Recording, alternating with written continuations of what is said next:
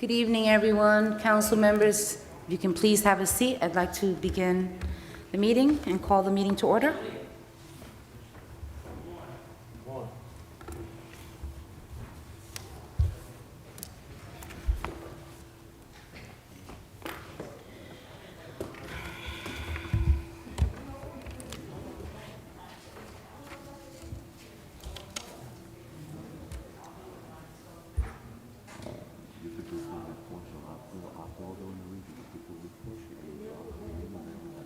Yeah, absolutely.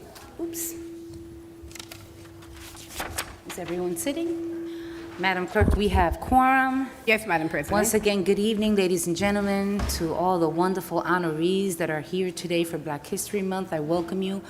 Madam Clerk, at this time, I'd like to call the meeting to order. Roll call, please. Yes, Madam President.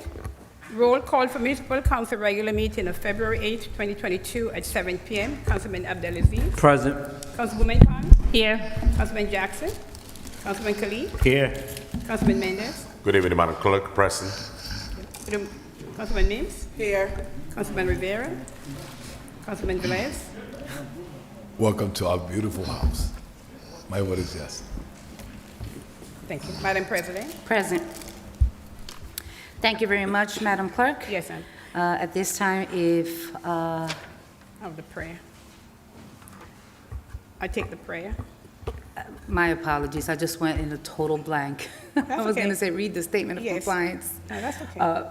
At this time, Madam President and honorary council members, we'll Yes. have the prayer, which will be rendered by the Honorable Councilwoman Dr. Lilisa Mims, and also to lead us in the flag salute, the Honorable Councilman Alex Mendez. Everyone, please rise for the prayer and the flag salute.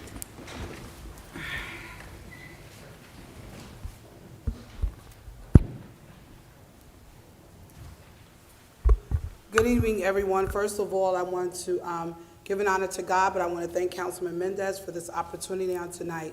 Let us pray. God, our Father, we thank you because this is the day that you have made, and so we rejoice and we are glad in it. God, we thank you because you're omniscient. You know all things, you see all things, you understand, and you guide and you lead and you provide wisdom in all things. So God, we thank you for this opportunity on tonight to lead and to guide and to vote and to put things in place that will help our city move forward. God, we pray for every council member. We pray for the mayor, his administration. We pray for the employees. We pray for every resident in this great city. God, we know that this is the city of righteousness. So God, we're going to continue praying and staying on the wall until we see what you've already declared and decreed. God, we thank you where those are sick, that they will be healed. Those that are in distress, that they will be risen up. God, we thank you that you're doing great and mighty things of which we don't even understand or know. And we know that, God, you're doing it on our behalf and in our favor. So we will see in the next few days, there will be some amazing things that you will do. And all we can respond and say, God, you did that. And so, God, we thank you and we bless your name. And it is in Jesus' holy name that we pray. Amen. Amen.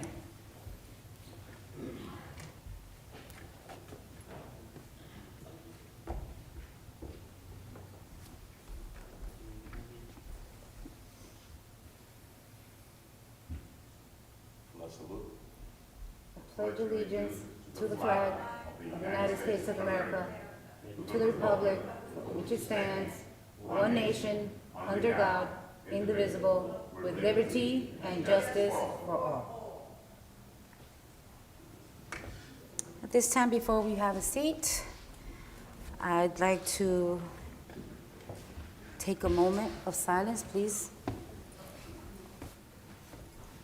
I said before we have a seat, if we can please take a moment for all of those who have passed, for our veterans, on a very personal family friend has passed away just 2 days ago. COVID is a liar. To all those that we've lost, all these family members, and to all those that have lost loved ones, there's even some here today that we're honoring. Let's take a moment of silence, please.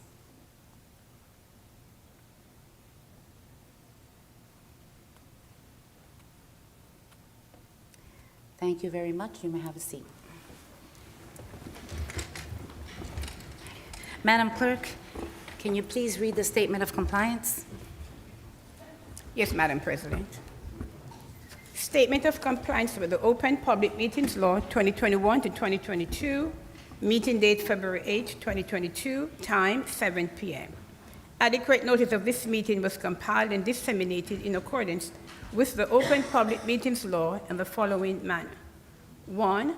The annual notice of regular meetings and workshop sessions of the Municipal Council was compiled for the year 2021 to 2022 on or about July 1, 2021. 2. A schedule of the regular meetings and workshop sessions of the Municipal Council for the year 2021 to 2022 was duly transmitted on or about July 1, 2021 to the North Jersey Herald News, The Record, Arabic Voice, Italian Voice, Passaic Council Pulse, Dominicana News, Cascader International, El Especial, Paterson Press, the City Post News, and Tap into Paterson, in addition to any other publication duly requesting such notices. 3. The schedule of the regular meetings and workshop sessions of the Municipal Council for the year 2021 to 2022 was prominently posted in the lobby of City Hall, first floor, in the place reserved for the announcements of this type. 4. The schedule of the regular meetings and workshop sessions of the Municipal Council for the year 2021 to 2022 was duly filed with the municipal clerk. 5. A copy of the schedule of regular meetings of the Municipal Council was mailed to any person who requested and it paid the fee authorized by the Open Public Records Act. Madam President. Thank you very much. You're welcome. Before we begin our meeting, it's been unfortunate that because of COVID and the then rising cases, we've been doing our meetings virtually. And so we always, and last year Councilwoman Mims was the head of putting together a program, but it's been 2 years with COVID. And so we said, well, this year at least we're gonna call them up at least to come and we do the presentation, at least hand you your resolution. But before we do that, on December 14th, we were able to take action, and the council unanimously voted to honor and memorialize Mrs. Linda Leola Hill, who was the wife of Mr. Bernard Mr. Hill, and mother to Tammy and Bernard Jr. And so I thought it was right to call them on this month, so I know that we've been waiting, but we're here now. We want to honor her life, and I'm just going to quickly, because I promised you that I would do this. We're not going to do this with all the other resolutions, but I told you that I would do this, so just quickly. Whereas Ms. Lennon Leola Hill, longtime Paterson resident and devoted wife, mother, grandmother, great-grandmother, and a member of the community departed this life for the next on November 7th, 2021. And whereas Lennon Leola Linda, right, Hill, commonly known as Linda, graduated from Paterson's John F. Kennedy, and whereas Linda married Bernard Mr. B. Hill in October 1977, and they had 2 beautiful children, Tammy Nicole and Bernard Destin, and whereas Linda worked tirelessly at Grill 77 on Broadway, where she warmly welcomed her customers, and whereas Linda always helped her neighbors in need and everyone in the community loved her and was blessed to have crossed her path, and whereas even during her time in the hospital, she was always trying to share her meals, as she always put others before her, and whereas Linda was well loved within the city of Paterson community, and she will surely be missed. Now therefore, be it resolved by the Municipal Council of the City of Paterson, hereby honors the life and legacy of Ms. Linda Leola Hill, and through this resolution memorializes her commitment to her family, friends, neighbors, and the community. I'd like the family to come over so we can present it to you.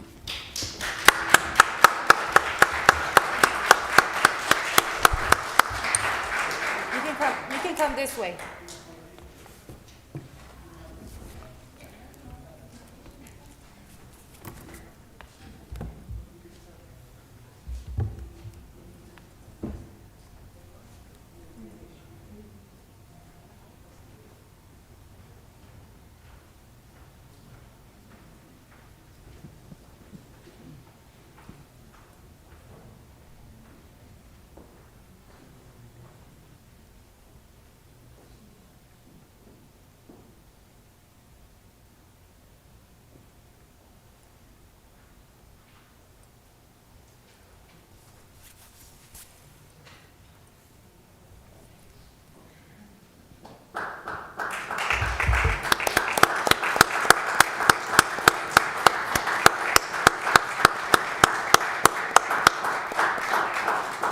I'd like to thank everyone.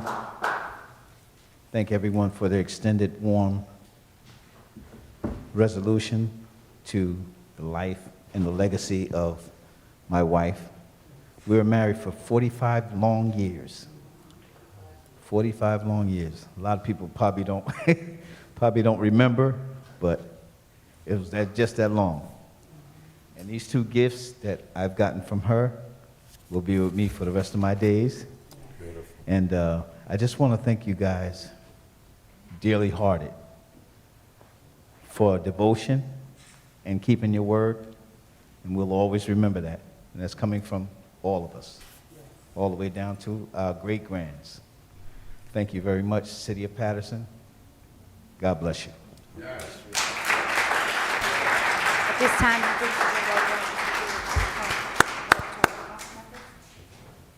this way, stop this way.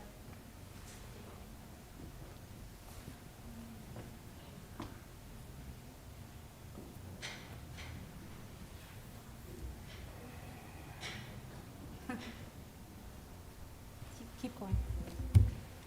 All right, that's okay. Each council member. God bless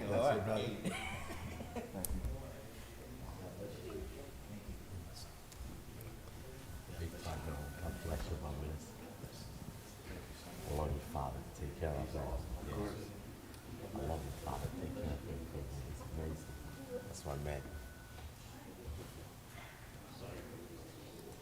What better way to honor her life on Black History Month? Round of applause.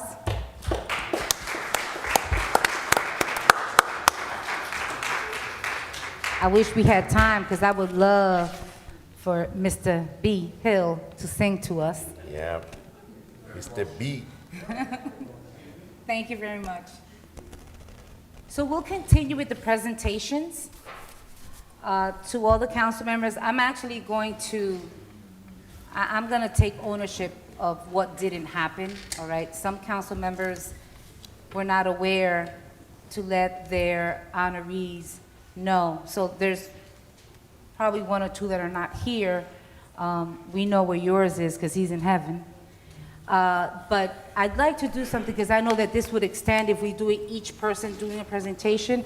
I'd like to call all of the honorees. So I'm going to have the chair, our dean of the council, who did a beautiful, beautiful program for the flag raising, okay, along with Councilwoman Mims. I'd like for her to come over. I know that I was asked, and you know what? I'm going to ask the council right now. Do you, Madam Chair? If we call them all up, we can give them the microphone and they can say a few words quickly, right? Can we do that? But I'd like all of you to stand before the council. Is that all right? So let's do that. Okay, so All right. let us start calling Yeah. the names. Thank you, Council President. I want to say to everyone for Black History Month, you know, we're still in this pandemic, and God, we only know when it's going to be over. But for now, we have to live life to the fullest, how we can do it. So please just be patient all the time with things that we cannot do like we normally would want to do, because it will get there one of these days. The Lord will see to it that it will get there. So the honoree, Mr. Vernon Mickens, please come up. I have Ms., yep, come in the middle. I have Ms. Charlotte Shepperson, please come up.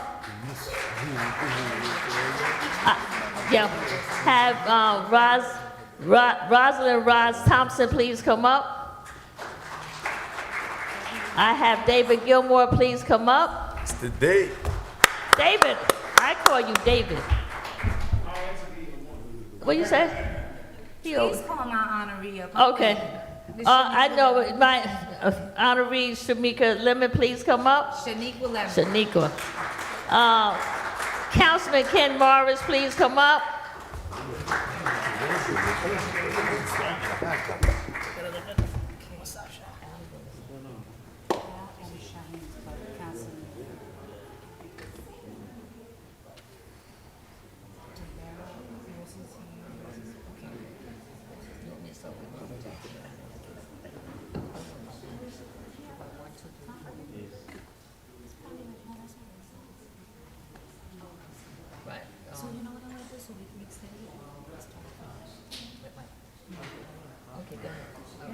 All right, I'm Sure is my honoree is here. I didn't show. I don't think so. That's why I said I want to take ownership. All right, so we're gonna start like this. Each council member is gonna come and bring, right? So I'm gonna pass on. All right, so. Council President, I think these honorees are they could go on the stage just like, and we could take the picture from the stage with the backdrop. I think it's probably reflective of what we used to do. Well, we we're get not the whole doing things the way council. we used to do it, Come on the Councilman. stage. He's always the one. Councilman, we're gonna stay right here because the stage is further, okay? And so we're gonna keep it right here. All right, so we're gonna start off, like I said, last year we weren't able, so I do have an honoree, Miss Victoria Kendall, and we weren't able to give them their resolutions, but to my honoree is, I have the wrong one. Phyllis, Miss Shaniqua Lemon. Oh, God. You know what?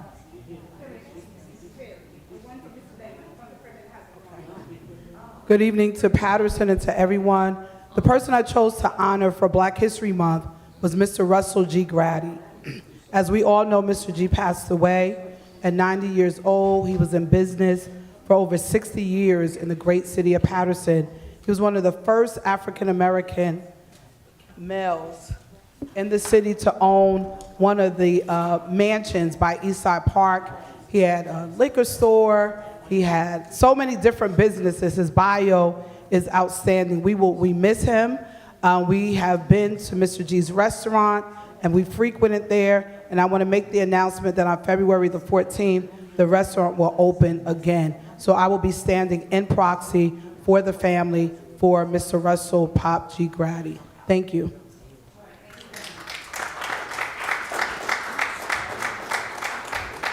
So to a rising star, right? Ms. Shaniqua Lemon, we thank you so much. We honor you every day. And as I shared with Mr. Gilmore and with Charlotte last week's reception that was put together by Save the Village and Mr. Ernest Rucker, Black History Month is every day of the year, 365 days. And so I could read this, but I won't. I think many here have seen what work you're doing and what you continue to do, and I'm just so happy to be able to give you something while you are still with life. So congratulations, Ms. Shaniqua Lemon.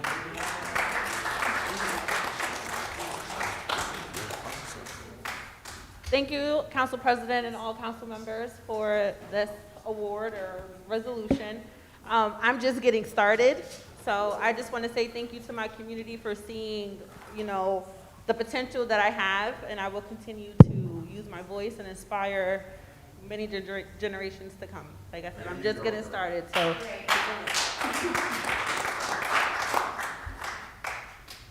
Well, my honoree, everybody knows him. So 20 years in the council, well known. And one thing I admire from him is when he was campaigning, you never saw a sign out there, he always win, right? So that means he was doing a great job out there and also here as a councilman, and we have learned a lot with him. So I'm proud to give you this resolution in Black History Month to my friend, Kenneth Morris Jr. They don't come with a check, so.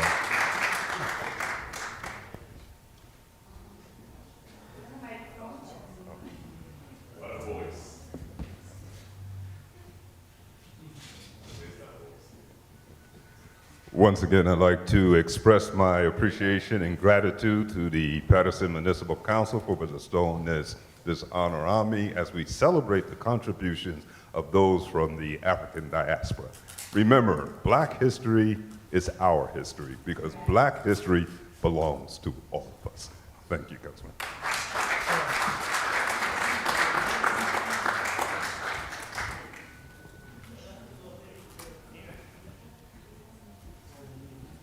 So the person I chose to recognize during this Black History Month celebration is Charlotte Jefferson,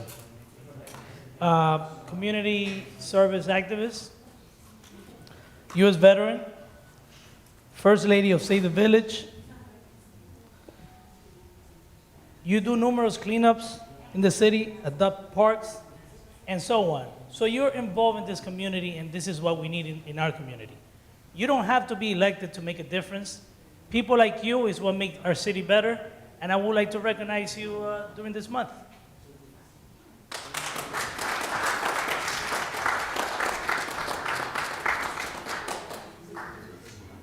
Giving honor to God because He's the head of my life. I don't know about yours, but I know about mine. Council President, council colleagues, thank you. A special thank you for Flavio Rivera for recognizing the work that I do in the city of Paterson. And another thank you to my better half, Mr. Ernest Rucker, for always being there for me. I love you, baby. Thank you.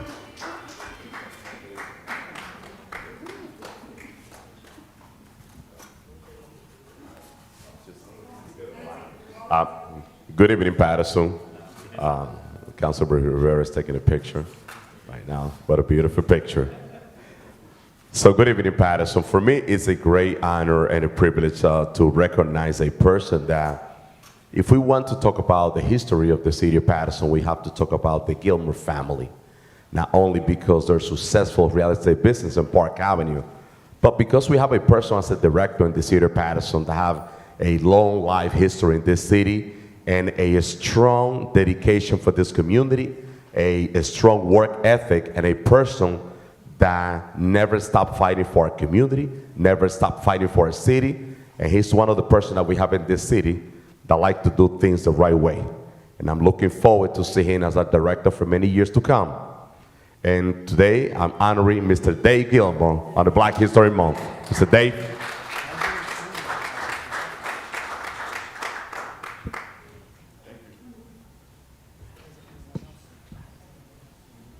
Well, thank you very much, Councilman Mendez.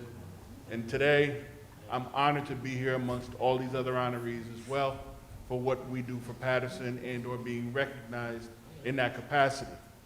But notwithstanding, I'm here because I'm standing on the shoulders of, as previously referenced, my dad, Lou Gilmore Jr., Bessie Jameson, and others that paved the way and made a household where you were responsible, where you had to hold up the highest integrity, and if you didn't, you get cracked upside the head. So the old school rearing means something. Being honest means something. Being accountable means something. It may not mean something to everybody else, but it means something to me. And I don't waver, and I hold people accountable, especially myself. So when it comes down to recognizing where this came from, and I recognize as well, it's my second one, maybe I'll get another one, who knows? I'm gonna keep on doing the work, so God willing, but I wanna thank the committee and or Councilman Mendez for honoring me in this occasion. Thank you very much.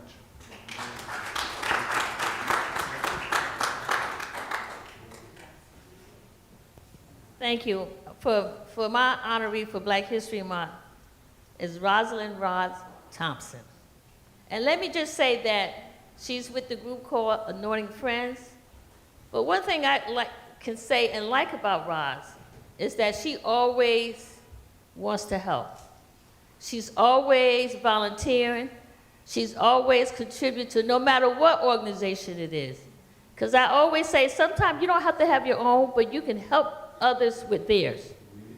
And she joined with me on the executive board for the NAACP. Me and her are a member of New Amy Zion Church together, but she has always been a community person, and she has always engaged and always have helped and always is there for everybody, no matter what. Roz, you are always there for everybody. And we love you, and I love your spirit. You have such a wonderful spirit. So my Black History honoree for 2022 is no other than our Rosalind Roz Thompson. Thank you, my dear. Turn around.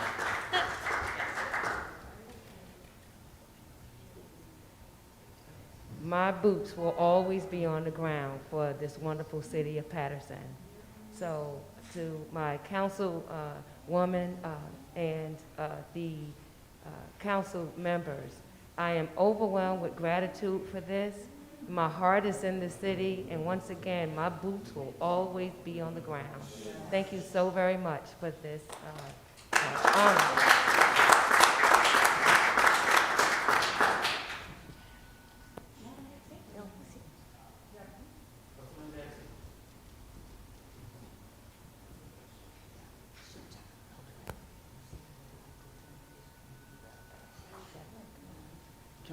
Councilwoman Cotton always doing the best thing for Councilman Jackson, looking out for me. I appreciate it, Councilwoman. Thank you, as usual. So,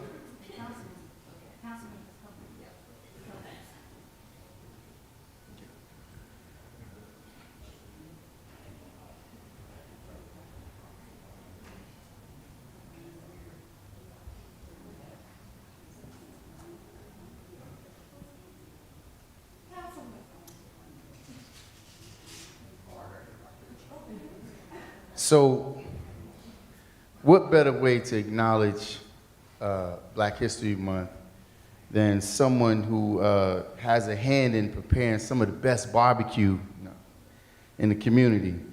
And it's funny because not only do we share the same background, so to speak, in being in the restaurant business, but yeah, this month often goes overlooked for me. I kind of moved fast, moved beyond it, and when it was actually someone reminded me of us needing to observe someone and made a suggestion, I was like, wow, you know what? Is no person more fitting.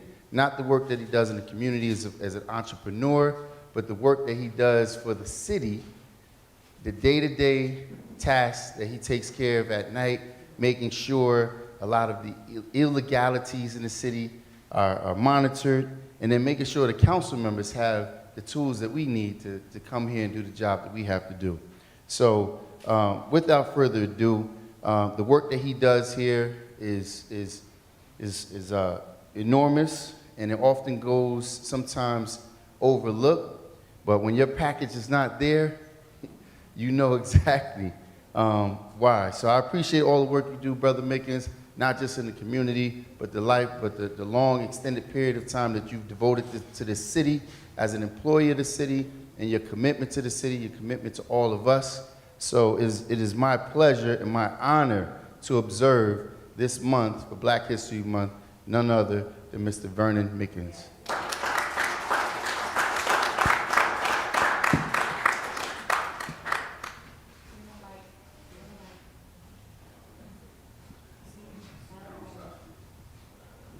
Councilman Jackson, I'm very thankful. Councilman Jackson, I'm very thankful for you being honored me as a community worker, everything, but I really appreciate this, and thank the rest of the council people. Thank you.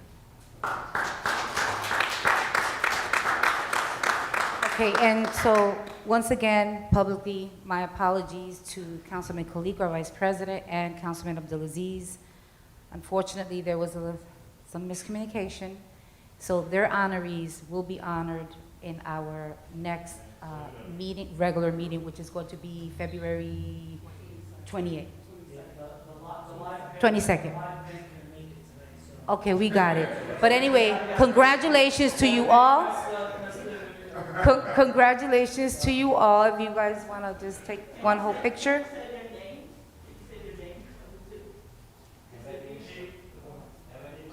Evelyn Shaw. Chief Hall.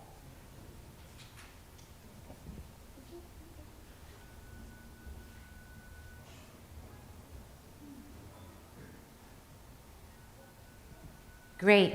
Thank you. Another round of applause. Congratulations.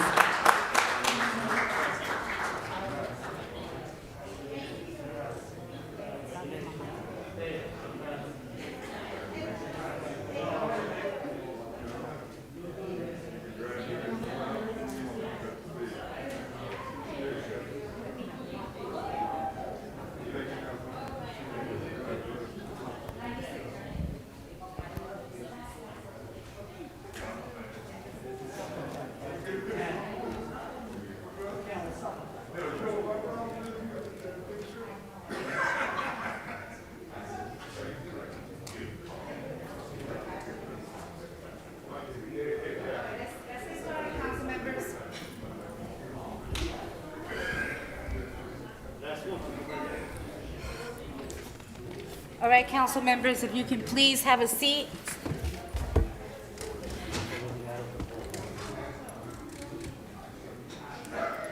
Council members, if you can please have a seat, I'd like to proceed with the meeting.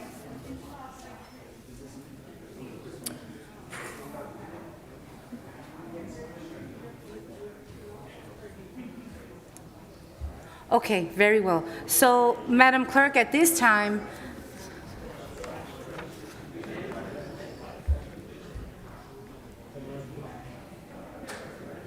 Madam Clerk? Madam Clerk, I'd like to proceed with this agenda. Payment of bills? Yes, I'd like a motion for payment of bills. Yes, Madam President. Okay.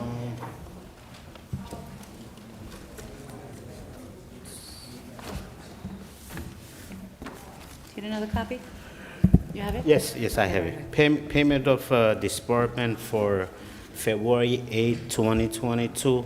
Total payment is $6,215,527.32. Last week, there was a payroll of about 4.3 million, and general payments to different vendors is about $1.8 million. I recommend it get paid, and so I move it. Do I have a second? Second. Discussion. Move by Councilman Kalik and second by Councilwoman Mims. Before I call the discussion, I really want us, council members, before we continue with today's meeting, we had a robust workshop with all of the items. We received our packets on Friday. If there were any questions, you had an entire week to bring the discussions forward. Today's meeting, I hope for it to be a smooth one, so we're going to be taking action. You have your 2 minutes to speak, and we're going to move on with the agenda. Please understand, I have a family member who has passed, and I really cannot be here all night. So with that said, discussion, Madam Clerk, by Councilman Velez. Thank you, Council President. I have two just questions, and some of them probably could be in a workshop. As everybody knows, it had been in Zoom meeting, but sometimes those bills don't come for this meeting the way that we wanted it and the way that I could analyze things here. There's two things.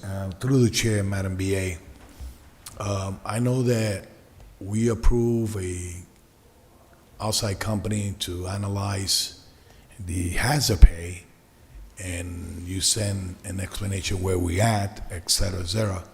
I believe hazard pay was promised to be dispersed in the last check of January, and that's having not happened.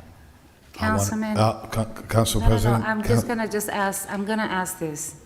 Hazard pay is not on this bills list. It's not, but No, it was but one promised. second, Councilman, listen. Hazard pay is not on this bills list. Okay. That so- has gone, so- Councilman, let me please.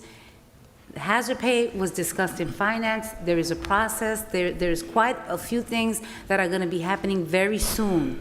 But for us to have a discussion right now, we can have that discussion in our next workshop, because you'll see that hazard pay is going to a blue-collar workers to DPW. So let us not, so let's stay within. Madam President, I have the floor. I have the right to I ask a understand, but question. Councilman, the floor is to have a discussion on this payment of bills. And Madam, okay, so let's do it this way. So the administration is putting forward a forum, okay, to explain where they're going to disperse the $63 million to the community. But still yet, they haven't come to us to Point of explain order, that, Council President. I right? agree. That's not on the item. Point of order Point of order. is accepted. Councilman Point of order. Velez. Thank you, Council President. Councilman Velez, you see, once again, we have a finance committee where all these items are put forth. This is why we look so disgruntled. No. My God, you know why? Because all of what you're discussing is all going to be discussed, is brought to finance, and is going to be brought to our workshop, to everyone. Okay, the forum is something for the community, but for us, we have the information. This is why we have committees. And when people say, well, I'm not part of that committee, that's why it comes to workshop. So what you're saying, correct. It is, the hazard pay is coming, okay, which is almost finalized in terms of that portion for DPW. The projected budget is also for the ARP dollars is also coming. It's all laid out. We had the discussion today. All right, So so I I'm want gonna- you to know that it's coming to the council. Okay, so Madam Clerk, Madam President, as you know, you interrupt me to answer for the administration. when I No, want- Councilman, what I when did is, want- what I did want- is I accepted the point of order because I said to you, can we stick to the agenda and to the payment of bills? We on the If payment there's of something bills. pertaining to this, Okay, so when I don't see something in payment of bills, I have to act. So I'm gonna leave that for another day then. The second question I have, Madam President, to the BA. yes. The administration sponsor, and I just want to know how many sponsors they had with this Winter Wonderland toy. How many sponsor did that flyer had for that event? The Winterland toy giveaway. Councilman, is this related to something on the bills? Yeah, I could show you the Because page I if you don't want. think that It's this- page 1 out of 1. So you got to tell me, No, the flyer was out there, and it But was Councilman, sponsored. there were no payments or anything related to toys or toy Oh, purchases. no? So this paper lied then? And page number 1, out of 1, it says, let me read it for you. Outside service, voucher number 1, voucher check number 8820, dated February 8th, I believe today, to any excuse for a party. So it's a bill for $10,000. Yeah, that's not, I see the item up at the top. And the description is Winter Wonderland toy. Right, but that was possibly for the event. I can get more detail, but it's for the vendor. I believe it could have been the ice skating rink. It could have been, but it wasn't. I thought you were asking in particular about toys. It wasn't there weren't any toys purchased for that. Well, event. I see here that says But I can check. Winter Wonderland toy. That was So- the event. Okay, so that's the But event. the vendor is any excuse So- for a party. So a lot of times How many those are- sponsors you had for that event? I don't know. I would have to look. Oh, no? Councilman. Yeah, I don't. Okay, I will refer you when we finish the meeting to go to the flyer. And then it's taken out of a grant? What grant they took it from? That's the anti-violence grant. The what? The anti-violence grant. Anti-violence grant. Okay. So this probably Thank is this referring to the event in Eastside Park, maybe?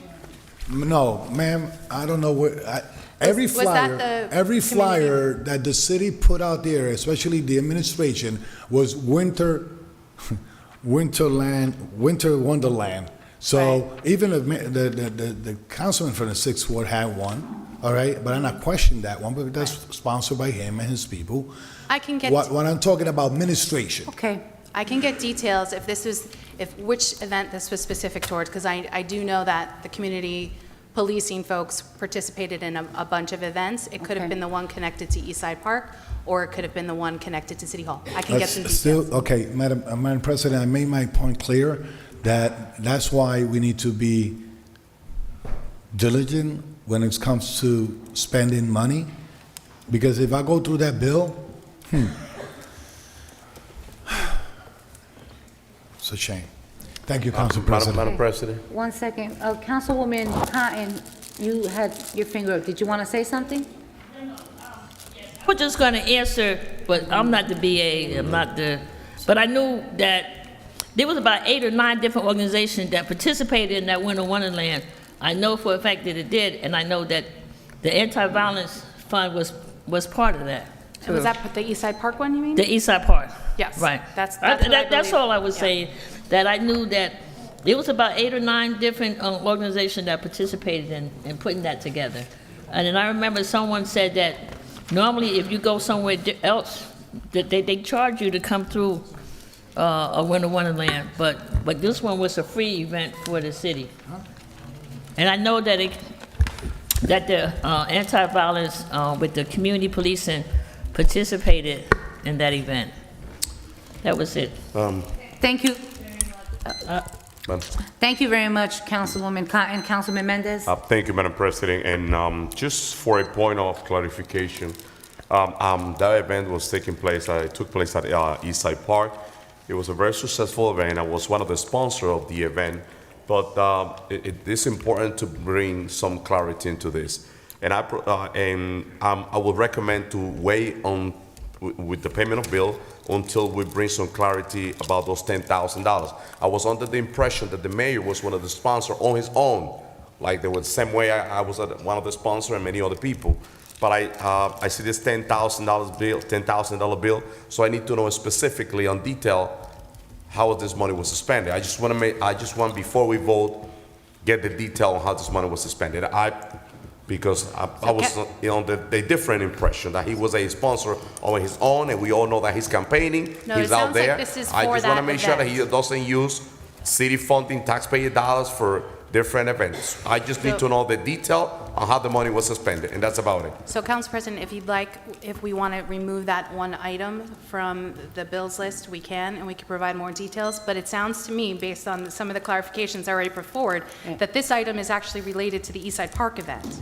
That is what, because it was the community policing component was connected to that event, not to any event at City Hall. Okay. So I can, further clarify. Council President, I leave it up to you to So decide. we are not going to wait, we're going to move forward. If you'd like to remove that item. Sure, you put I the totally motion agree, to Madam remove it. President. I think we have sufficient clarification that once we take action, Javier can come back and put it on record if it's specific to that grant, but we're gonna move forward. We're not gonna stop city business because right now, the mentioning of, campaigning and all that, we need to stop it. We gotta do city business. So if you wanna put a motion, it could be removed. If there's a Sure, second. Madam we'll- President, and I put a we'll move motion to remove this item that include that is the total amount is $10,000 and $10 from outside service. To vote as a separate item until we get all the information, maybe by the end of the meeting. Okay, I'm very so sure that we if- should get it. I got a second. I started the conversation. I'd second it. Okay, so, no, we're gonna take, he wants to remove that item, we have to take that action, and then I'll have you speak. Because we're not voting, we're Okay. voting to amend, okay? And, in order for it, we'll take action.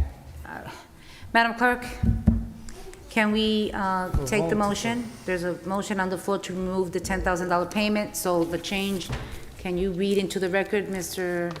CFO, the amount So it's going to be 6 million. minus the 10,000? The new amount would be $6,205,517.32. Very good. Madam Clerk, roll call?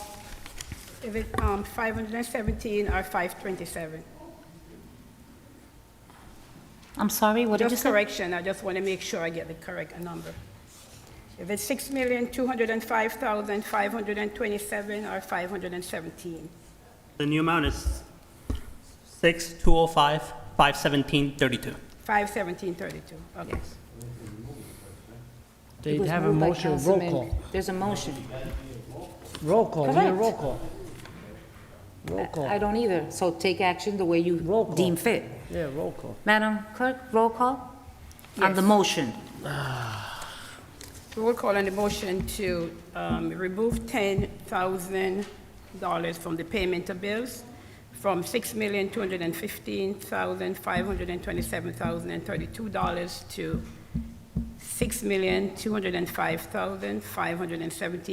$6,205,517.32. Councilman Abdelaziz? So to the public, I got to put numbers out here like I did before. This $10,000 constitutes 0.001% of this bill list. There's probably hundreds of thousands of dollars that's probably in there. And you know what? If you went to Eastside Park for that event, Paterson got a bang for their buck for $10,000 for everything the volunteers did and the sponsors did. The BA specifically said that this is tied in with the grant. I understand where this is going. If the mayor sponsored it or not sponsored it, it's election time. I get it.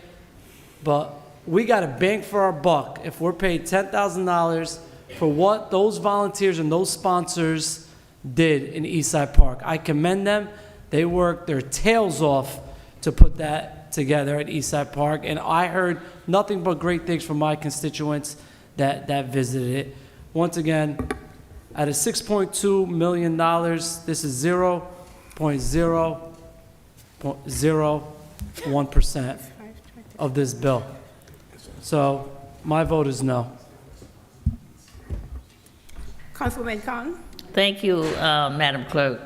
Let me just say to you out there in Paterson, we get our packet on Friday night.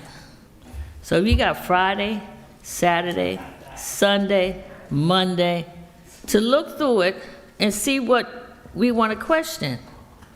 And that's what we're supposed to do. I knew when they were trying to put that event together, it cost more than $10,000. It's probably hitting close to $100,000 to put that event together, have all those workers there, to have everybody there. But I mean, well, whatever, 50,000. It costs more than 10. I know that it costs more than 10. But I'm just saying that we could. They asked us to look at our packet and see what we need to ask, or send an email to the director, or send an email to the BA, or send an email to the legal, or send an email to Madam Clerk, or what we, if we question anything on this. So this is part of a grant that they're able, with the nonviolence grant. Now, if you want to question that grant, then we need to question the source or who takes care of that grant. But to say that whatever it costs, I knew I couldn't afford to contribute to that Winter Wonderland, but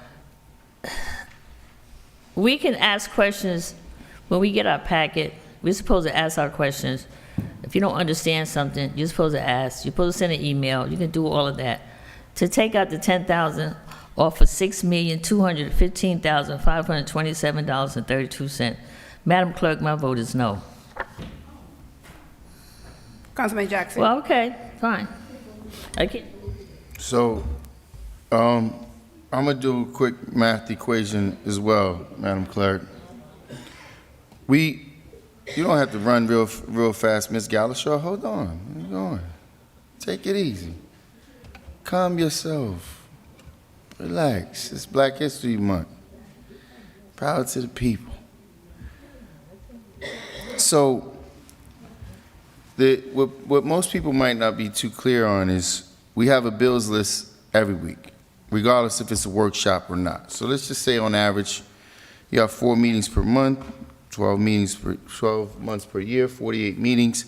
Multiply that 48 meetings by $10,000, that's $480,000. If we slip $10,000 in every single meeting, it becomes significant. I don't ride around throwing pennies out my window, and these are just pennies. Some of us do. Some of us have it like that. I don't ride around throwing quarters at people unless Mr. Ruckers outside started some stuff. Oh, it's just a quarter. No, I don't. In fact, I don't even give my change to people, the panhandlers hanging out the window if they're not willing to work for what they are willing to earn something. So I don't think it's at all frivolous for us to be financially prudent. I think that we all would have to acknowledge the fact that the city is in financial duress. So scrutinizing each dollar that we have to spend is, I mean, it's only right. It's what we should be doing. It's not to say that this item wouldn't get paid for. I think council members are asking for further clarity, for more scrutiny. Just to brush it by, the fact that there wasn't a clear answer that was given at the question. If a clear answer is given, if we're spending money, the BA, first and foremost, should know. One thing I'd say this, I will acknowledge this. And Senator Poe, if you're out there, because I know I gave you a hard time while you were here as well. Like, I equally distribute the hard times. Because I think it's necessary for us to come here and do that. But we all have to acknowledge Senator Poe had an answer every time. Am I right? I'm not exaggerating. She never had to rely. Everybody said, oh, I'm going to ask this person for the answer. Senator Poe had an answer. Whether you liked it or not, she had an answer. She knew exactly where the money was being spent. That's fact. So, but with that being said, I mean, listen, I'm not passing around any preconceived notions or making any accusations. I just think it's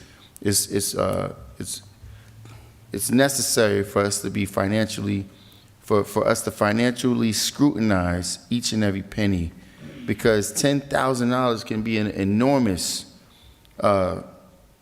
difference, can make an enormous difference for a family in our community. We're just squandering $10,000. Like, oh, it's only 10,000, only 1.37%. Yeah, but it's money. We're not burning it. Anyway, Madam Clerk, my vote is yes. Thank you. Councilman Khalid? Thank you, Madam Clerk. Everybody knows that I don't see eye to eye with our mayor. But sometimes you have to look at things in realistic way. Since he's the mayor of our city, if the city gonna host an event, his name gonna be there, right or wrong. So that event was, I guess, organized by the city of Paterson, his name is there. Personally, I don't like to take everything politically, but some people assume I do. I look at realistically. That's exactly what's going on. There's gonna be many more events. If Councilman Jackson become the mayor, Councilman Mendez or Councilman Velez become the mayor, their name going to be on the top of every flyers out there. Right or wrong? And also, this is a $10,000 thing. I see some of my colleagues voting down resolution which could save City of Paterson, these taxpayers, millions of dollars. That's when they don't have any concern about it. This nitpicking is sometimes get to me. Like I said before, I don't see eye to eye with the mayor. Everybody knows that out there. But sometimes it is what it is. It is what it is. Ma'am, I'm not speaking to you, Please, ma'am. you can't speak out like that. Come on, we know that's not how we do work Linda, here. I like you, but, don't come at me. I'm not missing that point, believe me. Councilman Khalid? I know what I'm saying. My vote is not to remove this item. Councilman Mendez? Thank you. Sorry, thank you, Madam Clerk. Let me just be clear on one point and one thing, and it's that that event, Winter Wonderland, was a very successful event. I support that event from the beginning, from day one, and I'm looking forward to support it next year. But I think that's being responsible. One of the council members mentioned that that's nothing. $10,000 is nothing. That is only 0.01000. Okay, give me $10,000. Being responsible is to look for every dollar. Being responsible is to look for every money in the budget. And I'm asking questions. I'm not saying that I'm not supporting that. I'm just asking how the money was spent. That's the only reason. And I know that Javier, he got that information. He just have to go pull it up and just provide it to us. And that's the right thing to do. So let's not, send the wrong information. I'm in full support of Winter Wonderland. I was one of the sponsors, but I also was on the impression, the information that I got, it was the mayor was also a sponsor, but the mayor, not the city.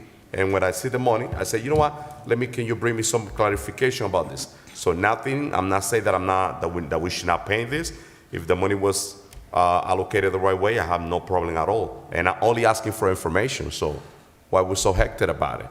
If that's what we do every day, asking for information, confirming that everything is legit, let's move forward. Simple as that. I'm in full support of that event, and I know Javier, he got that. He just have to provide it to us. Simple as that. My vote is yes. Councilman Mims? And so I'm just going to say this, because there's been so many valiant points made. But I think that each council member, it is their purview, if they have questions or they need clarity, that they are able to ask those questions, and they should be provided with some definitives. But I also agree where Councilwoman Cotton said we get our packets on Friday. So we have an opportunity to ask questions and make queries about what's on the agenda. And when I immediately saw the item, I had a conversation with Mr. CFO a couple weeks ago, just to get an understanding of what the accountant codes are. What does it mean when you see a G, when you see a C? And he broke it down. So as soon as I looked at the item, I knew that this was a grant. So for me, it's coming out of a grant. It's an item that is connected to the anti-violence program, who was one of the sponsors. And I see it attached to some other items here that we're not pulling. So for For me, we know the work that this organization is doing. Some of us were there at this event, and they deserve to get paid. When services are rendered, we need to pay our bills. With that stated, I refuse to remove this item from the agenda. People work, they deserve to get paid. My vote is no. Thank you. Councilman Rivera? I just, Councilman Velez just showed me the flyer, because I was like, where's the mayor's name in here? But just a little piece of advice in the future, and nothing to do with this flyer or with this event, just make sure that if the mayor's name is included in anything that's funded by the city, that you also include the municipal council. And that's it, that's all I ask, but my vote is no. Let's continue the business of the city. Councilman Velez? So, I just gonna say this. My colleague says this costs 0.000.000, but when it comes up to grants and money is dispersed,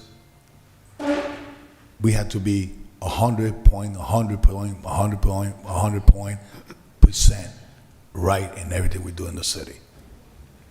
So, there's a lot of things questionable about other things, but we're gonna move forward. So to remove this item, my vote is yes.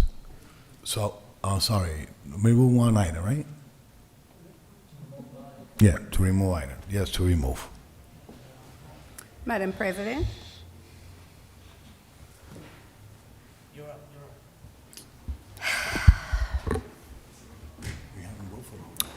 Paterson,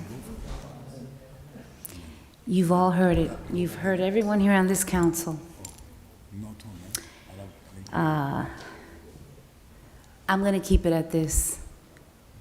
As I stated in the beginning, this bill's discussion was had in finance before we came here. And we received this packet last Friday. Saturday, Sunday, Monday, Tuesday, and right before this meeting, we had a finance meeting and we discussed bills. So council members, to everyone, please do your homework before you come to this meeting. Stop wasting our time. You have the right to ask, yes you do, but stop grandstanding. We gotta stop it. I don't agree removing this item. You either vote these bills up or down. You have your questions, you have the right. But do your homework before you come to the meeting. My vote is no. The vote is 6 against, 3 in favor. The amendment fails. Thank you very much, Madam Clerk. Roll call on payment of bills. Yes, Madam President. As for the floor. Oh, I'm sorry. My apologies, Councilman Rivera. I apologize. Councilman Rivera? I don't need to prolong the discussion, but I want to make sure that we set ourselves to succeed in the future financially. And I just have a general question pertaining to Medicare B reimbursements. I know what it is. It's basically retirees, they get reimbursed for their, medical deductions that they get deducted from Social Security.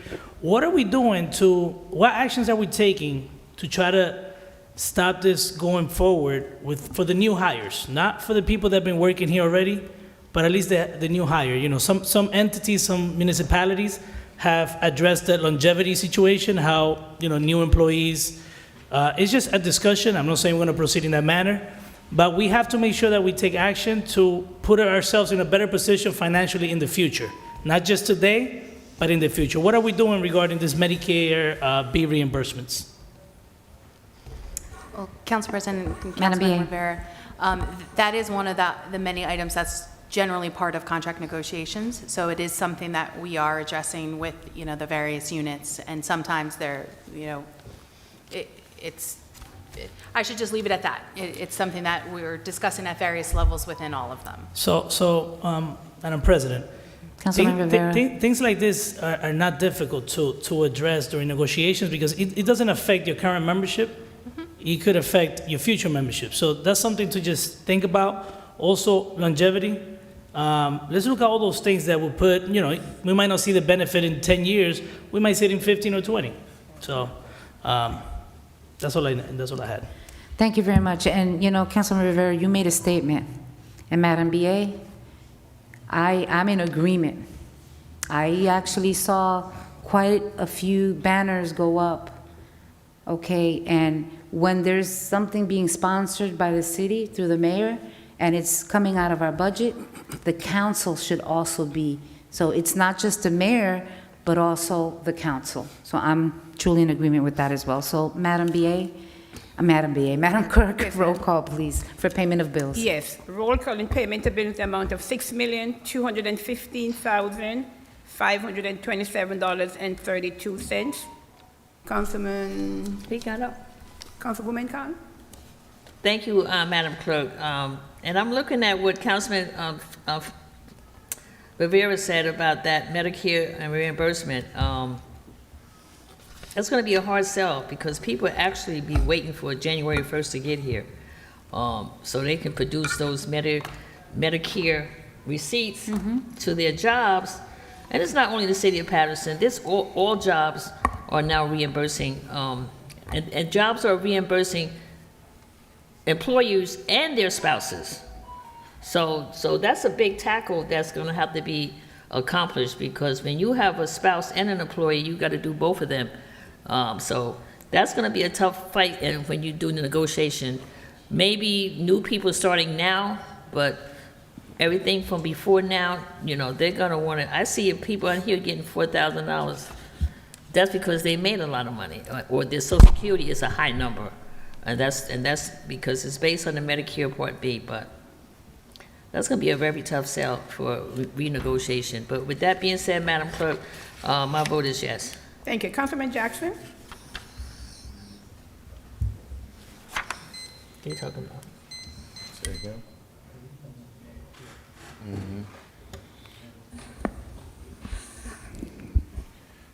Yes. Councilman Kalik? Yes. Councilman Mendez? Thank you, Madam Clerk. So before my vote, let me just use a minute to just be more clear on this, the reason why I'm questioning this. First of all, I have a lot of respect for Kemper McDowell, which is one of the organizers of Winter Wonderland. My assistant, my aide, Frances Harrison, she was part of the organization. I was supporting that event from the day one. And I was one of the sponsors, like I mentioned before. But as a council member, you go to the committee, you have multiple meetings, but you always have the right to ask questions. You always have the right to ask questions and ask for documented information. I don't think that what the councilman said, that $10,000 is nothing. It's not about that. It's about the principle. It's about doing things the right way. When we, as a city, when we sponsor something, you got the city of Paterson, council, the governing body, but that is sponsored, the mayor. I saw the mayor as an individual sponsor on that event, and I see that, so I have the right to ask this question. I'm not saying that the money was expended the wrong way. I know it came from a grant, from community policing. I just want to know how the money was expended and the process. That's the only thing I'm asking, and that's the question that I'm doing. And if I see this again, I'm going to do it again. Let's do things the right way. If the city of Paterson is the sponsor, let's do the things the right way. Let's put the flyer the right way. That's my right to ask those questions. So once again, so I'm looking forward to support Winter Wonderland next year. Javier, please, before the end of the night, just submit that information to me. Send it to me through email, and I will deeply appreciate it to look at it. My vote is yes, Madam Clerk. Councilman Mims? So Patterson, I just want to quote the numbers. This payment of bills is $6,215,527.32. Out of this payment of bills, we have to make sure we pay our employees, and we have this payroll included of $4,358,976.34. I don't want our employees to not get paid for the work that they've done. My vote is yes, Madam Clerk. Thank you. Councilman Rivera? My vote is no. Councilman Velez? So I do my homework too deeply. But when I look at a bill that say Winter Wonderland toy, and I look at a flyer that say Winter Wonderland in the park, total different description. And also, the Winter Wonderland in the park was December 19. And the description that I see here, Winter Wonderland toy, is in December 22nd, when the mayor has his event in front of City Hall. So, it's nothing regarding the Eastside Park event, and that was sponsored by Eastside Neighborhood Association. It was a great thing, first time in our city. People enjoy it, I love it too. But, we need to do what we had to do. So the employees are gonna get paid anyway, so using that excuse is weak, because it's contractual, they're gonna get paid. This passed, but my vote is no. I'm sorry, Councilman, that was your vote? My vote is no. Thank you. Madam President? My vote is yes. Thank you. The vote is 6 in favor, 2 against, 1 absent. Payment of bills in the amount of $6,215,527.32 is hereby adopted. Thank you very much. Madam Clerk, I'd like to take the public portion. I don't want you guys, it seems like it's going to be a long night, so I think that we should be able to have you go to bed early, all right? So, Madam Clerk, how many speakers? 9 speakers, Madam President. Okay. And are you ready? Yes. First speaker, Madam Clerk. Yes, the public I mean, the portion- public portion is now open, I'm sorry. Yes, the public portion is now open, and the first speaker is Mr. Ernest Riker. Please state your name and address for the record. Ernest Rucker Patterson, Madam Clerk. You're welcome, On sir. the back of State and Village, I'm requesting 5 minutes. Granted. Okay. Ladies and gentlemen, I want to start with this. Where is the mayor on a day when you guys just passed out black representation, black awards for Black History Month?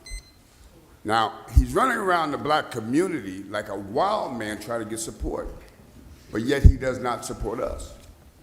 And I want everybody on TV to listen to this. If you're not going to support the black community on election time, you're never going to support us. There's incompetence in this mayor.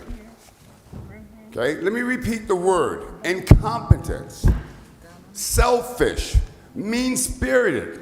He is now walking around our community talking about who he will speak to that is black and who he will not speak to. This is becoming a problem. You cannot go to this mayor and disagree with him unless you become his enemy. Well, I guess I'm his enemy. And it's going to be a whole lot of more black folks that's going to be his enemy if he keeps operating in the manner he's doing. We just had a meeting. If Ernie Rucker's in it, I'm not going to talk. Okay? Because Ernie Rucker's asking him to do the right thing. This mayor never wanted to be mayor of the city of Paterson. Let's get that straight. Everybody up here knows it. This is a stepping stone to the congressional seat. But even him wanting to be a congressman, I think Congressman Pasquale said something very vital when he spoke on the new cadets that were coming in. And he was talking about the mayor's several bodyguards being paid for by the police department. And the congressman turned around and looked at the mayor and said, "You keep this up, you're going to get your head handed to you." He was right. And let me not just talk about the black community. I've been in contact with the Bangladesh community that's also upset with him. He has a problem, and the idiot does not understand it. I've been talking to him for 2 years about quality of life. You've been talking to him for 3.5 years for accountability. Y'all were not wrong. You cannot give me a campaign speech every time I ask you about an issue that's affected the entire city, not just the black community. But this is embarrassing that our mayor did not find it suitable to come here and honor black honorees on Black History Month. You don't deserve the black vote. You don't deserve the black vote. Let's get it straight. If I can't get nothing, I said it last week or the week before. If I can't get nothing before election, I can't get nothing from you. And we're walking around the black community, some of us, talking about the mayor. So I asked him, tell me what he's done. That shuts him up. That shuts him up because nothing's been done. I've been asking for almost 2 years to create a nonpartisan committee with you guys having votes on commissioners to change the culture of the police department. What is he trying to hold off in case he gets a chance to run for Congress, then to get those votes? No, we need it now. We need it now. George Floyd's been dead a long time. There's a lot of, everybody was talking about George Floyd and what we're going to do. But now that he's gone and buried, the conversation has stopped. I don't like incompetency. I don't like arrogance and someone that represents me. For someone that's begging for our votes. This mayor is totally incompetent. You know, I know we've used censure and vote of no confidence many times, and we stopped a lot of them. But if there was ever a time that you should vote somebody incompetent, it's now. This city is going to hell in a handbasket. You know the shootings we have? What is his thing? The pandemic, and it's happening all around the country. I don't live all around the country. I live here in Paterson, New Jersey. What's your plan to stop the violence in Paterson? Stop with the cliches, the political speeches, and the BS. No, the bullshit. Enough is enough. All I ask this mayor to do is have an honest conversation with us. Have an honest conversation. Don't get mad when I tell you you're doing something wrong. Be a damn man and admit it and change it. You can't run from everything. Right now, he's looking at this and he's crawling underneath his desk because he doesn't have the balls to come up here and at least be courteous. Ernie. Did the bell run? No, but you're... No, hold it. Madam President? No, just a minute. Just a minute. Under the First Amendment, let me help you guys. I have the right to say what I want to say, when I want to say it. And I'm going to take that opportunity now. He's incompetent. I know there's political persuasion back and forth around it. I do it. But I will give you this. When you come to Ernest Rucker and you ask me a question, I don't give you a campaign speech. I tell you like it is. If you don't like it, you don't like it. But this mayor has screwed up.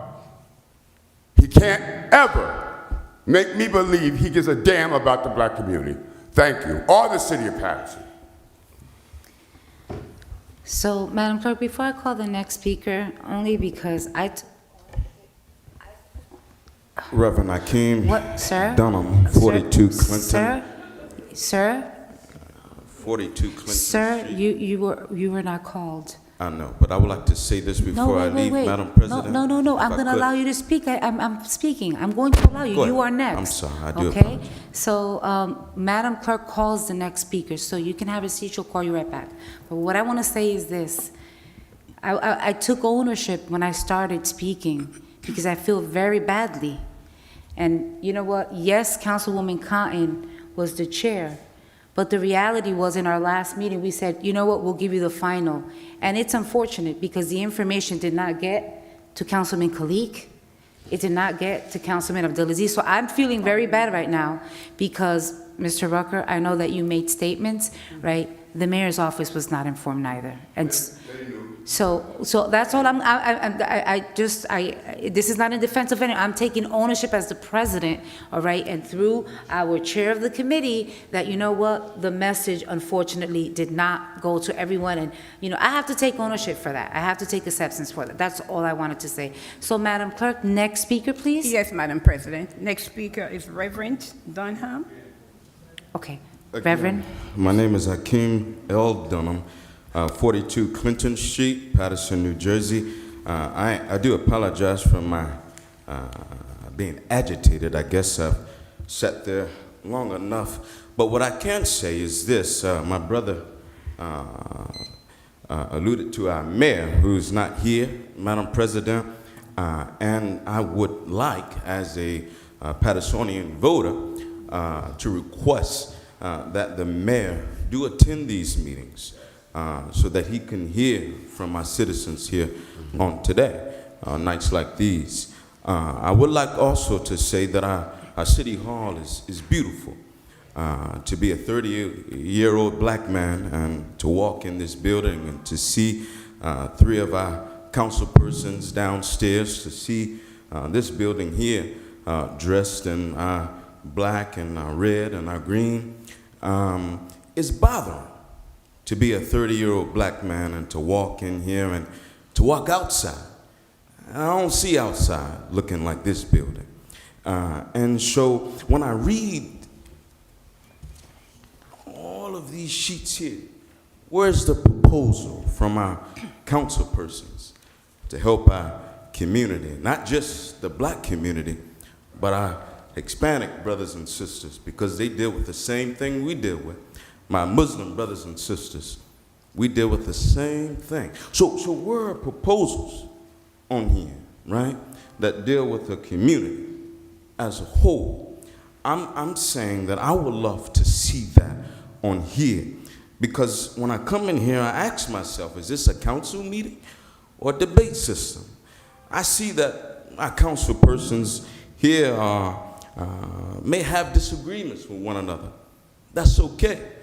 But when we come in here, again, I keep saying my age as a 30-year-old black man, a young voter, do I need to see that? And I say, do I need to see that? Because my brother here just said people are watching at home. Each and every one of you that sit here need what? The vote. I guarantee you, half the council sitting before me, I wouldn't vote for you. I wouldn't vote for you. And that's out of love. Why? It's out of love. Because I want to see some good and positive happen in my community. Well, when I come here and I sit here, I see nothing about that, right? I see nothing about that. I see more of us fighting with one another than actually sitting down and resolving an issue. How about we take care of things eternally than worry about most of the things that's going on here, right? I sat there. I noticed there's a light bulb on the ceiling that's missing. I have residents in Paterson, right, who can't walk up the steps. How long has that elevator been broken? If we can take care of things in-house, right, and worry about other things later. Again, I would really love for our mayor to be here to answer these questions that we will have as Patersonians, because they can't answer them all. At the end of the day, they work for somebody. The council, you guys are fighting. Why? The mayor is not here to answer questions. Half of you haven't even read this, right? The last thing before I finish, I wrote a note here. I find it weird, right, that when I look at the resolutions, I'm almost done. I have members on a police force. I respect fine men and women. But 38, the resolution authorizing the reward of a contract to Lawman Supply for the purchase of body armor under the New Jersey state contract, right, for the police department. As I go through all of this, we need new body armor. Where's the police cameras, right? I didn't even come here to even mention anything about that. But when a concerned citizen, a young Patersonian, sit down and read this, and we see nothing that it reflects my people, again, not just my people, all minorities, right? And in closing, I say this. Our building is very fine, but when someone else come here, Madam President, what will they say? Will they say something similar to me? And all I'm saying is, your young people is waking up in Paterson. And so I just suggest that you all get ready, because now is the time. This is the place. We are the people. Thank you. Thank you very much. Madam Clerk? Yes. Next speaker? Yes, ma'am. Next speaker, Mr. Hector Gonzalez. Please state your name and address for the record. Thank you. Hector Gonzalez, 112 Sherwood Avenue, Paterson, New Jersey, 07502. So I was at the last meeting, the workshop on February 1st, and I was referring to the amending of the ordinance 40718 and 40719 basically is about the sewer, the new charging for the sewer. I live in a condominium and also the treasurer of the condominium. And the first sentence in your amendment was, this ordinance seeks to create sewer billing system that impose no undue burden. And under the new system, we were paying as cache condominiums $4,000 based on our usage. With the new system, we are paying $8,616, 200%, and nobody else is.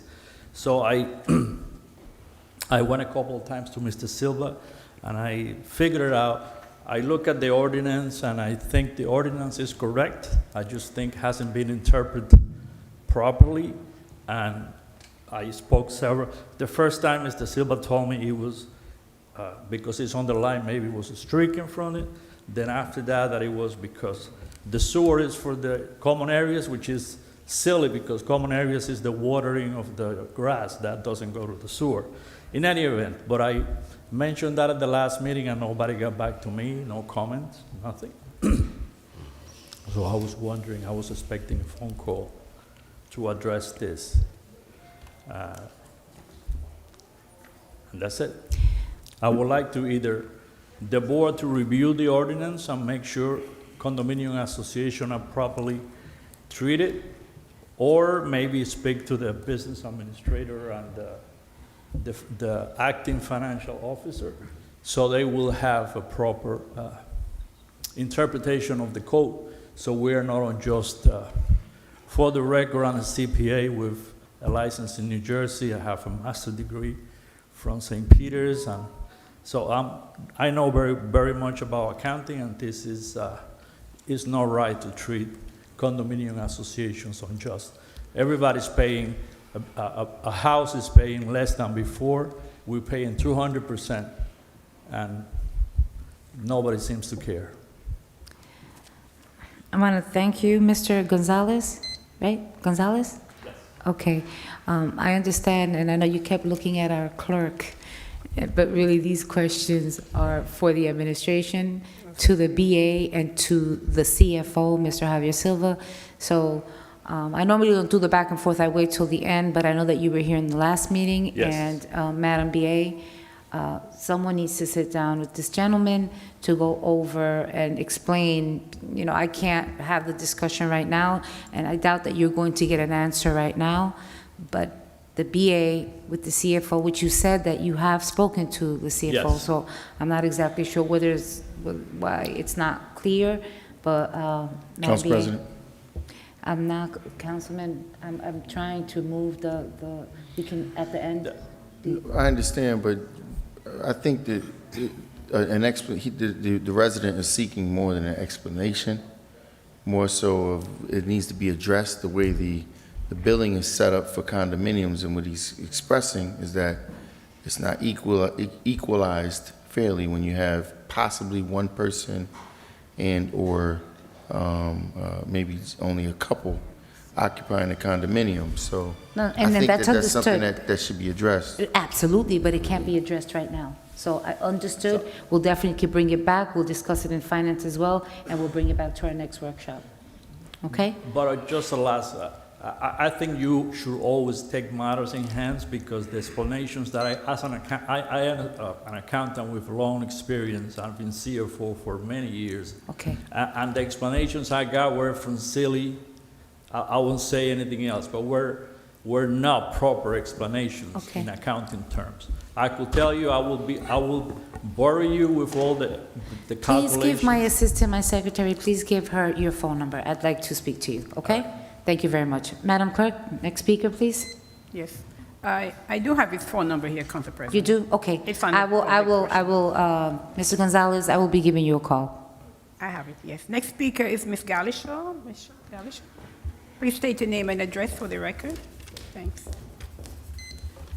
Mrs. Linda Galishaw, 3rd Ward, Paterson. You know, I came here to discuss a totally different issue, but after hearing that little incident, that little voting thing, it just sickened my stomach. It really did. First of all, every council person, you're here to legislate, and you have a fiduciary responsibility. I worked for a corporate company, Toys R Us, billion-dollar company. You know what the threshold was? $2,000. $2,000. If it came out of that line, it was uneven. We investigated it. We justified it. And you just don't seem to care. Oh, it's only $10,000. $10,000. Hey, Councilman Mendez, we can use that for our program, right? $10,000. You need an accounting class. Every one of you need an accounting class. That should be a requirement when you come on the board. When you become a councilman, you got to do an accounting class. You need basic 101, 102 accounting to understand how things are supposed to be done. We have a mayor that has maybe close to $1 million in his organization, One Paterson. How do we know that he didn't pay $10,000 out of that account and then pushes it over to the city for the other 10? How do we know? How can we justify that? Where is this bill coming from? He publicly stated that he was paying the $10,000. He was making the contribution himself. How does it get on the city books? That $10,000 could have come from Paterson 1, paid, and then reimbursed right on this side because you guys aren't paying attention. $10,000 and that's okay? You are responsible for every penny of the taxpayers' money, and you are being very negligent. Thank you, Councilman Velez, for bringing that up, because that's probably the only way you were going to get it out. When I look at the opposition on this, I can't believe it. Excuse after excuse. You know, Rivera, I voted for you because I thought you were going to make a difference. I worked with you in a counting position. I thought that you were really going to make a difference here. I don't know what you're doing. I don't know what you're doing. I don't know what a few of you are doing, but you definitely need to come down. You definitely, and I am going to campaign 100% to get that mayor removed. I was Andre's second manager, candidate manager when he was running. I believed in him. All those years of learning the different communities, the language, the culture, the needs, I thought he would have been perfect as mayor. But he's disappointed me. He's only got pockets full of money for himself. You guys better get on board because we're going to start looking at you, and we don't need to replace you if this is how you're going to vote and cover for the mayor. It's unfair. It's indignant. It's indignant. You don't know what your job is. And just like this gentleman said, where's the legislation at? When are you going to write something? When are you going to, you approve, you reject everything, but when are you going to write something? We need new legislation that will help us. And here's another thought for you. That money came from the anti-violence grant money. Where's the annual Christmas money? Where's the events money for the city? Why is it coming from the anti-violence? Where's the regular money? We have Christmas every year. Where's the budget for that? Where's the money? We're not doing lights downtown anymore. We're not doing all that other stuff we used to do. There's a budget for events. Why are you taking it from there? Ms. Gallo, should be giving it to the mothers that have lost their children. Those are the ones I'm trying to help. Ms. Anti-violence. Ms. I want 5 minutes. You have 5 minutes. No. I don't understand why you... Ms. Galashaw, I'm not trying to stop you. I'm trying to call. Your time is up. I will allow you to wrap up. Okay, What I wanted to wrap up. say is I'm going to have the BA answer you. Because she has an answer for you. She didn't have it when you were asking. Okay. She has the answer now? Madam, She has it? That's great. Let us not have a back and forth. I didn't have an answer for the gentleman right now, but she has an answer. Okay, let her Okay? answer. Let her Because- answer when he's just so making you know, public she announcements about asked what me- he's doing. So, ma'am, just listen, Ms. Galashaw, she asked me that she wanted to address you, and I said yes. Okay, that's Okay? fine. So please wrap up so she can answer Okay, you. I came here tonight to talk about a new program that I have presented to my councilman, Alex Mendez. I went to him with the idea of doing a ring program, a doorbell program for the hotspots of the city. I think that it would be effective in maybe decreasing crime and putting an eye on it. We don't have any walking police officers anymore, so that's out. We don't have that. But maybe if we had doorbells that record these types of activities through our community, that may eliminate some or decrease the crime, the loitering, the drug selling in front of people's houses and they can't do anything about it. Maybe that'll help. And maybe we can get that money from the anti-violence grant. You know, like that $10,000? That's a drop in the bucket. Let's see you come up with it. I am very disappointed in this group, and I'm telling you, some of you have got to come down. I try to grant you mercy and grace. I try to see the bigger picture, but you're just very unprofessional. It is not, and again, and I'm going to blame it on my black community too, and this is my last statement. It is our fault. It is our fault that every event that these people come to, every event the mayor comes to, you allow them to mosey on in, they haven't bought a ticket, and there they are at the podium. Stop it. They're supposed to come into the events to learn what the community is doing. What are the problems? They're observers, and you allow them to speak, showboating them to a community that doesn't understand politics. So when you do that, the average Joe thinks, oh, this must be a good person. That councilman must be good because look, they're up there talking. Stop allowing them to showboat at your events, Ms. Galashaw. especially the mayor. Thank you very much, Ms. Galashaw. Madam BA? Sure. Thank you, Council President. And this really just proves the point of, I do wish, and I thank you all council members who had suggested to reach out the Friday before regarding bills, or even over the weekend or the Monday or the Tuesday. Happy to get further information because we could have avoided a lot of conversation on this. This was for an event. This was, I'm looking at the bill that's going to, the invoice and the quote that's going to be sent to all council members that the CFO just provided with me. This was for an event, and it was actually in front of the police department. So it is directly a community policing event. It was on December 22nd. It was for, and I could read through, it was, 100 chocolate caramel apples, 100 funnel cakes, 100 hot chocolate bars, 100 make-your-own snow globes, children. stuff a plush. For children. So this was an event for children, and there was an inflatable snow globe, there was mechanical rides, and a generator to do everything. So this was that event from 5 to 9 on December 22nd. So I just want to make sure that going forward that we sort of start acting in good faith, because then we'd be able to talk about this in more detail. So we will share this with you. And again, Council members. Lieutenant Easton confirmed, I addressed her directly and asked about it, and she confirmed that yes, this was related to the event community policing held in front of police headquarters. Okay. Okay, thank you very much. Thank you for the clarification. There's no rebuttal, Mrs. Galashaw. I'm going to call the next speaker up, and then at the end, when we all vote to close, you can make your statement.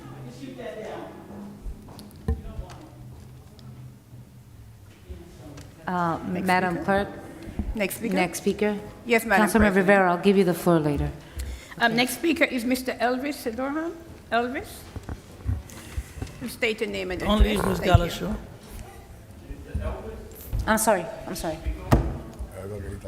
Council President, they're doing this again. How you No, doing? I had it off. No. I'm not turning it off. Go ahead. Mr. Elvis Dorn, Paterson, New Jersey. Well, I understand that the state give us a budget to do entertainment. It's a separate budget. And we supposed to spend that money. And it's extra monies that's left from 2020, where they had no type of event. Where all that money at? With the police event, they got their own budget for entertainment. Why the city have to pay for it? So, a grant, yeah. Now, just want to say this. I don't understand why the city council and Paterson don't recognize that Burlington Coat Factory is coming. It's coming, and it's going to create jobs. Don't understand why y'all don't recognize Center City Mall. Another's Center City Mall. I'm asking y'all. Another Center City Mall. And another thing, elections coming up. Everybody's all fired up. And I like it, like the energy. Like it. To God be the glory. I wish, and I pray for everyone that's running. A peaceful election. But do not force no candidate on anybody. Especially me. A person that supported you for day one, respect you, and you want to come to me to support a candidate that I don't want to support? This is America. Slavery days is over. I could support anybody I want. Anybody I want. If I want to change my mind that last year I endorsed somebody, if I want to change my endorsement, I could. I'm endorsing Aldis Mendez for mayor. That's what I could do. This is America. We not in no other country. My hands ain't tied. Hey, I don't have to say, yes, master, yes, master. I don't have to do that. I can do what I want. I was born and raised in Paterson, New Jersey. I respect each and every one of y'all. But don't disrespect me by coming by my job. Just because I don't want to support somebody that you don't like, you got beef with. I don't got no beef with the person. Don't do that to me. Bring that ego down. Bring it down some. Because I had to. You know I had to. God had to break me down. You know I just got out the hospital. I had a light coma. I had a light. I was in the hospital. But God had to bring me down. And Council President, I had to test you. I need 5 more minutes. I'm sorry. Yes. No. I'll allow you to wrap up, but you Okay. can't have an additional 5. Okay, you can wrap up. Council President, election season's coming. I want everybody to respect everybody. Okay? And I just got the hospital. I could have been dead. Okay? I'm in coma. I had a stroke. My bad. I had a stroke. A mind stroke. I was at St. Joe's Hospital last Tuesday to Thursday. Okay? And I came up here to represent the people in the city of Paterson, to let them know that you don't have to support nobody that you don't want. I'm standing behind Aldis Mendez, Councilman Aldis Mendez for right now. 150%. Me and my supporters. Y'all could laugh, y'all could giggle, all y'all want. But the same people that laugh, I supported you in the past. And you won. I got respect in this community. Aldis Mendez will be the next mayor. And you won't have to play the race card. It's not about black. It's not about Spanish. It's about getting this city on the right level. No community center, no boarding iron, no skatering, no performing arts center. We got professional gospel singers in this city that do gospel programs. We got to rent church buildings. But this is the 3rd largest city in New Jersey. Okay? The only thing we got to show for is Jacksonville. So pitiful. So sad.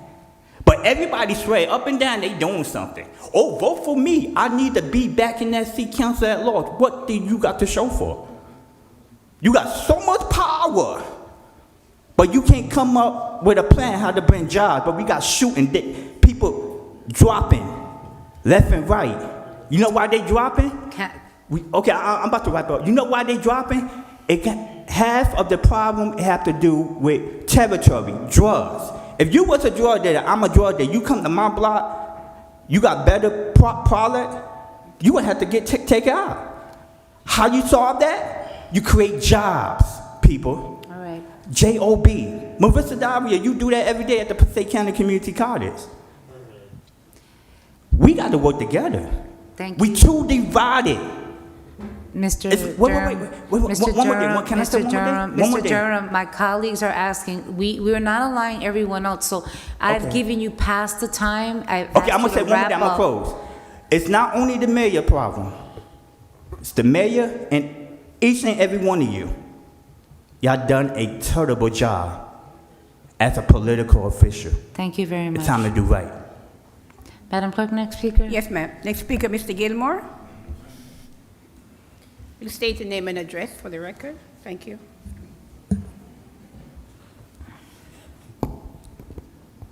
Dave Gilmore, 14 Van Allen Street. That's a hard act to follow. I'm not coming here to attack anybody, okay? But I'm gonna say some things. When I was here last time, when I broke my silence to state that I would be silent no more, I meant that. When I stated prematurely at that point, well, maybe not prematurely, because my rights had been violated, but not by present company. I was premature in that, because my rights have been violated again. Since I was here, I've been brought up on some charges, and I'm not going to go into any detail, because that would be inappropriate. But in the filing of the charges, and or what I was supposed to get in terms of an unbiased investigation by what I'm sure you'll hear over and over again, a third-party law firm, a third-party law firm that should have been investigated internally. I don't know what the motivation was, but I was never interviewed. Never interviewed at all and brought up on charges. How's that happen? How'd that happen? So when in fact we had a hearing a week and a half ago for the pending suspension pending termination, because it was decided that I would be terminated. It was decided. How'd that happen? I'm telling you, I'm glad I'm a union member.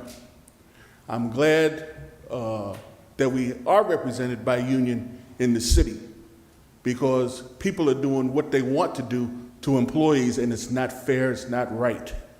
Working them out of title without pay, moving them around and not giving them the proper recognition and or compensation as well, and just moving them and doing everything you want to do. Direct dealing, you can't do that. We're a union shop, and we have rights, and our rights are continuing to be violated. Violated. Decisions are made without proper notification, without proper investigation, and we're going through the process to make sure that we represent those people that have no voice. I will be silent no more. At the end of the day, I'm standing and speaking for those that are voiceless and or afraid, because I don't fear no damn body. I'm standing for right. I said it up there when I accepted this award tonight. You gotta have integrity. My integrity is not in question. It's not. Especially when I'm not even asked the question of what happened. And it's on the transcript, and let me tell you, at the end of the day, I promise and vow to make the transcripts available. It's all gonna come out in its time. I'm just not at liberty to speak on those things today, because I don't want to put the case in jeopardy. But everybody knows we're going to court. I've already filed and made notice that we're in 2nd District Court. It's coming. And I just filed a tort notice last week for the people I'm suing individually as well. So get ready for the roller coaster. It's going to be a ride. It's going to be a ride. Buckle up.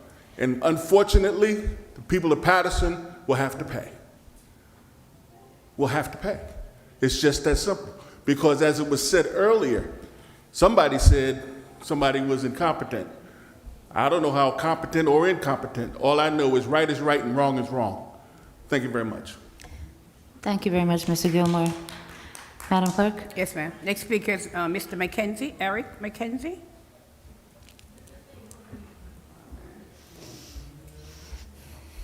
Good evening. Good evening. Eric McKenzie, Paterson, New Jersey. Many of you may know that I am a former employee with the City of Paterson, with the Fire Department, EMS, and me and my former colleagues were let go back in 2011 through a plan of J&J. At that time, it was Joey Torres, mayor, and Chief Murray.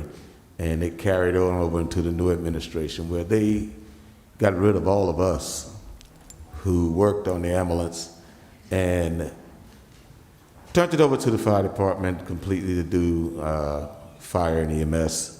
And that was one of the requirements we were told that the new firemen would have to be EMTs as well as firefighters. And my question, something I want you to look into, is the fact that we were let go. It really didn't cost you no money because most of us work part-time with no benefits. And we just made some money. But it's been brought to my attention that there were 2 recent firefighters that were hired that did not pass the fire academy, but were kept on and hired as full-time EMTs. Our concern is, you laid us off, we never got a call back if you needed EMTs, and we're all still available. Most of them are still saying, we'd love to come back. And the sad part about it is, the majority of us are Paterson residents, born and raised here, went to school here, and these gentlemen live in Wayne, don't even reside here, which is a bigger problem for the city. Anybody can come here and get hired from Newark, Hackensack, Englewood, work 6 months, make $100,000, and then just leave, and then you replace them with somebody else. So I would like for you to look into that, and if it's true, I think someone need to give us a call back. We did a great job. The residents would tell you, when we did our job, we did our job with all 100% of everything that we knew and we loved. So that's why I was here today, to bring to your attention that there's possibly 2 firefighters who failed the fire academy, but were hired as full-time EMTs. Thank you. Thank you very much. Madam Clerk, are there any more speakers? Yeah, one more speaker, Ms. Wahida Mohammed. Ms. Mohammed? God's name, good evening. Good evening. First of all, let me just say congratulations to all of the honorees this evening. I think you picked some great people to honor, and I just want to thank you for recognizing those people that have been here and are still here. The other thing I want to say, and this really bothers me, and it made me get out of my bed, because this whole thing with Director Gilmore is really, really getting worse by the minute. And I don't know how any of you can sit there and not, it's like you just it don't register. I don't know if it's because you can't or you just don't, but it's sad. And I don't know how many of you follow Councilman Jackson the other day on a live feed, going up on a site where these people are working illegally. And the other thing I want to know is who's filling in for Director Gilmore? Who's now overseeing that department to make sure things are happening correctly? Because when Councilman Jackson rode up on these people that was working on Sunday because they knew wasn't nobody gonna be there to inspect what they were doing.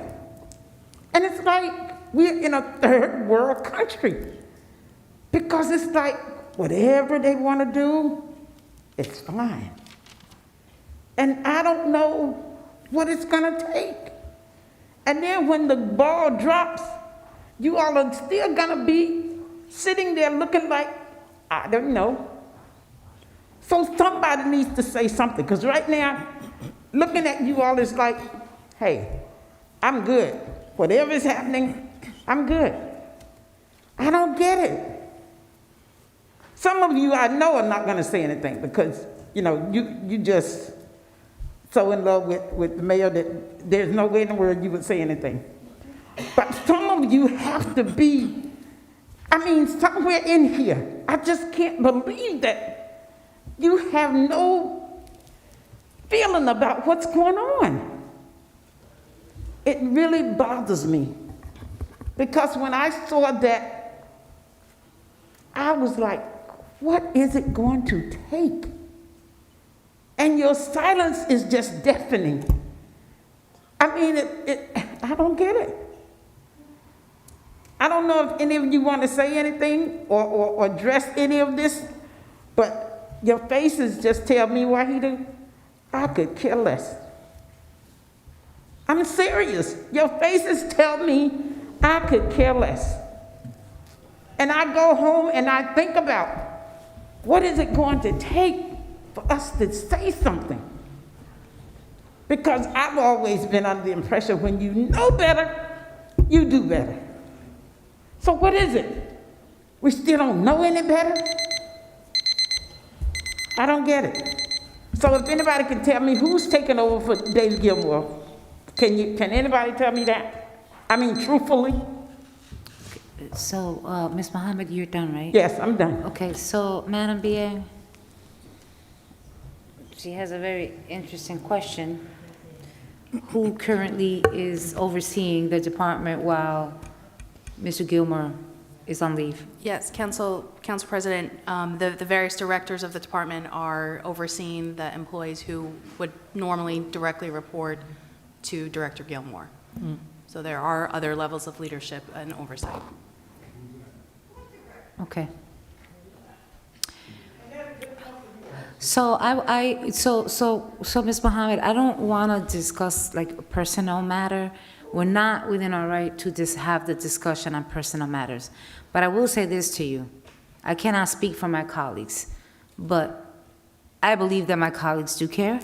Okay, when something unjust is done, I mean, I don't defend those types of things, but I will say this to you. I go directly to the administration.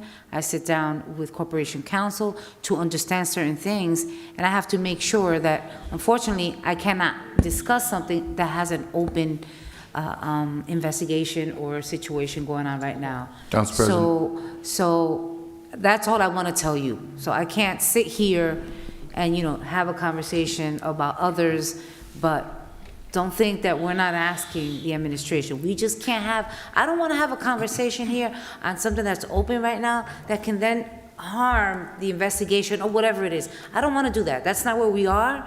And again, this is a personal matter that we should not be discussing Council President. here on the council as an open forum, okay? Move to close public portion. So, Councilman Jackson, can you please make your statement Sure, as you Council close? President. So, Council President, first and foremost, I totally disagree. This is not a matter of discussing personnel matters. This is a matter of policy. It's a matter of policy and practice. When you have a department that's dysfunctional, we don't need to know names, but we do need to know of accountability. And when I say it's a matter of policy, this council has set the policy in which that department in which the resident is asking about is set the policy in which the department is regulated. So set by ordinance, it says that the director of community improvements is the director of which the subcode official is supposed to answer to. I presented that ordinance to Corporation Council, and I made it very clear that this council, we as a body have, through legislation, through ordinance, have set the infrastructure in which the administration has taken it upon themselves to dismantle and to reorganize. But it's set by policy. It is set by us, this council. So we're here discussing matters that directly pertain to the community that's supposed to be regulated. If we have set the tone and set out how the structure is supposed to be given and the administration is therefore disregarding that, the legislation, it's not a personnel matter. This is a policy matter. And when I go into a building that has not been occupied in possibly 40, 50 years, and I see a 4-story elevator shaft being constructed without any inspections, without any permits, without footing inspections, with workers who are potentially unlicensed and there's no oversight, that's a concern. That's in the first ward. That's in the city. Councilman, we're And gonna if that elevator was to collapse, and my family was happen to be riding by that building, and the elevator shaft would happen to fall out of the building, which is very much so possible, no engineer's report, no structural integrity reports. So Councilman, we're truly gonna have the discussion, because not only did I see your live, I work right around the corner from it. And Okay, coincidentally, Council President, which I think is necessary for us to discuss, is that the person who's creating this infraction is the same person that we had issue with, that you took issue with in right across the street from City Hall. So this is a matter of selective enforcement. When the director talks about how a third-party law firm was brought about to do investigations, how are we doing this? Are we selecting law firms based on what criteria? So we're gonna we'll further that discussion. Thank you very much. Move to close. Ms. Mohammed. Move to close, Madam Clerk, by Second. Councilman Abdelaziz, second by Councilman Velez. Roll call, Madam Clerk, to close the public portion of Yes, ma'am. today's regular meeting. Yes, Madam President. Roll call to close the public portion of February 8, 2022 special regular meeting. Councilman Abdelaziz. Thank you, Madam Clerk, and I'm going to use my 2 minutes to apologize in advance. Today is a voting session. As a council member, I try to follow the rules that is put in place in the City Council with decorum and Robert's Rules of Order. And I'm going to apologize in advance if I come off that I am interrupting or trying to keep the discussion on task on the agenda. Today's the day that we vote on items. And I'm going to tell you, to my council colleagues, I respect every one of your concerns. And I will support. You want to speak until 3 o'clock in the morning, but just do it after the agenda's over. Council President, I recommend moving forward, add at the bottom of the agenda, new business and discussions. And once we're done doing business, because today is a voting session, this is the regular workshop to vote on items. And I try to follow the rules. We get 2 minutes to speak at the end. And I want to apologize in advance to my council colleagues. I will support 150%, bring all your concerns on this meeting. Let's put it on the agenda at the bottom of the agenda where it says council committee reports. Maybe we should change that to council reports and allow the council members till 4 or 5 o'clock in the morning if they want to do it. But it has to be done, and we have to follow the rules and regulations of this council. So I'm going to apologize in advance. I'm here to hopefully tackle items on the agenda. And my council colleagues, I support your concerns 150%. Just address it after we're done doing business. Thank you. My vote is yes. Thank you. Councilwoman Cotton. Thank you, Madam Clerk. First, I want to say congratulations to all the honorees that we presented tonight for our Black History Month program. I'm going to piggyback off my council president, Councilwoman Davila, where we really didn't get the information out to everyone, and I just want to apologize too for that. We didn't, and please, I know, no, we didn't send it to nobody, but I can't, okay. No. I mean, Councilwoman Davila, me and you talked about it, but we really didn't disseminate it to everyone that it should have been. Congratulations, Honoree. It's your day. You enjoy it. Be happy. It's your day. Charlie, Roz, Vernon, David, Kenny, Morris, enjoy the being honored that someone's thinking of you to recognize you for Black History Month. I just want to say congratulations on that. I just want to say too, a couple of things that what Linda Galashaw has said about the violence, and we as council people, we look at it, but we don't in charge of the grant money that they spend. But she came up with something, and I've been trying to work on this project for the last year, the Ring doorbells. We were trying to get the Ring company to donate in certain areas in my ward, the 4th ward, the Ring doorbell, because you'll be so surprised how that Ring doorbell spans like 3 houses. You can see like across the street, like real wide. So Paterson Habitat and myself and my crime prevention through environmental design has now been working on something to get that, able to see if the Ring Company would do something to help me with those Ring doorbells. To the Hector Gonzalez, I hear your feel about the sewer. I really voted against it. I just thought it was definitely, like I say, each council members up here has the right to vote the way they want, but I understand how you feel, and I'm not sure what's gonna be able to happen with that, but I just want you to know that. David, for people to stand there and say that we don't care, we don't think about it, yes, we do. I was a union rep for 10 years. I couldn't go somewhere and talk about a case if I'm gonna go talk to the union people. Union dues, you pay union dues. Your union person supposed to fight for the end. Your union person is supposed to. And if they're good at it, I don't wanna jeopardize nothing and talk it somewhere else. And you know, right now, everywhere you go, you don't know if they taping you, you don't know if they taking a picture of you, you don't know what they doing to you. And the next thing you know, they got you on tape somewhere saying something that's gonna jeopardize something, and that's not what we want to happen. I just wanna say that to you, and also to, I just want to say that for Wahida Muhammad, that we do care about David, but we know there's certain things we cannot say publicly, David, and we don't want to jeopardize nothing at all, and that's what I need to say. And Eric McKenzie, I don't know about that, but I'm going to ask Council President to look, but we will. I'm not on public safety, but I will ask them to look into that. With that being said, what are we doing?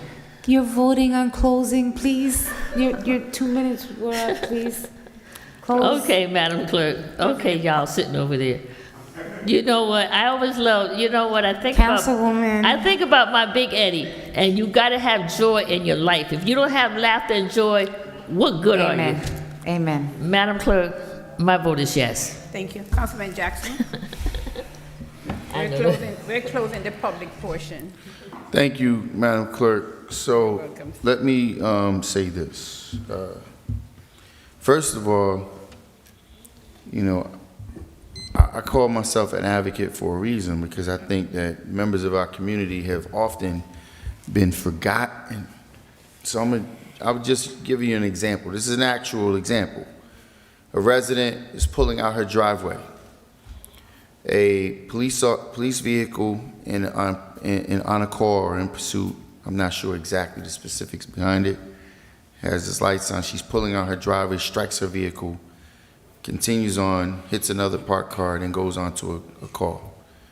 The resident then comes forward and says, my vehicle was struck, and you know, I have insurance, of course, but you know, they should pay for my vehicle. Then I say, okay, I understand the issue, but here we take on the issue or the matter as if it's us against the resident. We're here representation of the residents. So if a resident has an issue where it's being, you know, mistreated, I don't understand how it becomes a matter of us against the residents, and or, well, I got to be careful, because what we say, if there's a employee that's been mistreated, I don't have any problem with advocating for that employee, because I understand that the retaliation factor is real. So I take my hat off to Brother Gilmore. That's part of one of the reasons why I respect him so much, because he, you know, I mean, I guess I would have to say I'm modeled somewhat after his nature of being able to not take any, not apologize for standing up for yourself. But I do understand that a lot of people rely, fortunately, Brother Gilmore is able to spend time with his grandchildren as well, taking care of her parents. He's raised his children, but a lot of people have to take care of their families. So they don't have the luxury of doing certain things or saying certain things, knowing that there will be a potential retaliation. Now, there's civil service guidelines that set forward for an employee. Councilman Jackson. I'm sorry, Council President, I need a moment. Councilman Jackson, I've given you quite the floor today. Go back, look at the tape. I understand, I want us to Council close President, and we but can bring it back. there's so much disrespect that's going on here You got council members who are looking to rush out of a meeting. They barely stay at the meeting and talk about, they want to talk about how we need to, when council members want to occupy the floor because we're addressing concerns of the community. I'm not talking about a Councilman Jackson haircutting event or I'm not discussing cheesecakes or anything. I'm talking about issues of the community. So when I'm talking about issues of the community, it may just take just a minute longer. I apologize. You gave Mr. Rucker 5 minutes. I only need about 45 seconds. But 4 minutes? Okay, good. No problem. He's calling shots. Councilman Jackson, please wrap up. So, Council President, this is very important because I know. when we have... Finish what you're saying, your statement. When you have an employee who's never been written up, who has an unblemished track record, and they're then brought forward for suspension with the intent to terminate, what that does, not only does it put an ugly scar on the employee's reputation, but it also jeopardizes the city. So as council members, if we're going to now stand aside and watch these types of things unfold, when we have an opportunity to sit here and vote on the lawsuit, we have to, bear some accountability to this. So, on that note, relative to the former city residents doing the EMT services, no one has advocated harder for Paterson residents to have employment than I have. And the resident is absolutely correct.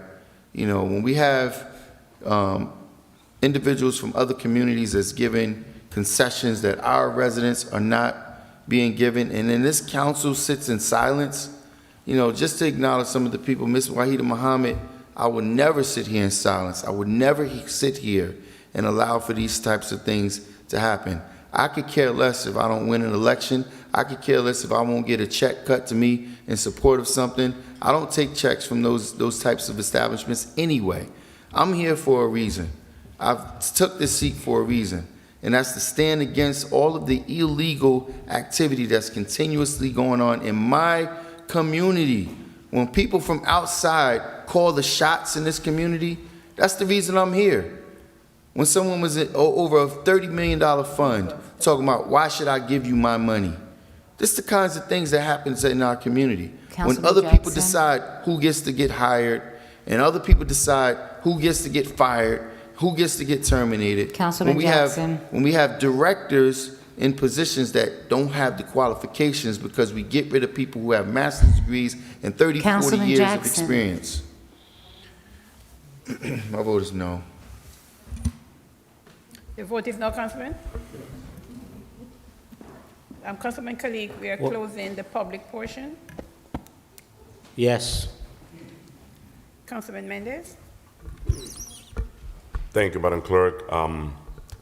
We'll try to be brief, but Mr. Rucker, you're totally correct. I just want to say that not only a group of people, but the entire city of Paterson is tired and upset with this mayor. Because the community, they see what we have as a mayor, a person that doesn't care about the quality of life in this city of Paterson, a person that doesn't care about the condition of our streets and our community, a person that doesn't care about the quality, the services that our residents are paying for and not getting. He just want to be a cheerleader, but this city doesn't need a cheerleader. We have people crying, our residents, they're crying and they live in this city because they cannot pay the high taxes and the high rent that we have in the city of Paterson, and they cannot get the service that they're paying for. That's a legitimate problem. And you never see him there answering a question. The entire community, they're crying with the sewer increase, but they're not answering those questions. And it's clearly because they don't care. We're going to end up into pay millions of dollars in lawsuit because the ineptitude of this mayor. He's gonna end up into being one of the worst mayors in the city of Paterson. Enough is enough. I mean, we have a serious problem in the city of Paterson, and that need to be addressed. And I don't see a light at the end of the tunnel with his attitude and the decision. And we are here to hold this administration accountable for the job that they're supposed to do. Residents are crying because they cannot pay taxes, they high rent, but when they call the police, they have to wait 3 and 4 hours for police respond. Those are legitimate problems that we need to address. That's what we need to be talking about here. Look what happened with Dave Gilman, and we will see what's going to happen at the end of this. So I'm just going to move on, and I'm going to talk about Linda Gallish, who's one of my team members of the Third Ward. We spoke about the REAM program for crime prevention. This program is designated to address those high crime areas, those high spots, to make sure to work in connection with the police department, fire department to address those problems. When we spoke about that this past weekend, we have the idea to implement it only in the Third Ward, but I told my team that no, this is for the entire city of Paterson. And I'm looking forward to send an email to the administration, present it to them, and it's my hope that they embrace this program because it really is going to help the community to prevent the crime and to be proactive, because that's what we need. We need to be proactive. This administration, they're reacting to everything. This mayor, he came into this administration with no plan in terms of public safety and no plan at all in terms of moving this city forward. With that being said, last but not least, let me congratulate all the honorees on the Black History Month. Congratulations. Well deserved. My vote is yes, Madam Clerk. Thank you. Thank you. Councilman Mims? To all the honorees for Black History Month, congratulations. Even to those that we were not able to honor, we celebrate and salute the work that you have done, whether it's past, present, or future. There were many things that were stated during the public portion. Madam BA, I believe she was taking notes, so it's my recommendation to make sure that all of the responses that are needed to everyone that came to the microphone is provided. We definitely have to make sure that we keep this a peaceful environment, because a lot of people said what Reverend Akeem said, that when they're watching, that's what we hear when we're in the community, that they think it's a fight or this and that. So, you know, sometimes it's not a fight. Sometimes it's just a discussion and people assume that it's fighting, and it's really not, because we're here, and a lot of times you have to ask questions because you want the public to hear that you are definitely engaged in what's in the best interest of the community. And in closing, I'll say this. There are 9 council members that are sitting here. We don't twiddle our thumb. We don't just show up to the meeting to sit here. There are items on the agenda that take a lot of research, a lot of questioning, a lot of studying, a lot of advocacy that is done all the time. So I don't think there's any council member that's just sitting here doing absolutely nothing. I don't believe that, because even when we're not here, we're in the community, and our phones are ringing from sun up to middle of the morning, especially when incidents are happening in the middle of the night. So it's a very arduous task that we have. It's a blessing to be able to be elected by the community to serve this great city, because they need people that really believe what's in the best interest of the community. But there were some serious concerns that were mentioned on tonight. I pray that the administration takes heed of what was stated and gets back to those individuals with the responses of whether true or false, just to give the information to them. But let's keep building and stop battling. My vote is yes. Thank you. Councilman Rivera? So very quickly, you know, when I was running for office, I said I was going to do certain things, and I have executed what I said I was going to do. I'll give you a few examples. We got $60+ million from the American Rescue Plan. The mayor came before us, you know, wants to do a rec center, but we took it a step further, my colleagues and I. We said, you know what? We have to address some other needs, like the courts, the police department. Let's do a complex there where we could make, you know, address a lot of the needs, and at the same time, create more ratables, right? I'm not going to say, because in my 2 minutes, I'm going to go, you know, quickly if I tell you the details, but we modify that. Our job as a council is to legislate and to make sure that the things we vote on takes into account what the community need. And that is the budget. We make sure that every resource, every time I vote on a budget, I make sure that, at least myself, that the resources are in the budget to execute the plan. Now, if the plan is not executed, that is not the job of the council to execute the plan. people have the wrong perception out there. You know, you could criticize me all day, and you know this already. I never you come here, criticize me, and next day you call me, I pick up the phone. It's nothing personal, right? This is my job, and your job as a resident is to hold me accountable. But at least let's speak the truth, right? I'll give you an example. So that's one. No other council, probably in the last 20 years, has done more for the parks of the city than this council. And at the same time, maintaining our debt at a certain level to make sure that we don't, make irresponsible decisions when it comes to our finances. But we have addressed that. Yes, the mayor's here, but we're the one who initiated this. I remember Councilman Delices one time asked the fire chief if he could postpone his purchases and let's do one of the parks, and we did. And then we went on and did more. But I also told the mayor it would be irresponsible to do all the parks in the entire city. We got to stop it for now. We got other needs also to address. We made sure that through the budget and the capital plan, every piece of equipment that DPW needed was provided to them. Now, if the job was not done, I cannot do nothing about that. I'm a councilman. People got the wrong perception. Yes, we are going to be blamed for what happens out there, and that's why I don't wish even if a new mayor gets elected or the one that's there now, I want them to succeed, because when we succeed, we all succeed, and the residents see the benefit. I'm sorry, Council President, I'm just wrapping it up right now. We made sure that the reassessment company that was here before, we got rid of them because he was doing a disservice to the community.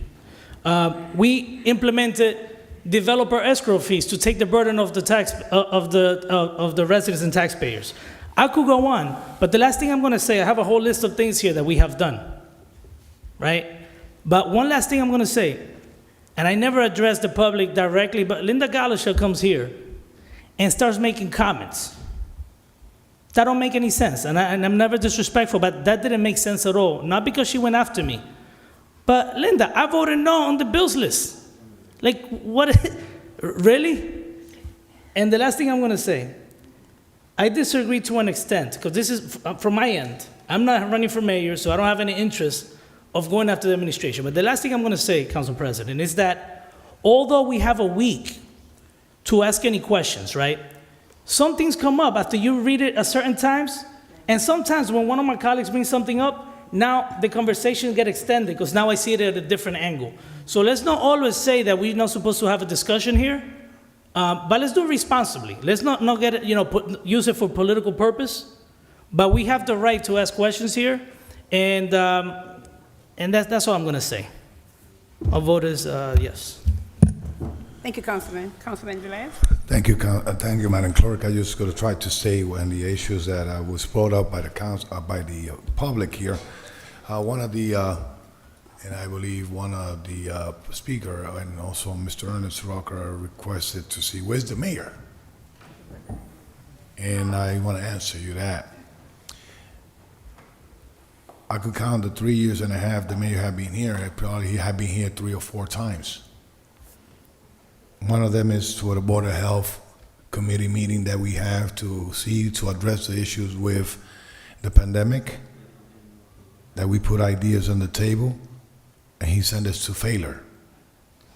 The other one was presented and justified his budget because he has special interest in those budgets. And last and not least, you always going to see him here lobbying for the Hinckley Stadium that we supported because he knows it will benefit his friends.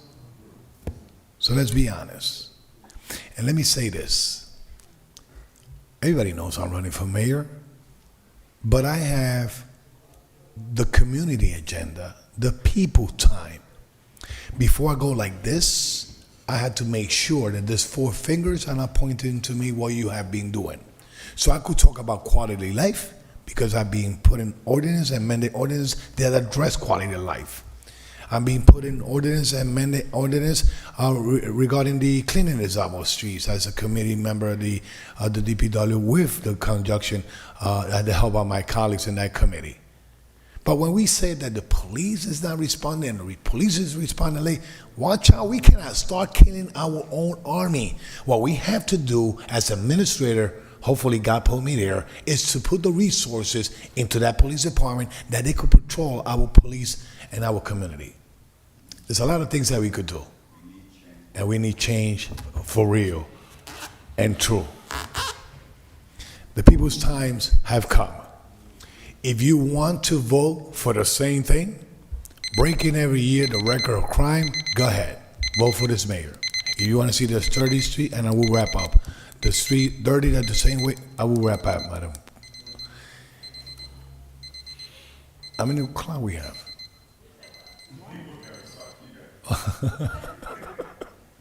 So I'm gonna wrap up. So there's a lot of things I have saying over here. I will address them individually. But if a speaker stands here and says that we, this governing body, and the administration have done a worse job than ever in the history of this city, so I don't know why they endorse somebody from here for mayor if we have done a lot of worse job in the city. So there's a lot of things that people say for entertain the community, and there's a lot of things that are to be facts and real. So saying that, I have a lot of stuff I will address later on with Muhammad and other things. So my vote is yes, Council President. Thank you. Thank you, Councilman. Madam President? Almost an hour in closing. The public portion, and we have yet to touch the agenda. I am once again going to congratulate all of the honorees, and I'm going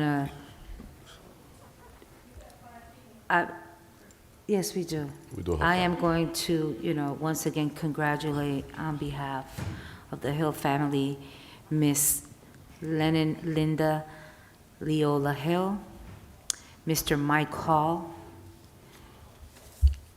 Rosalind Thompson, Vernon Mickens, Evelyn Shaw, David Gilmore, Russell Grady, may you rest in peace, Charlotte Shepperson, Shaniqua Lemon, Councilman Morris, and Rob McIntyre. Congratulations to you. Madam Clerk, my vote is yes to close the public portion. Thank you, Madam President. The vote is 8 in favor, 1 against. The public portion is now closed for this regular meeting of February 8, 2022. Thank you very much. Corporation Counsel, Madam Clerk, I know that DPW, when they brought forward various of the ordinances, because they were so long, they broke them up. It's the same thing.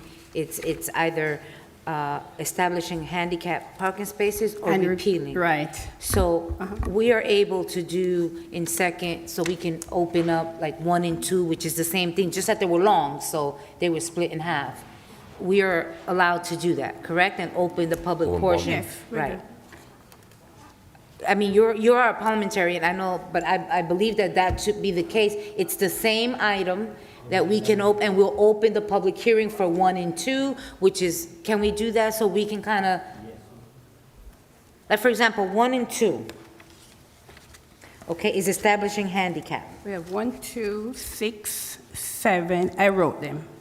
7, 11, 12, 14, and 15. Those are establishing. 11, Yeah, but in second reading? yes. 12, No, so it's 1, 2, the repealing ones. no, I'm not doing repealing right now, establishing. Oh, you did Establishing is 1 and okay. 2. Okay, let me just pull out these. So Councilmembers, you're just going to take all of the establishing together? That's what I meant. I meant establishing. I maybe made a mistake. Okay, and then we're going to do repealing, it's 3, 11,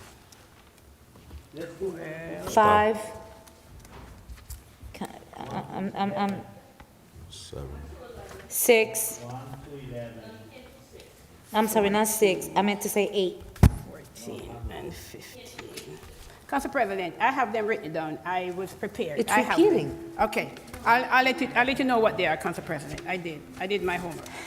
Okay, so all the establishing ones are items 1, 2, 6, 7, 11, 12, 14, and 15. Hold on a second. And you are correct. 6 Yeah, and 7, okay, sorry. Are loading You're zones, right. so it's not 6 and 7. But it's a loading zone, although it said establishing. Okay. You want to remove 6 and 7 separately? Yes. Okay.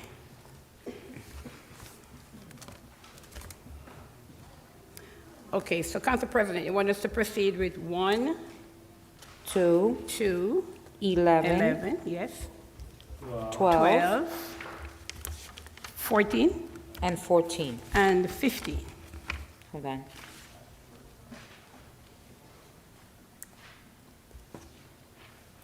Madam President, she gonna read it, Madam Clerk's gonna read it all into the record, and then only one, Right, and then we're gonna do the public Yes. hearing. one open public hearing for all of them? Yes. Yes. Okay, good. Since they're all establishing.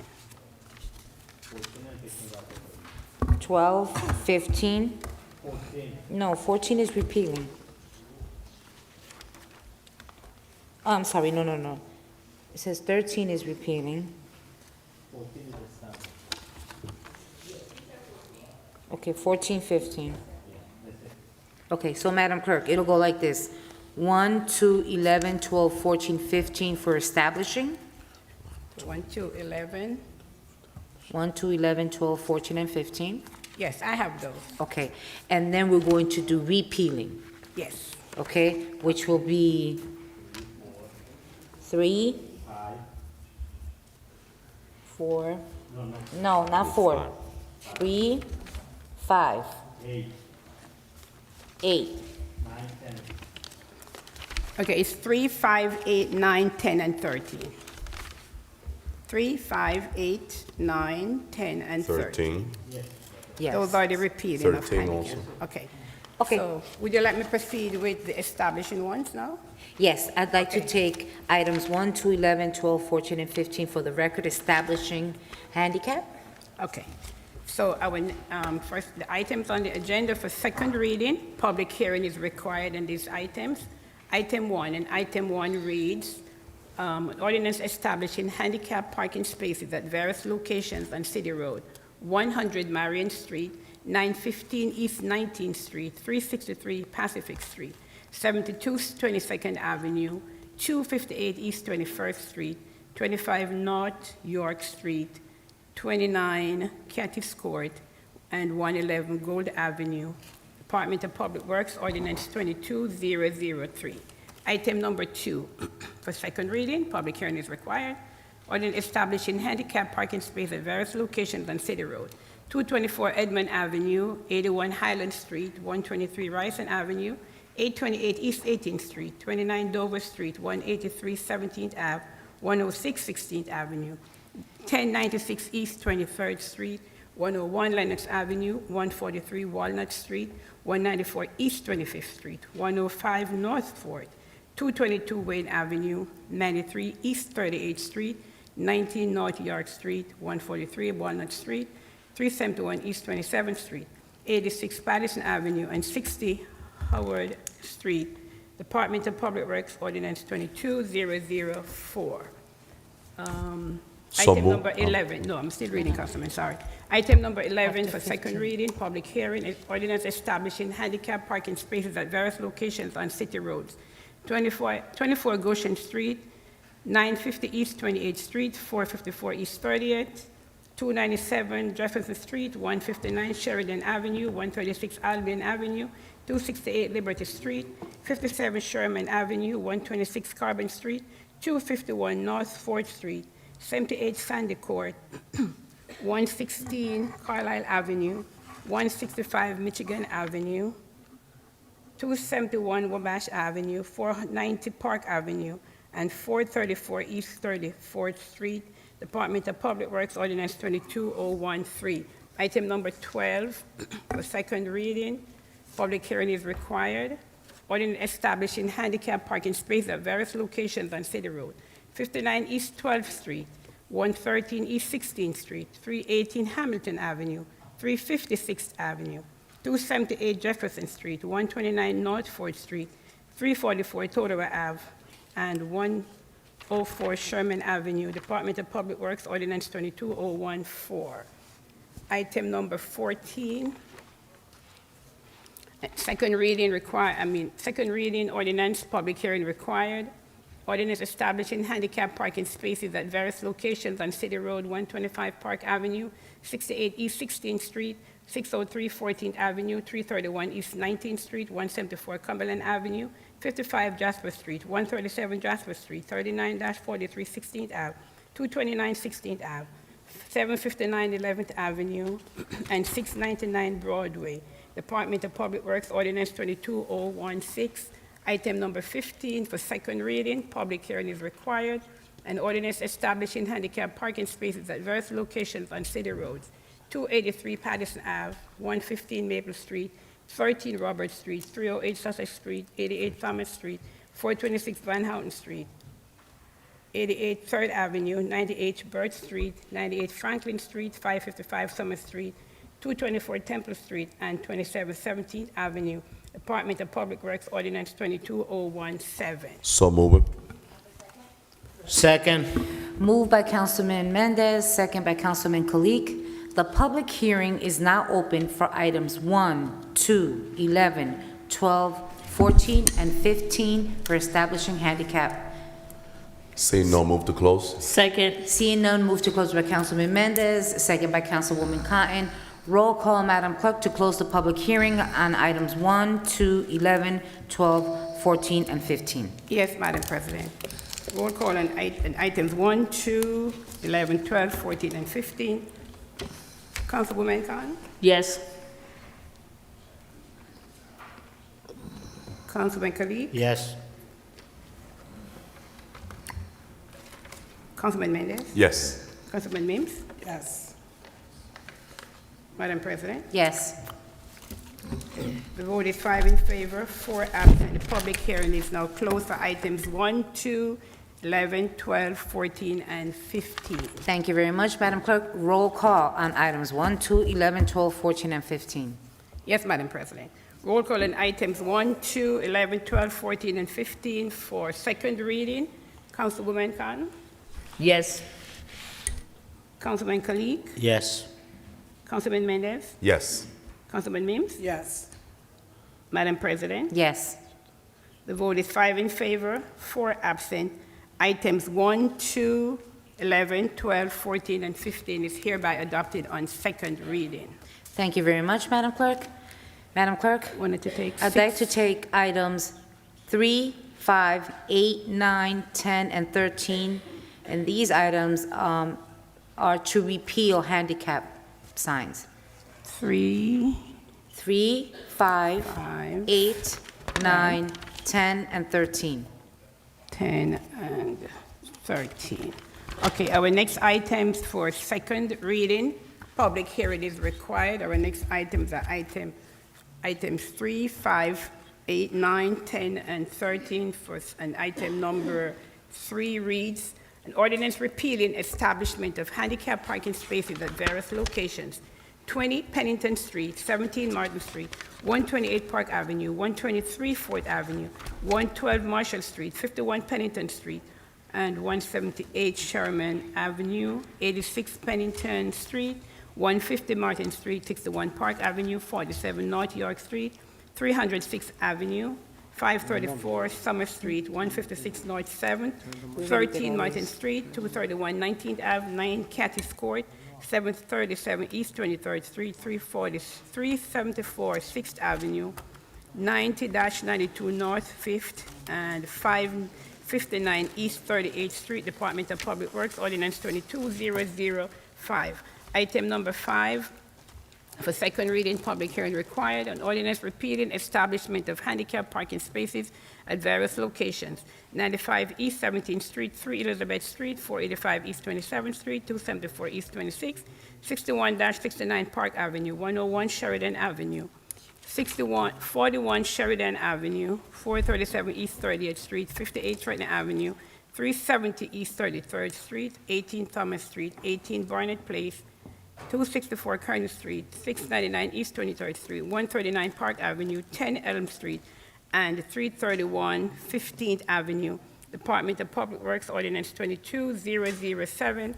Item number 8 for second reading, public hearing required, an ordinance repealing establishment of handicap parking spaces at various locations: 374 East 26th Street, 721 East 25th Street, 47 Oak Street, 344 20th Ave, 467 East 40th, 201 Harrison Street, 10 Cortlandt Street, 591 East 30th Street, 219 Mill Street, 421 20th Avenue, 239 Walnut Street, 331 15th Avenue, 136 Fulton Street, 195 Carbon Street, 540 East 23rd Street, 468 East 34th Street, 349 Fair Street, Department of Public Works, 22010, Department of Public Works. Item number 9 for second reading, public hearing is required.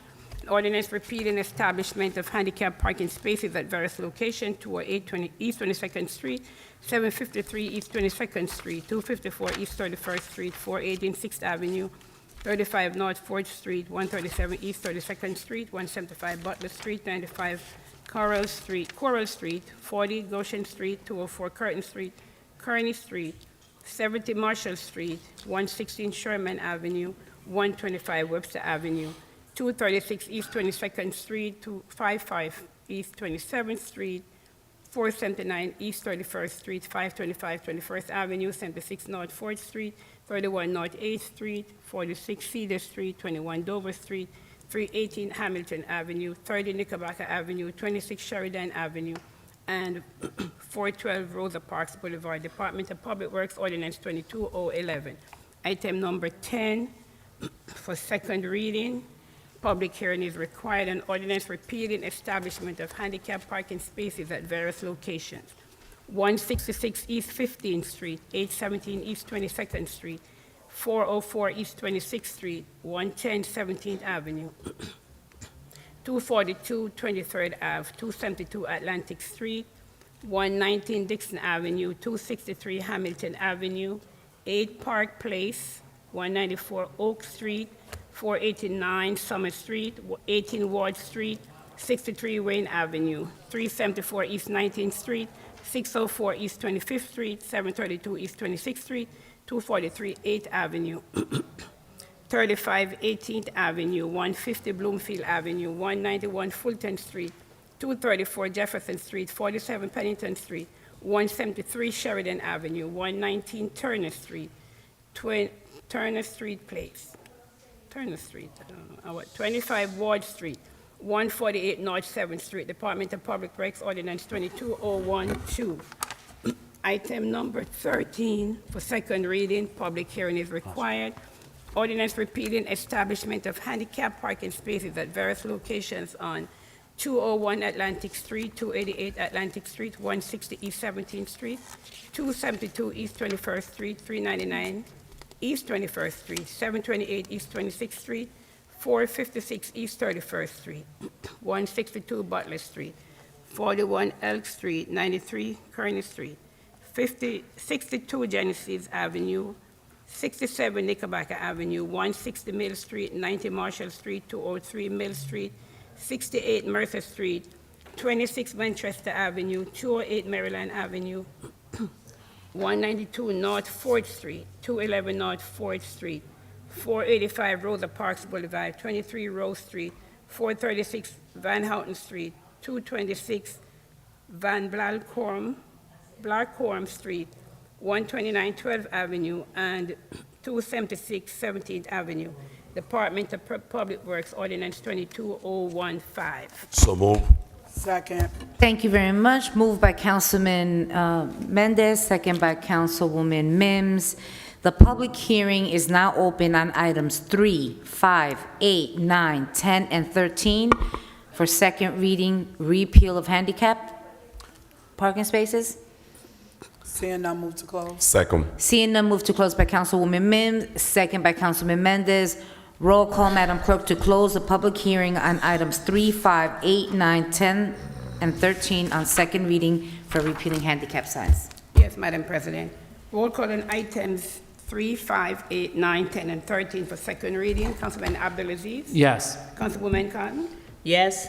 Councilman Jackson? Yes. Councilman Khalid? Yes. Councilman Mendez? Yes. Councilman Mims? Yes. Madam President? Yes. The vote is 7 in favor, 2 absent. Items 3, 5, 8, 9, 10, and 13 is hereby adopted on second reading. Thank you very much. The last two items for second reading are 6 and 7, And we so have- we'll take them separately. And we have 4 as well. Remember 4? I'm sorry? Number 4. Oh, my apologies. Items 4, 6, and 7 for second reading. So we'll take them in that order. Please read number 4. Yes, For Madam the record. President. Yeah, next item is item number 4 for second reading. Public hearing is required. An ordinance designating a school drop-off and pickup zone on 12th Avenue and Hamilton Avenue for Calvary Baptist Church Daycare. Department of Public Works Ordinance 22006. So move. Moved by Councilman Mendez, second by Councilwoman Cotton. The public hearing is open on item number 4. Seeing none, move to close. Seeing the move to close by Councilman Abdulaziz and second by Councilman Mendez.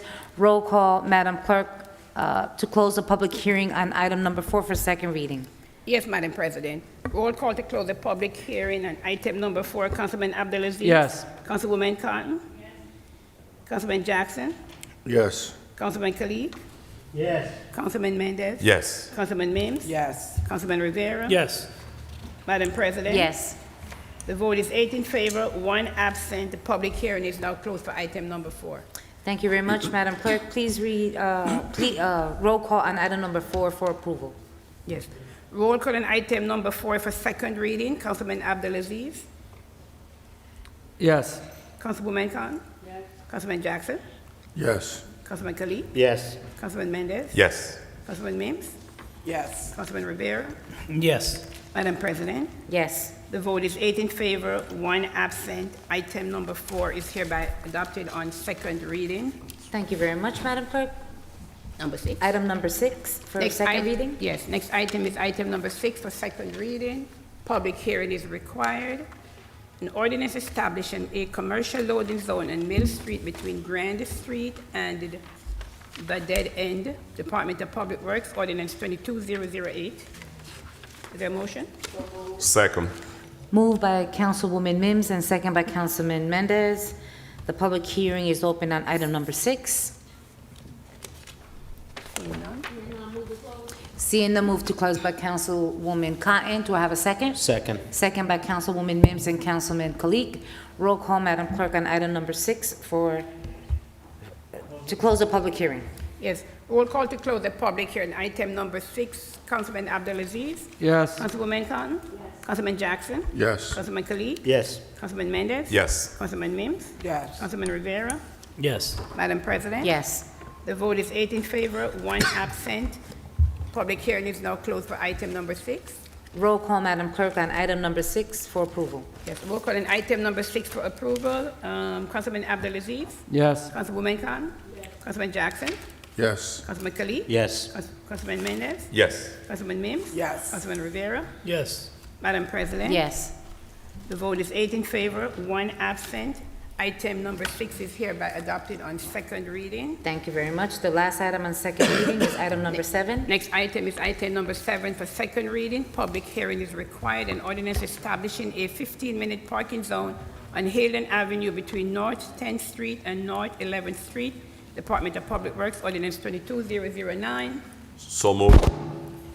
Moved by Councilman Mendez. Do I have a second? Second by Councilwoman Mims. The public hearing is now open on item number 7. See no move to close. Second. Seeing none, move to close by Councilman Mendez and second by Councilman Abdulaziz. Roll call, Madam Clerk, on item number 7 to close the public hearing. Roll call to close the public hearing. Item number 7, Councilman Abdulaziz. Yes. Councilman Jackson. Yes. Councilman Khalid. Yes. Councilman Mendez. Yes. Councilman Mims. Yes. Councilman Rivera. Yes. Councilman Velez, we are closing the public hearing for item number 7 that reads ordinance establishing a 15-minute parking zone on Hayden Avenue between North 10th Street and North 11th Street. Thank you. Yes. Madam President? Yes. The vote is 8 in favor, 1 absent. The public hearing is now closed on item number 7. Thank you very much. Roll call, Madam Clerk, on item number 7 for second reading approval. Yes. Roll call on item number 7 for second reading. Councilman Abdulaziz. Yes. Councilman Jackson. Yes. Councilman Khalid. Yes. Councilman Mendez. Yes. Councilman Mims? Yes. Councilman Rivera? Yes. Councilman Velez? Yes. Madam President, Yes. the vote is 8 in favor, 1 absent. Item number 7 is hereby adopted and second reading. Thank you very much, Madam Clerk. At this time, I'll take the consent agenda. That's items 23 through 43. Yes, Madam President. Next item on the agenda is our consent agenda. All matters listed on the consent agenda are considered to be routine by the council and will be enacted by one motion. The items listed on the consent agenda are numbers 23 through 43. Any item may be removed from the consent agenda by the request of any council member, and if so removed, will be treated as a separate matter. So move. Moved by Councilman Velez and second by Councilwoman Mims. Roll call, Madam Clerk. I just Yes. lost my numbers on items 20 3. through 43. Yes. Correct? Yes, ma'am, you're correct, yes. Roll call on items number 23 through 43 on the consent agenda. Councilman Abdelaziz? Yes. Councilman Jackson? Yes. Councilman Kalik? Yes. Councilman Mendez? Yes. Councilman Mims? Yes. Councilman Rivera? Yes. Councilman Velez? Yes. Madam President? Yes. The vote is 8 in favor, 1 absent. Items 23 through 43 is hereby adopted on the consent agenda. Thank you very much, Madam Clerk. At this time, council members, and I do want to apologize to our chief. My plan was to take, whenever I see a director here or chief, I like to give respect that you're sitting in the audience as you've been working all day. So I want to take items 46, 47, and 48. Are those the three, correct? 46, 47, and 48 in that order, Madam Clerk? Yes, Madam President. Next item on the non-consent agenda is item number 46, and item number 46 reads, Resolution authorizing the award of contract with Gold Type Business Machines, Inc. to provide 9/11 system software support and remote monitoring for the fire department. Fire Resolution 22090. So moved. So move. Second. Come on. I'm going to have to say, Councilman, I heard Councilman Abdelaziz, and I had a second from Councilwoman Mims. All right, roll call. Roll call, Madam Clerk, on item 46 for approval. Yes, Madam President. Roll call on item number 46 for approval. Councilman Abdelaziz? Yes. Councilman Jackson? Yes. Councilman Khalid? Yes. Councilman Mendez? Yes. Councilman Mims? Yes. Councilman Rivera? Yes. Councilman Velez? Yes. Madam President? Yes. The vote is 8 in favor, 1 absent. Item number 46 is hereby adopted. Number 47? Yes, Madam Clerk. Next In item that is order, I- 46, okay. 47, 48. Next item is item number 47 for approval, resolution authorizing the award of contract to Caros Industries for the installation of the Vista 911 system for the fire department. Fire Resolution 22091. So moved. Second. Can we finish? Moved by Councilman Abdelaziz and second by Councilwoman Mims. Roll Roll call, call. Madam Clerk, on item 47 for approval. Roll call on item number 47 for approval. Councilman Abdelaziz. Yes. Councilman Jackson. Yes. Councilman Kalik. Yes. Councilman Mims. Yes. Councilman Rivera. Yes. Councilman Velez. Yes. Madam President. Yes. The vote is 7 in favor, 2 absent. Item number 47 is hereby adopted. Thank you very much, Madam Clerk. Item 48. Next item is item number 48, resolution authorizing the award of contract with Hudson Toyota for the purchase of 3 electric cars for the fire department. Fire Resolution 22092. So move. Second. Moved by, moved by Councilman Velez, second by Councilwoman Mims and Discussion. Councilman Abdelaziz. Discussion. Councilman Rivera.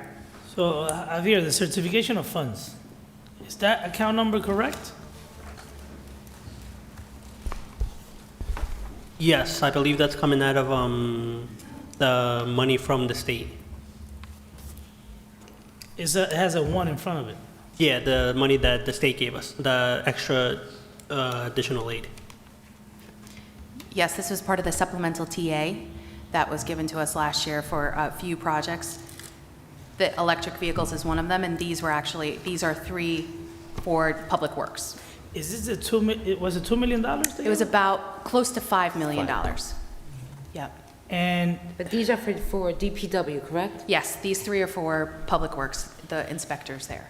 Okay, so this account will remain open with a 1, Javier? Correct. All right. Roll call. Roll call? Question. I'm sorry. Councilman Jackson? I thought, these items being handled through fire?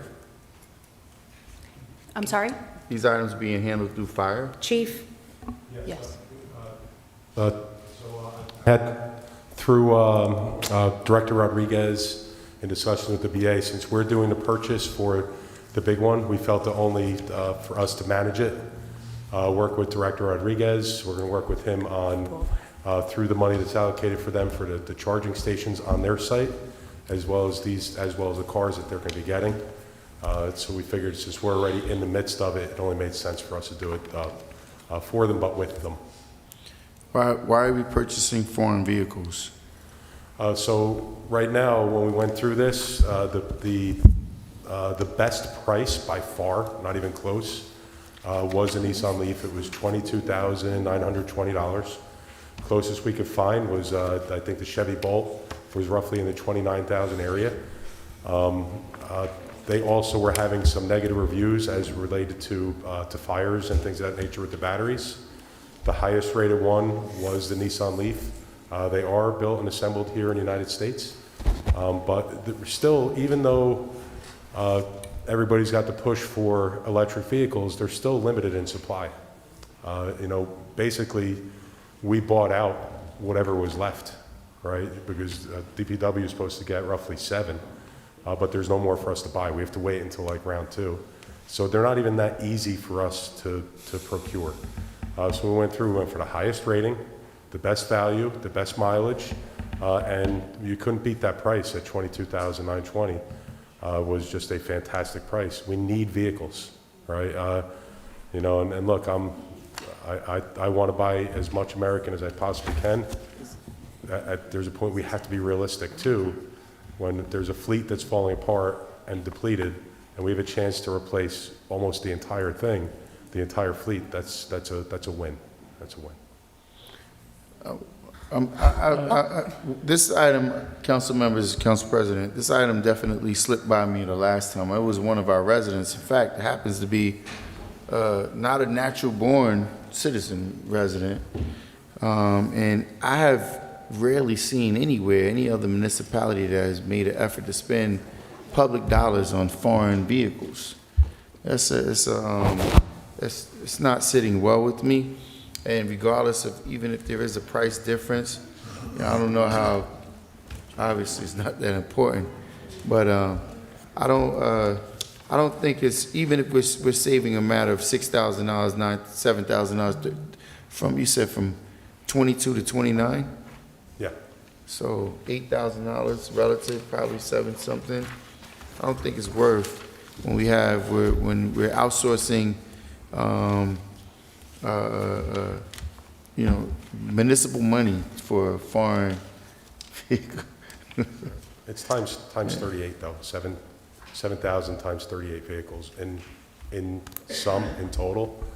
That amounts to 7,000 times 38 that we're sending money to a foreign country that ultimately right now we're looking at, my son is in the Navy and we're looking at potentially going to war against countries that are building their arsenal against, Okay. What are you looking all stupid for, man? Thank you. I'm getting tired of you with your comments, man. Councilman. I'm getting tired. Councilman I said something about my son being in the Navy and you got something to say about it? Councilman Jackson. Pay attention to what I'm saying, paying attention to what you're doing. Council members. Council President, you need to hold that. He's being very disrespectful over there. You don't have to speak, but your gestures. Okay. Your gestures are saying Council enough. members, please. Patterson is watching, please. Patterson is watching. Yes. And they see the disrespect. Councilman. I'm not going to sit here and while this dude is sitting Councilman, here I'm not saying that being you have to, extremely but I'm just going disrespectful. to I say. said my son is in the Navy, and I'm concerned about us spending money on foreign soil, and he's in a rush to get out of here all the time. If you don't want to be here, why you take the position? Councilman, please. I'm only just going to say this so you just know that when we're when we are on, council members, and everyone that's out there is not seeing, they're only seeing the person who's reacting. okay? Because it comes right, So the camera that's comes why right on you. that's why I utilized the moment to explain exactly where the frustration is extending from. He's sitting there being extremely disrespectful. I said, my son is in the Navy, and yes, I'm concerned that right now he's in an area where the Russians have deployed multiple ships in the water. I'm making a statement about my son, and he has a reaction. Okay. Yes, that's very annoying to me. And trust me, if you want to get me there, we can definitely go there when it comes to that. Okay, so Councilman Jackson, you have. So once again, council members, I have a problem with us spending our city money on foreign products. We should not be spending money, this kinds of money. He's talking about, 38 vehicles that we're purchasing in the sum of $22,000. It's a lot of money to be spending overseas. We should not be spending that kind of money, even if we had to reduce the vehicle count by 2 or 3 vehicles to make up that difference. We should not be spending municipal money on foreign soil. It's never done. It's not. It's a habit. You never see state troopers riding around in Nissan vehicles. You never see that. You never see municipalities. There's a certain amount of American pride. We're going to take municipal dollars and spend it overseas. Anyway, I made the point.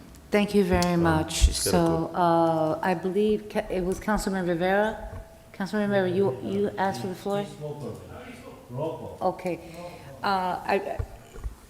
Please be brief. Thank you, Madam President. Just got a quick question to the director. Director, so Resolution 48 is a resolution to purchase 3 electric cars for the fire department, right? No, it's. We're 48? He's purchasing the DPW. Okay, so it's going We're through purchasing them for the DPW. for the DPW department?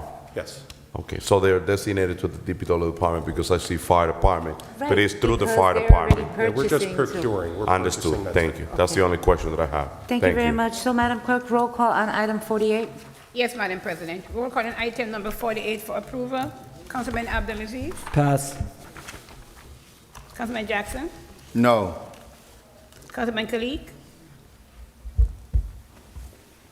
Yes. Councilman Mendez. Yes. Councilman Mims. When it comes to efficiency and working and doing things smarter and not harder, I think this is a step in the right direction with us moving from the Flintstones to the Jetsons. So I commend our chief and our department, DPW director for doing this collaboration. My vote is yes. Councilman Rivera. As long as we did our due diligence to do this purchase, I'm always going to support it. Purchasing agent was involved, the chief, DPW director. I don't see anything wrong with this. My vote is yes. Councilman Velez.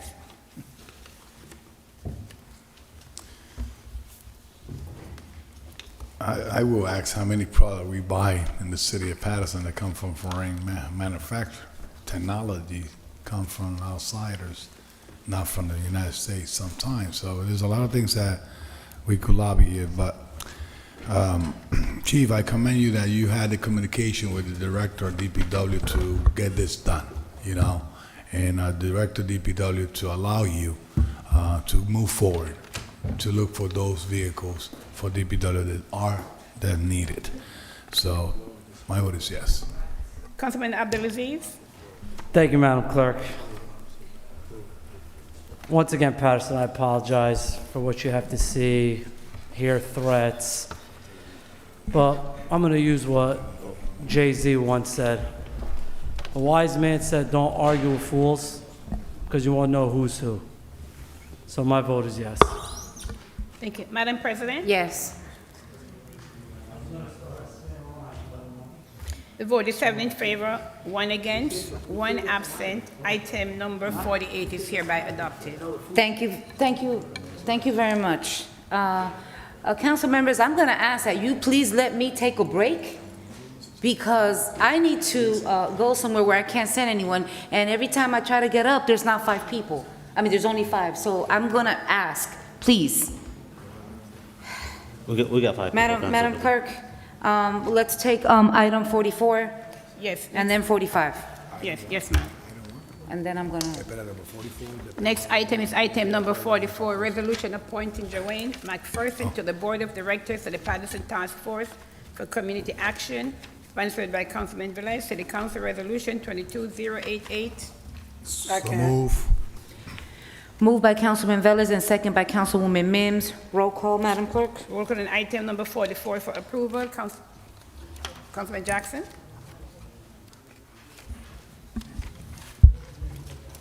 Number 44? One moment, Madam Clerk. Okay. That is appointing Councilman Velez's appointment for the I know task it force? is. Okay. Yes. Okay.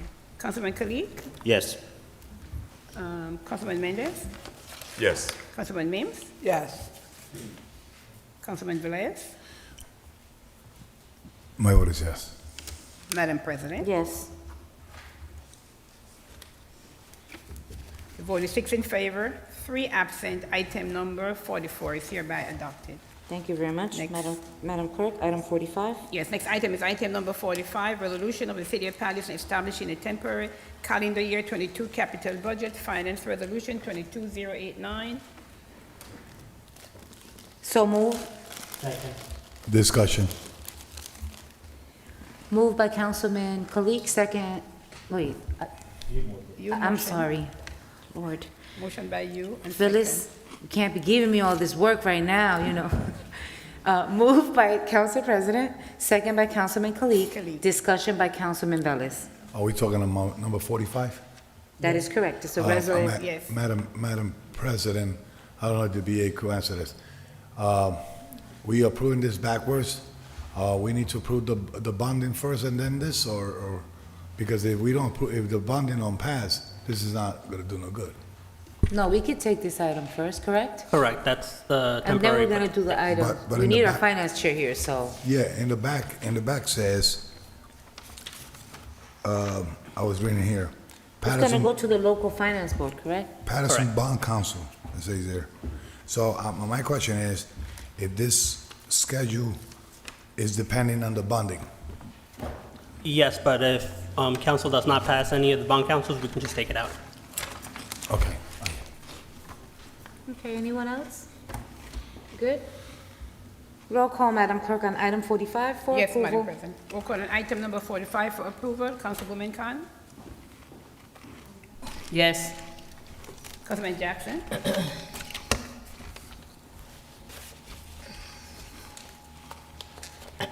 No. Councilman Kalik? Yes. Councilman Mendez? No. Councilman Mims? Yes. Councilman Velez? Yes. Madam President? Yes. The vote is 5 in favor, 2 against, 2 absent. Item number 45 is hereby adopted. Thank you very much, Madam Clerk. At this time, the only thing that we have left, I believe, are the first reading, correct? And, Madam President, there's item number 16 that has to be, there's a resolution that has to be adopted before we actually take, Okay. vote on the bond ordinance. That's correct. That is So- correct. My yeah, where's the apologies. bonds? I had everything. Where's the bonds? All right, so let's take 16, and then Councilman Vice Chair. Next item is, Discussion, I'm coming back for it. continue? Please, Yeah, next item is, 16. yes, next item is item number 16, and item number 16 reads, resolution of the City of Paterson, the County of Passaic, State of New Jersey, making application to the local finance board as applicable pursuant to NJSA 48:3-1, previous approval by said board, finance resolution 22066. Moved. Moved by Council President, second. Second. Second by Councilwoman Cotton. Discussion. Discussion by Councilwoman Mims. Just a question to Madam BA or CFO. Does this item go before we vote on the bonds or after? I'm confused. I thought it goes after. It could be either or, ma'am. This is the LFB application. But I'm just saying, just Oh, this as is, a- I'm sorry, this is the temporary budget. So, No, we're on 16. The reason why I'm asking is because this, we can't go to the finance board unless these items are approved. So I Correct, but think- you're going to approve every single one, so if one of them... Well, that's an assumption, so we have not done that, so this item really should wait No, but- until after, So correct? if one of them gets voted down, it would be taken out of here. We would not go until... I'm just saying, but just, No, that's the correct. just for the ethics of our council, this item should wait until after, because we don't know what the vote will be, correct? I actually, Councilwoman, I actually see it a little different. This is Yeah. just giving them, Yeah. this resolution is kind of like backing up. Once we take action, that we allow them, so you can take it first, because that's also depending on the ones, if yes, all, we don't know, right? So if it fails, then that one fails, then we have to go back and amend that vote? No. If No, you no, look at you- the first whereas, it says desires to adopt as and if applicable. So that gives the ability to, whichever ones you end up adopting, those are the ones that are part of the application. Yeah, I just think it should wait until after, but I guess there's an assumption that you have the votes. Okay, no problem. No, it's not. You want to, no, I mean, I was just following, Council President, I was just following what Madam Clerk Yes. had relayed, so. Madam Clerk. That's the correct way to have it done. We have to adopt the resolution. That's why I listed on the agenda above the ordinances. Got it. Okay. Thank you for that clarification, Madam, You're welcome. Madam Clerk. Roll call, Madam Clerk, on item 16. Yes. Roll call on item number 16 for approval. Councilwoman Khan? Yes. Councilman Jackson? No. Councilman Kalik? Yes. Councilman Mendez? No. Councilman Mims? Yes. Councilman Velez? No. Madam President? Madam Clerk, please do me a favor and bring in, please have the council, the other two council members come in. Rivera? I'm not going to vote, come on. And Councilman Abdelaziz?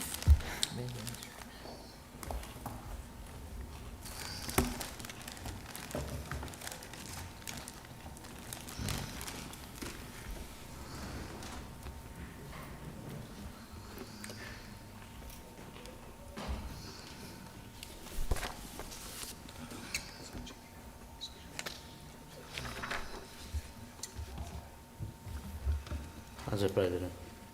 Point of order to Corporation Council. When we're in the middle of voting, are we allowed to wait on council members to come and vote? Or, I mean, is there a rule against that? I think actually you're asking Corporation Council, but I think you should ask me as the council president. If I vote, then no. So I'm taking a pause to have our council members come in before, because my vote is the final vote. Yeah, well, And I'm allowed to do that. So, to the parliamentarian?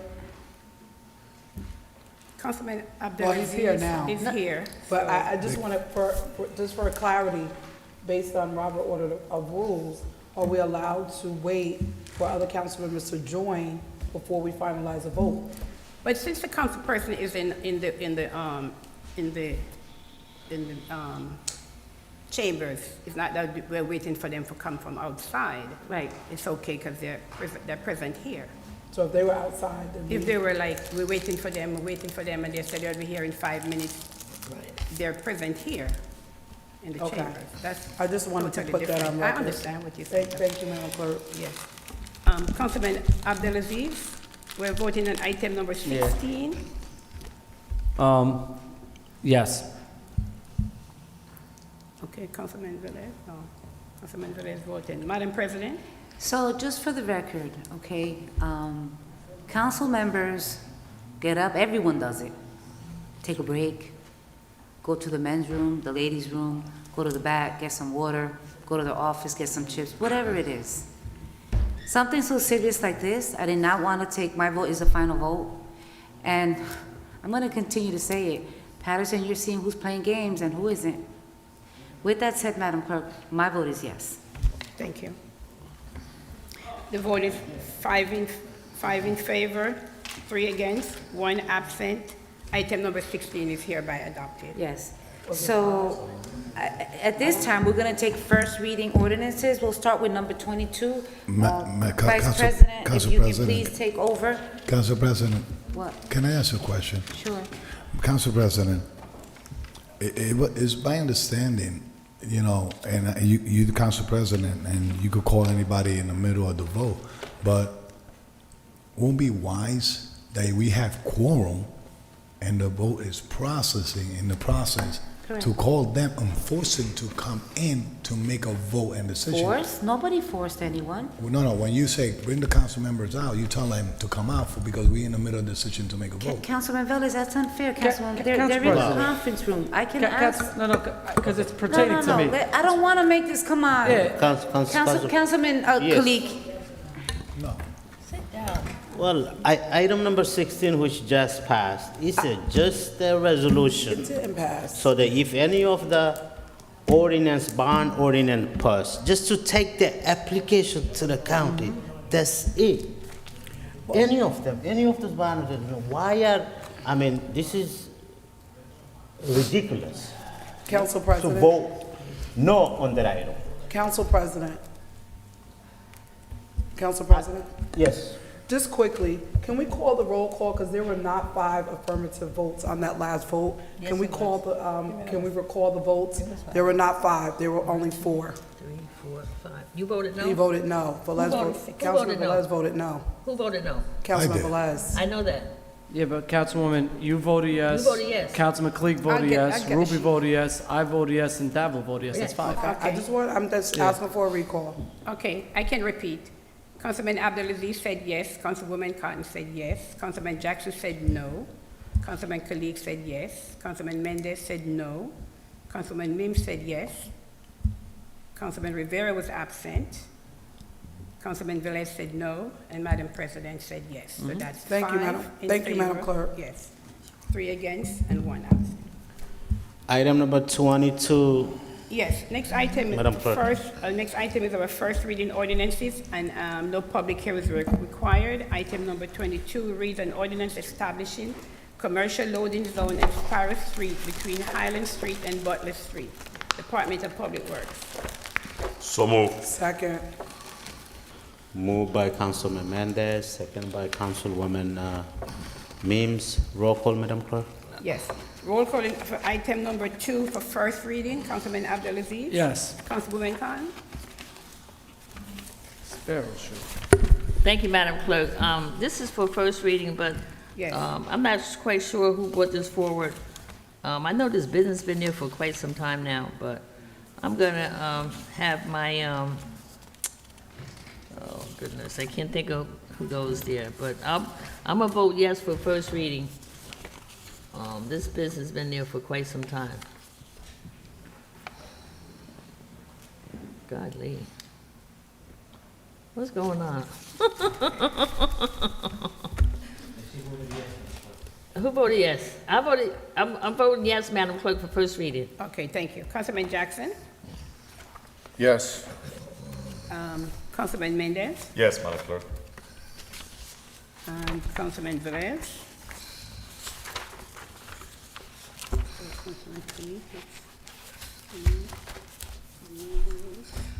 Yes.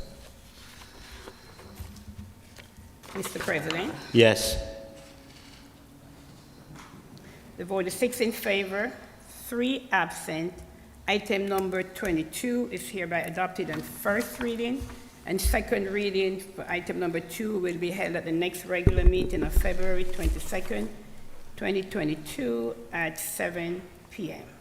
Let's do item number 17, Madam Clerk. Before you move on, Council President? Yes, sir. I mean, Yes, ma'am. it's already an error in here because they got money through Saturday, and it should not be money through Saturday on this loading zone. It should be, I thought it would be from 9 to 5. Don't we have a standard procedure? Yeah, but I'm saying what's on the resolution. So- What's on the ordinance. I'm saying that's what, Right. normally it's not the right. It's Monday to We Saturday. stopped Monday through Saturdays. We went from Monday through Fridays. Okay, so And it should be Monday through Fridays. I thought we went Madam from 9 Clerk, to you 5. taking that note? And 9 to 5 is the Right. time, yes. That's what you said. That's what we decided to do. On item Director 22. of Public, Director, the DPW, Chair of DPW. Yes. That's what we decided, correctly? I believe it was based on the application of the person asking for the loading zone.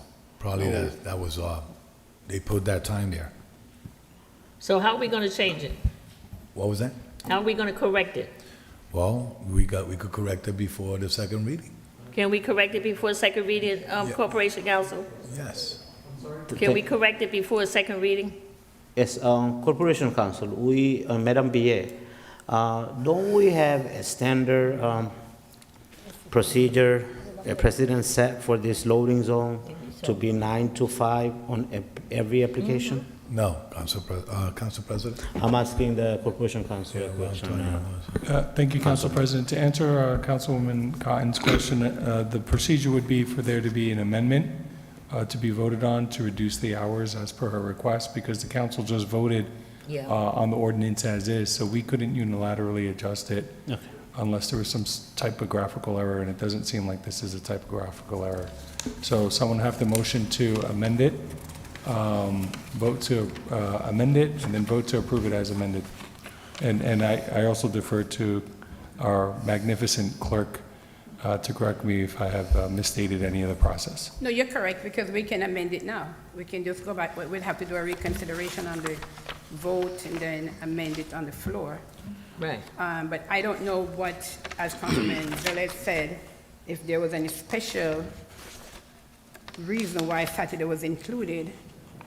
The engineer is not here to answer that question. Correct. And the reason I was saying is because the engineer is the one that do the fill and look at the application of the individual asking for the loading zone.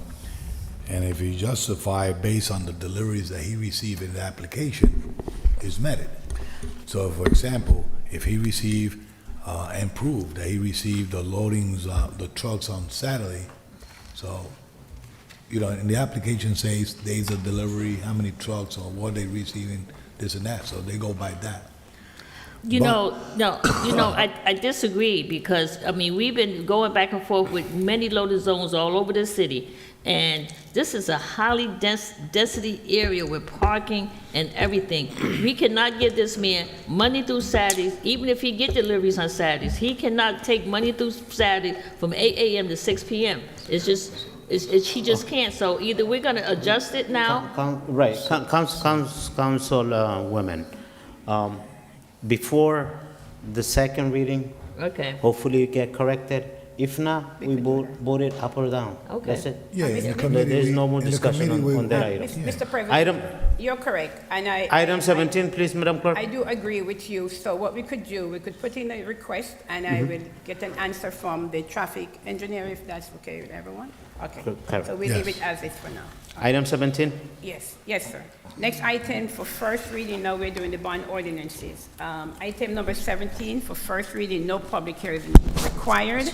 And bond ordinance providing for various fuel utility improvements by and in the city of Paterson, the county of Passaic, state of New Jersey, appropriating $4 million, therefore, and authorizing the issuance of 4 million bonds or notes of the city to finance the cost thereof. Finance. Is there a motion? Is there a motion?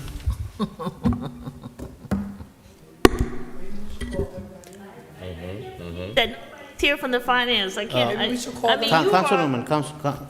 you are. Councilwoman, Please. we have a quorum here. If I don't get a motion, it's gonna fail. Okay. Without a motion. That's it, we're gonna move forward. I'm not gonna call anybody in the back. All If right, they now, join, because they they join. know. If not, we gotta keep moving. And you're That's it. correct, Council President, Is you're there a correct. motion on the floor? They know. Any what motion? They know what we're voting on. They know what we're voting on. Yeah, Councilwoman, please. I move it. Any motion? You moving it? Yes. Any second? Moved by Councilwoman Cotton. Is there a second?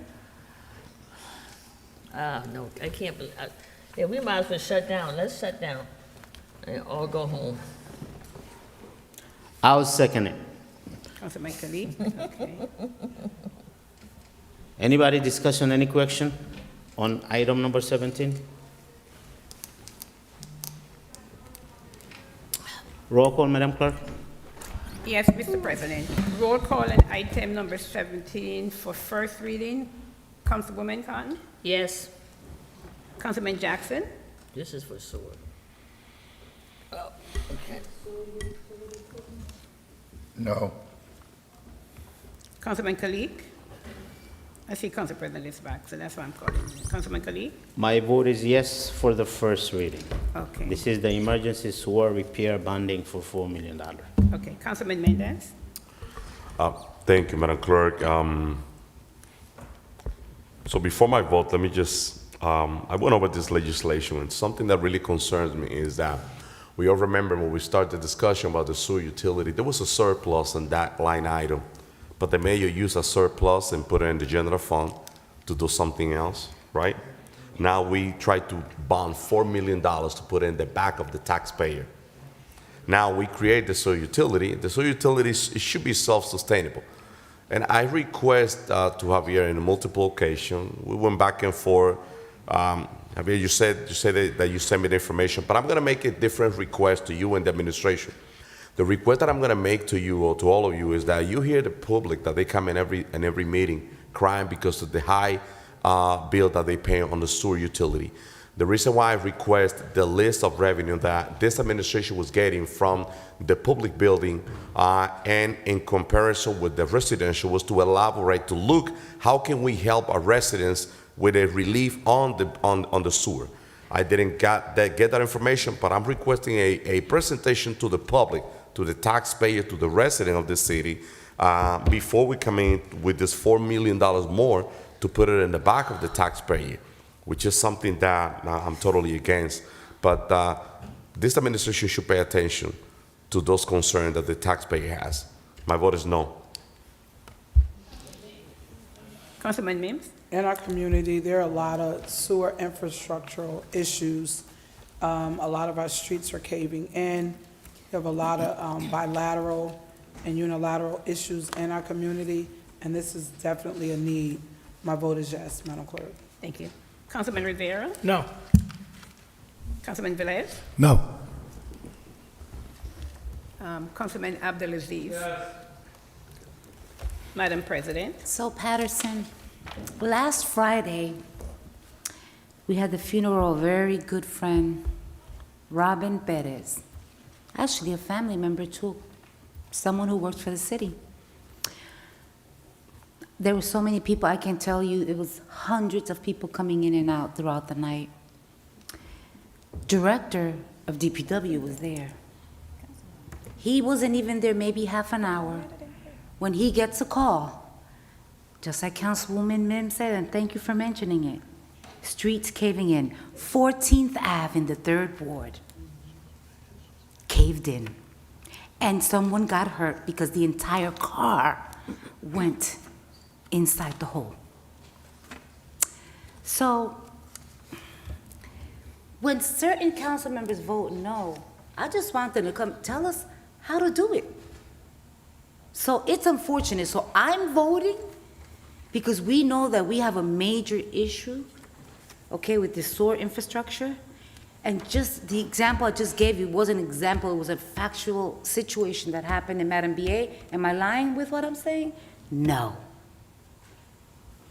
So, Madam Clerk, my vote is yes on item number 17. Thank you, Madam President.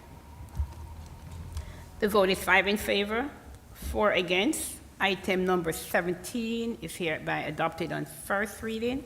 Second reading for item number 17 will be held at the next regular meeting of March 22nd, 2022 at 7 p.m. It's March 22nd, 2022.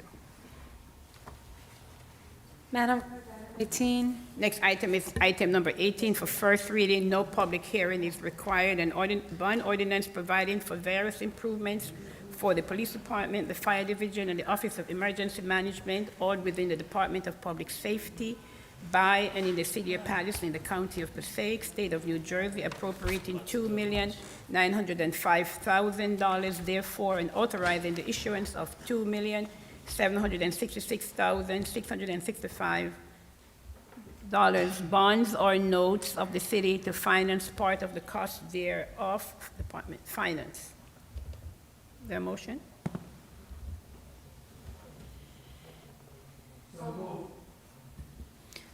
Moved by Councilman Abdulaziz and second by Council President Davila. Anyone have any discussions on that? Roll call, Madam Clerk, on item 18 for first reading. Roll call on item number 18 for first reading. Councilman Abdulaziz? Yes. Councilwoman Cotton? Yes. Councilman Jackson?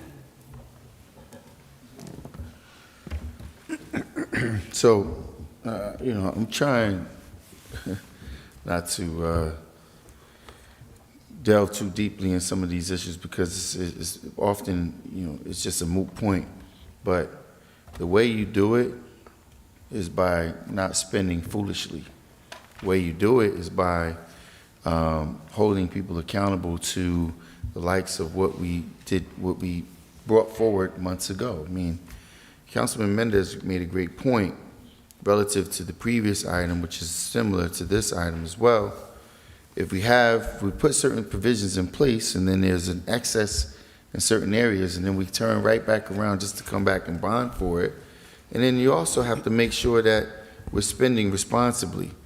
We're just not doing that. We're not spending responsibly. We're not holding contractors accountable, making sure that we get the most responsible outcomes for what we're spending. My vote is no, Madam Clerk. Thank you. Councilman Khalid?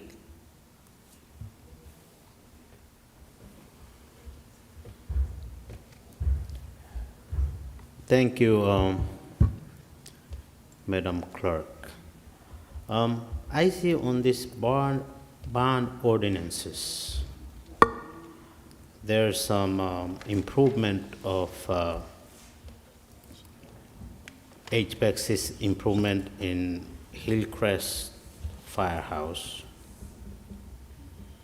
emergency medical logistics system, police department improvements. For the first reading, I'll vote yes on it, ma'am. Thank you. Councilman Mendez? Thank you, Madam Clerk. And just before my vote, let me just say this, and this is something that we have to be mindful. When the administration see a surplus in some area, what they do is they move in the surplus to another area and they spend the money.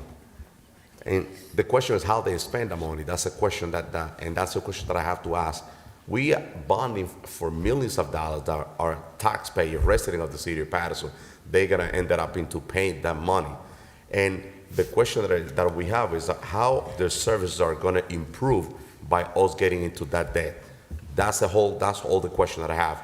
In the past, I mentioned the sewer is because I remember there was a surplus. There was a humongous surplus, a couple of millions dollars on that account. So now we're bonding money. We're getting into more debt when we have a surplus in that area. So the administration taking every opportunity to utilize those funding and hire people and spend the money the way they want it. And that's not government should work. That's the only thing I'm gonna say. And I'm not gonna mention numbers that are specific, but I know it was a surplus. And if this administration wants to be transparency, I really want to work. But listen, let's listen to the people. Let's talk about, listen, in reality, how much is the revenue, the total revenue that we're getting? That entity should be self-sustainable. Are we getting more money that we need? We using that surplus for something else? We just want information. So let's be transparent with the taxpayer. So with this item number 18, I definitely need more information. I know it's only in first reading. My vote is no. Councilman Mims? Pass. Councilman Rivera? This is what I'm going to say. Watch council meetings for many years and been here also, right? You guys voted on a temporary capital budget today. Usually the capital budget is submitted with the regular budget. We're 1 month into the year. 1 month into the year. What is the rush? I know you mentioned, Council President, I know you mentioned the sewer. Well, you have some money left. You might not have millions, but I'm sure you have a few hundred thousands from the previous bonds for emergency repairs for sewer. All I'm saying is we got to be mindful, right? I have never seen, ever, in all the years, maybe I missed it, us having to vote on a temporary, on the first month of the year, literally, because today's the first meeting of February. What is the rush to do all this bonding? We're talking about $9 million here. Could we do an assessment the same way we take our time? I'm not saying put it up for August. The same way we take our time to have lengthy discussions and see what the input from all the council members, right? The input from all the council members. That's why I can't entertain these bond ordinances today. If there's an emergency repair for sewer, I'm sure you have some money. So let's have a conversation with the administration. Let's ask them the money that's available, for example, for park improvements, right, from the past. Any money that's available, still available from sewer repairs that we have bonded in the past. We need to look at all of this. I don't feel like rushing. This is my personal vote. I'm just voting no on this, but I'll always give my reasons why I'm voting no. So my vote is no. Thank you. Councilman Velez? Last meeting in the workshop, I asked the same question. Where's the budget that's supposed to be presented to us so we can approve it? Now, this administration, what he's doing, working backwards. Let's inflate it, spend what we haven't approved yet. That's how I see it. Let's spend something that we have not approved yet. Some people have short memories. Madam B.A. was not here when my colleague in that time was a councilman and now is the mayor. He voted against all the bond ordinance that the previous mayor was bringing to the council. Voted against because he was a voice for the taxpayers. Ladies and gentlemen, we cannot preach double moral standards here and wash one clothes underwear today and I'm going to wash the other underwear and wear the same fake and not being real to the community.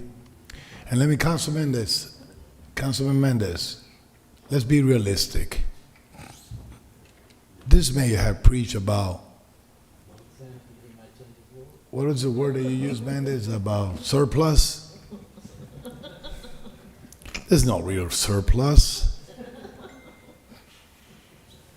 Now, one thing I could say, he got $63 million given from the care plan or whatever they give us, and still, we don't know what he's going to do with that money.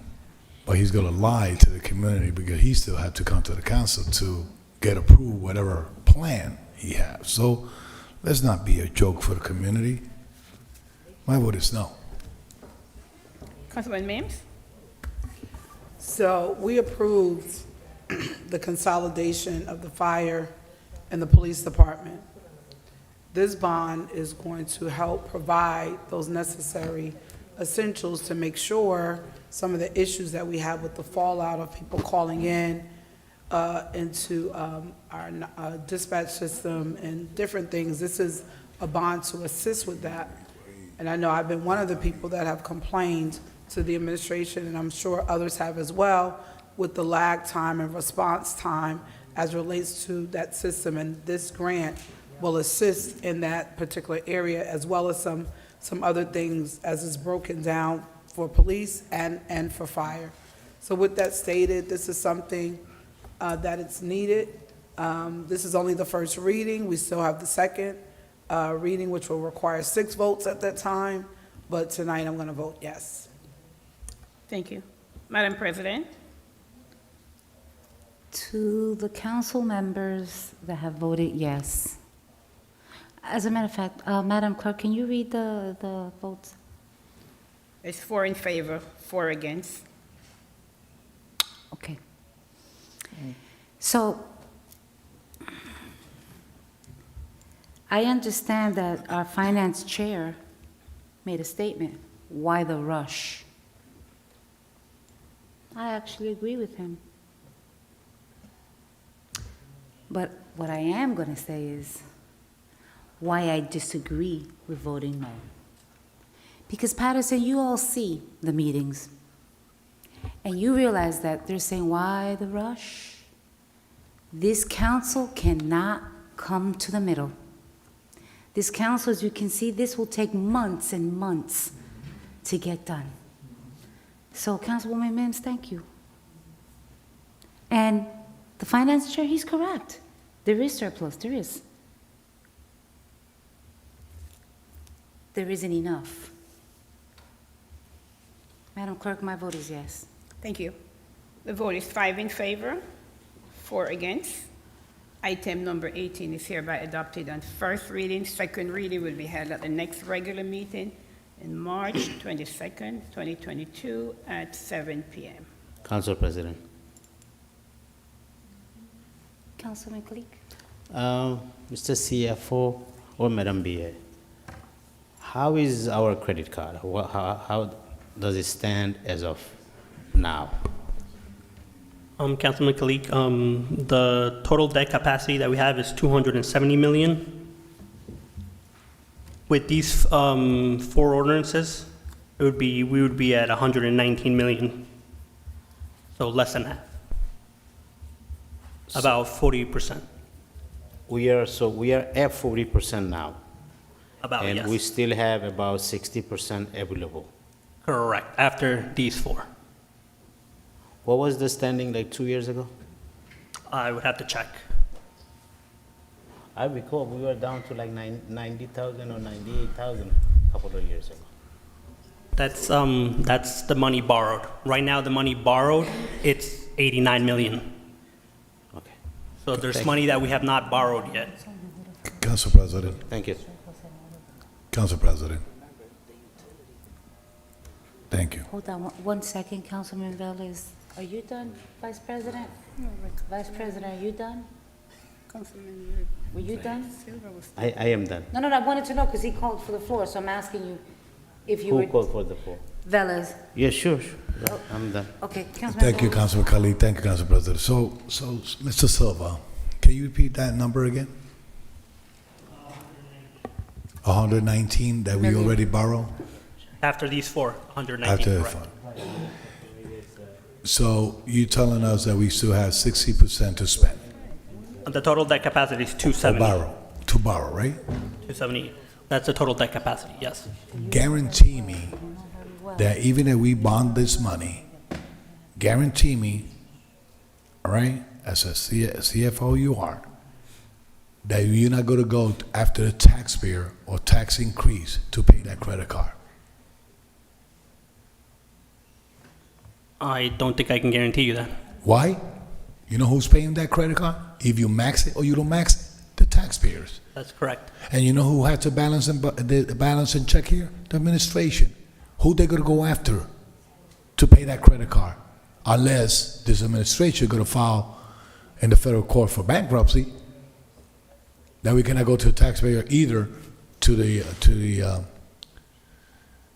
taxpayer, and we cannot pay the card, right? So bankruptcy, right? So do you are spending based on what you could get from the taxpayer in the future? That's unresponsible. I believe I was asked a question and I answered it. I know, and you could, of course, you cannot guarantee no payment made or whatever if you don't have the money. So of course, whoever says in a campaign trail that they're not gonna raise taxes, don't believe them. But that's what happened. And what we prevent here is that we are self-sustained, that we don't depend from the state, and every method that this administration said that is going to relieve the taxpayer is not happening. We're borrowing, and they have to pay. Council President. They have to pay. Thank you, Council President. Madam BA. I just want to jump in here and talk about the concept of capital spending and bonding is to spread a cost out over a longer period of time because there's a larger group that reaps the benefit of such investments. So we, as a city, are not going to be working beyond what we can pay us in our debt service every year. In fact, we are keeping it to what the payments are from previous years. We're not going above that. So all municipalities, to a certain extent, do some sort of capital plan. It's based on their size and so on. But it really, the purpose is to, again, share these costs over the life of a product, over the life of an improvement, and it's so that the taxpayers today aren't just hit with something in an operating budget, but it's spread over a longer term. I don't know if the finance chair wants to jump in at all to, kind of emphasize this point that it is something that is covered, and budgeted for. Yeah, you're correct when it comes to how things get done, especially big improvements in cities, right? And even the ones that have a surplus. That's very basic. We all understand that. Okay, but could you let me finish, Councilman? The only thing I'm going to disagree, though, is the ideology that you have that let's try to maintain, if we try to maintain the same debt level, that we're okay. Remember, costs go up, continue to go up in all aspects, right? Salaries and everything. The other bodies that were on this council, they were actually very conservative. I remember Rooney and them. Their goal was to reduce debt, not to maintain the same payment, but to free up debt. So we should be doing things that are necessary. That's why I said this council has done more than any other council bodies when it comes to park improvements and everything. That doesn't mean that this administration is going to fix all the parks in 4 years. So that's why if I vote no, it's not that I'm against parks, it's that I'm being fiscally responsible. We already done a lot of parks, and so on. That's why I said that I don't understand why in January we're passing all these bond ordinances. Like, it's not usual here for us to be doing this in January. That's what I said. You could vote. I'm not questioning This is people's not vote. Council President. That's it. No, I know, but I'm sorry, but Councilman, you keep referring to January. We were in February. almost mid-February. Councilwoman, that means February, first meeting of February. I know, but that's a this- month and 7 days. I apologize. Okay, so It is- Councilman, Yeah. but to our parliamentarian, to our clerk, there's a process, right? So workshop. Not that I'm defending this right now. Just want you. My statement before. So workshop, first reading. Then it has to be advertised, correct? Second reading, public hearing. Madam Clerk, what are we looking at in terms of time? The second reading is going to be in March as per the bond council. That's the Okay. date they gave me for the second reading. Okay, so Councilman, so then if we don't do this and we wait, now we're doing it in May? So Councilwoman, I'm not questioning anyone's No, I vote. just All I'm want to saying put is, on look, record that you're saying we're doing look- it early, almost like, there's something hidden behind it. I'm questioning the temporary capital plan is what I'm saying. Mm-hmm. The temporary capital plan is what I'm saying. I don't recall, maybe I'm missing something. I don't recall voting this early on a temporary capital plan. Usually the capital plan was submitted with the budget in the past. That's what I'm Mr. saying. Chair, aren't you the one that have been saying that we need to do things different, and we have been? We have, and I Okay. appreciate, listen, I support, vote the way you want to vote. I'm just speaking my views. I'm not saying you're wrong. All I'm saying is I'm justifying my vote. That's all I got to say. Okay, very well. Council Councilman Abdelaziz? Thank you, Council President. So, to the public, myself and my colleagues are debating something that every ordinary citizen goes through in their household, right? Do we have the money to make investments? And could you make these investments out of your pocket and you have the money to pay for it up front? Or do you put it in the credit card, right? Like we all stated. No one's wrong with their philosophy. As the councilman stated, other council members want to reduce debt. But we have $9 million in front of us. We have no room in our budget to pay the $9 million up front.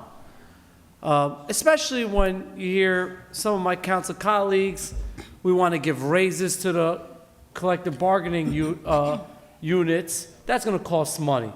We want to give DPW new vehicles and give them raises. That costs money. We don't have the money I mean, there is surpluses, but we're not sitting on 20, 30, 40 million dollars in surpluses, right? And at the end, it's what the philosophy is. And no one's wrong on that. If a council person wants to say, all right, we're not spending, we don't want to spend on the credit cards, then we're not getting new vehicles for DPW. We're not getting a new park, which it's your choice, right? And this is what everyday Patersonians go through. If they want to put an addition to their house, they look, do we borrow to put the addition, or do we hold off and keep what we still have? But things cost money. And Councilman Rivera is right. This council has invested probably more than any other council. And I'm going to say this flat out, and listen, I've worked with the administration. This council is the driving force for most of the renovations that you see with the parks. I wish that workshop was televised. That was before workshops were televised, when we pushed back on there. I don't know if it was the former BA. So this council took the investment. Some council people weren't on the council at the time, but we did take the step forward, and we spent and we bonded, and we said we want to bond on things that the residents benefit. So this is a decision, and it's a tough decision, right? Do we continue spending? But some people, and I'm not going to say this, years and years and years of people on this council haven't taken those choices and invested in the city.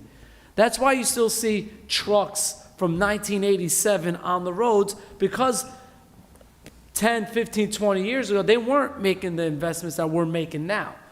And that's something we got to look at, right? And so I just want the public to know that there is no $20 million stash or surplus hidden in a safe somewhere, right? We do have some surpluses here or there. This is $9 million. We don't have room for $9 million to also give what we want to give, right, Councilman Khan? How many times have you heard we need to give raises to our employees? How many contracts are up right now? 17. 17 contracts. I keep track of it. I know we got 19 contracts. I know Councilman Khan's right on it. 17 contracts. That's going to cost money. So just council colleagues, I'm not even to my colleagues, to the public, this is what we have in front of us, right? We could say, you know what, we don't want to put $4 million on the credit card, but when a sewer collapses in front of your house and we need somebody out there at 2 in the morning, who's going to pay for that, right? Thank you, Council President. Thank you very much, Councilman Abdelaziz. You're looking at me. I said Council President quite some time ago, yeah. Oh, okay. No, I didn't hear you. You want the floor? Please. Councilman Jackson? Thank you, Council President. This is on item 19, right? Correct. Okay. I'm sorry. Hold up. Something's wrong. Madam President, we voted on 17 and 18. The next item will be 19. I haven't read 19 in the record yet. We do just ask the floor for discussion without going to vote for the next item and announce it. So we had a discussion, so now you give the... All right, so hold on a No, minute. it's my fault, Council President. I should not have said anything. Yeah, you started it. I started it. That's okay. My apologies. apologize, Councilman Jackson, please hold yourself for a minute. Let her read it into the record. I thought we were... He asked me something. I can't remember what it was. I only got up for 3 minutes. So you left your house, everybody get crazy. My 19? apologies, Madam Clerk. That's Can you okay, please 19? read item 19 for the Yes, record? Yes, Madam President. Next item is item number 19 for first reading. No public hearing is required, and one ordinance providing for various traffic safety improvements and acquisition of non-passenger vehicles and equipment for the Department of Public Works by and in the city of Paterson in the county of Passaic, state of New Jersey, appropriating $1,294,000, therefore, and authorizing the issuance of $1,232,380 in bonds or notes to finance all or part of the cost thereof finance. Is there a motion? So move. Moved by Council President, second by Councilwoman Mims. Discussion by Councilman Jackson. Thank you, Council President. So, sometimes it's just a moot point, just beating the dead drum. When we talk about the bonding capacity and things of that nature, what we really need to do is go back and do an audit on all the bond ordinances that we approved and how much spending has been allocated and how much spending is still sitting. But when you talk about, people want to make reference to the necessity for underground sewer work, I could tell you an easy fix for that. How about the $700,000 that we bonded for the heavy machinery that's sitting on the back of the fire house on Trenton Avenue? That's just sitting there, collecting, getting rusty, that we bonded for that, and we had all these high hopes in what we were gonna do, and yet we don't have anyone trained. We have no employees in the city of Paterson going forward for any training or what was promised. How about, the $500,000 that we bonded for the fence that was never utilized? There needs to be a reassessment of what we're bonding for, because we know that this will be shifted around and utilized for other projects once it's authorized. So the fact that we're here now, this early before we even presenting the budget and voting in favor of bond ordinances such as this, it just talks about the habitual hypocrisy of this council. There's members of the council now talking about how they're standing in favor of the community, but yet they were the very ones who indoctrinated this path to give this administration all of the money to spend to begin with. So now here we are in the final hour, one of the final hours. It's 3 or 4 months left in the tenure of this administration. And we're going to authorize another several $1 million to be appropriated, however, in the final months. It doesn't make sense.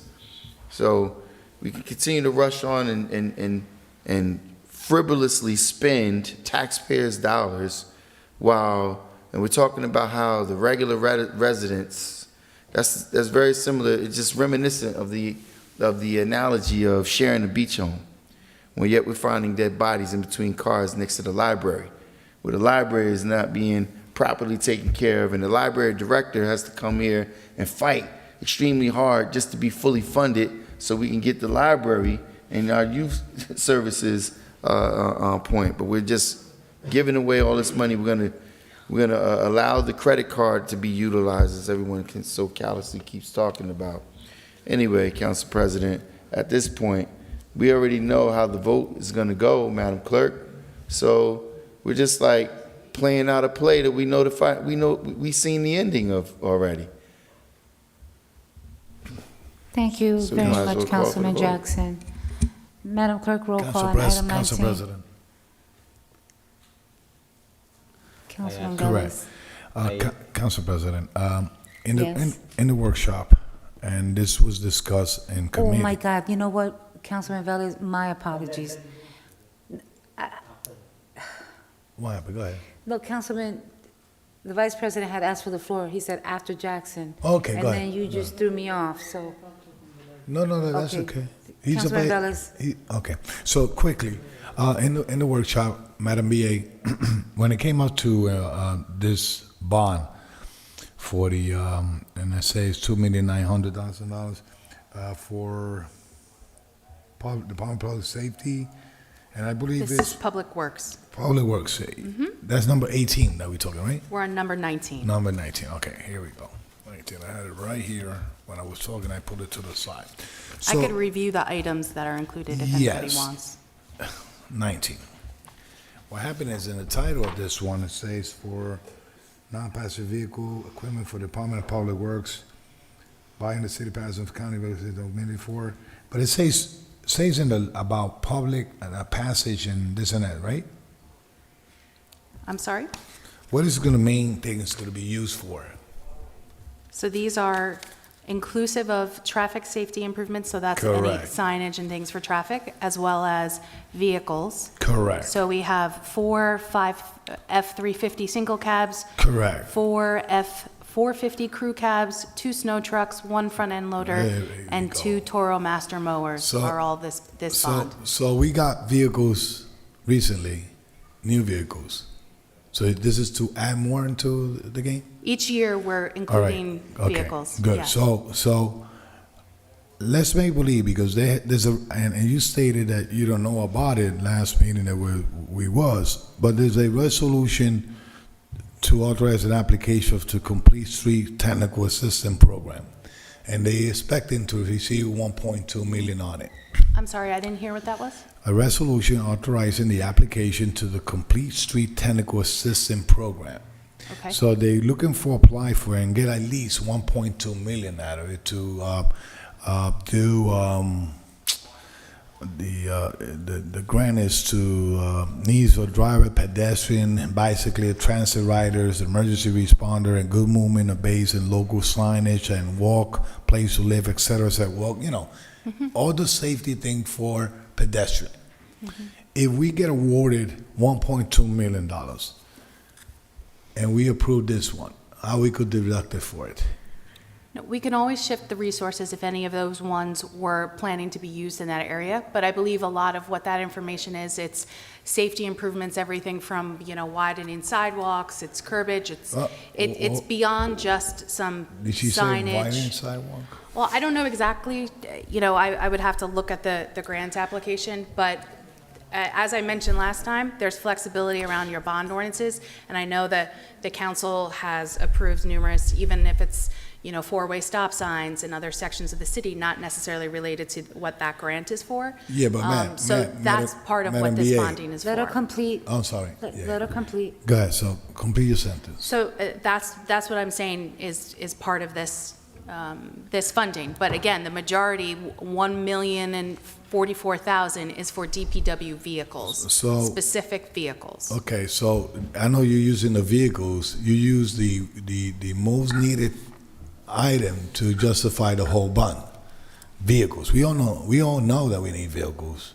Right. Okay? So if I go to ask the administration and I see in DPW committee, I'm the chair, in 1 year we have renewed contract for sewer repair, emergency sewer repair. Renewed contract. That has been the same contract for multiple years. Even before we were here, that contract is What annual. I'm saying is, there's a money figure in that contract. So 1.2 million for this, for sewer repair, emergency sewer repair. We have a contract to buy signage of the city of Paterson, okay?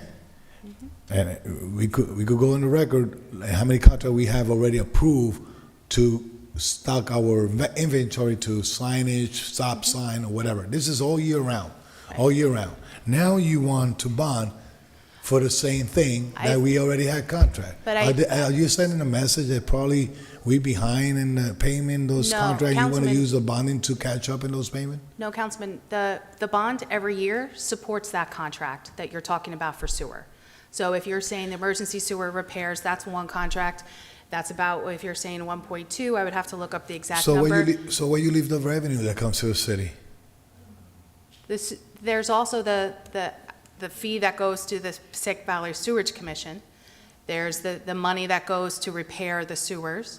There's the ones that pay the debt service on past bonds. So that's all the costs that come in for the utility. See, the problem I have, Madam BA, is that in the past, when you just try to justify your municipal utility, sewer utility, municipal sewer utility, whatever they call it, you say that whatever revenue comes to there will sustain to repair sewer, et cetera. Now we're bonding. We said that the revenue come-ins will cover the costs related to the utility. One of the costs related to the utility is the debt service on any bonding and borrowing related to that. So that includes this bond for emergency and lateral repairs. It includes, any future capital improvements that, that we might be planning for. Not River Street or anything like that. So that's what. So last but not least, can you give me a list, you can email it to me, how many grants we receive for road resurface, how many money grants we receive for signage, because the last one we asked for was for pedestrian safety, and they gave us signs all over, how many money we got from that, and a total, it could be grant for safety and pedestrian, because I know in the past 3 years, we have requested grant, and they honor us money, even to the police department, even to DPW. So, okay, if you're going to justify this money just for one particular item, we could reduce it and buy the vehicles only, because the remaining will come from any grants. Okay. Thank you very much, Councilman Velez. Councilman Kalik? Yeah, I just have it, just a follow-up question what Councilman Velez said. Madam BA, you spoke about buying stop sign and all the other signs as well. We usually have that on our budget. We budget for it every year. Why do we have to bond money for it? We do budget for it, and then there are some larger projects that, we have a certain amount that we budget for every year that the operating budget can absorb, but we actually are beyond that. Have we done with the same needs. kind of bonding before or no? I'm sorry? Have we done the same kind of bonding before? Yes, for the past 2 years we have, for traffic safety improvements. All right. Also, Councilman Rivera mentioned a couple of times about doing some sidewalks because it's horrible out there. And most of the homeowners, they are not unable to fix the sidewalks. Also, we have some issues with some trees and we spoke about it many times.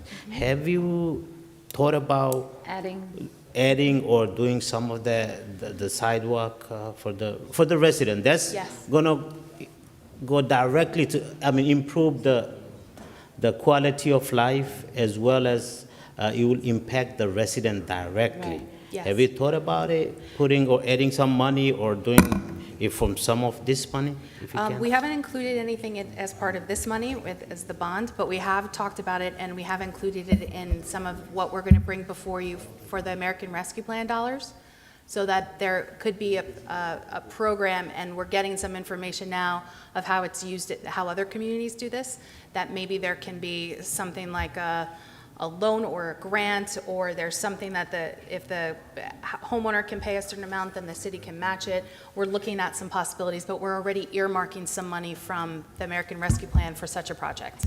Yeah, but Madam BA, we should, I understand what you're saying, we've been having these discussions in finance, but I would want to see that every time that we're bonding in terms, for street repairs and all that there should be some money set aside. So every single time, the taxpayers are seeing that their money is being put and that they could see it. Just like when we started doing the bonding for some of the parks, now people are saying, wow, right?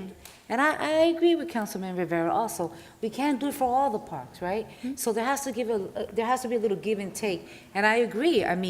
Every single time that we bond, we should be putting some money aside for that. You mean for road resurfacing?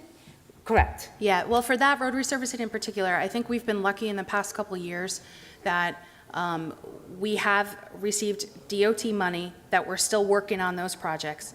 We have gotten the supplemental TA money, which we've put aside $500,000 of that for road resurfacing projects. Right, And but we're talking, what he mentioned, and what Councilman Rivera has been mentioning about the sidewalks. Right, and To the be part sidewalks of is that. part of, we thought that would be a So- good use of some of that ARP dollars, because it's not something that we would have to bond, But- but that we would use some of that for. It's a very similar thing. No, I And- know, but I don't think, For the- Madam Mayor, Council I President. understand what you're saying. I get it, that, some of the art, but we're saying that every single time that we go out, there should be some money set aside, because this art So- money is a one-time money. Right. So to your point, can I have the Councilman floor? Rivera. Just briefly, to your point, Oh it my it God, has I'm to be. sorry, I'm getting a message from Mr. Ming. We're gonna have to take a 3-minute, so please, can you make that statement? It's quick, yeah. My apologies. So Council President, to your point, the council could make that happen. When we build the ordinance, we got to specify in the ordinance that is for road resurfacing and the sidewalks. We just got to work with Corporation Council, because other municipalities, I spoke to Bond Council about 7 months ago, and this is the way to do it. Okay, so with that said, and Madam Clerk, we are going to have to break Paterson. We need to break, Mr. Ming? Okay, council members, please be back in 5 minutes.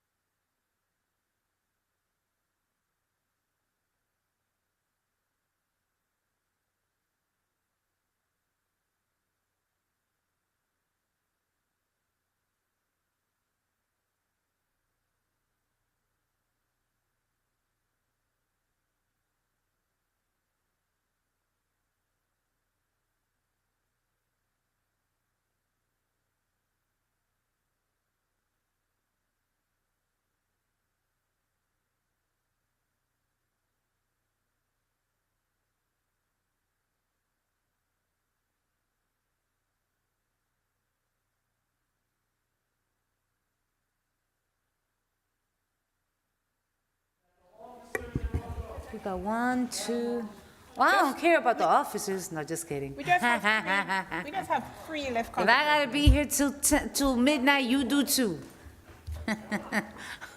Just playing. Ah. There we go.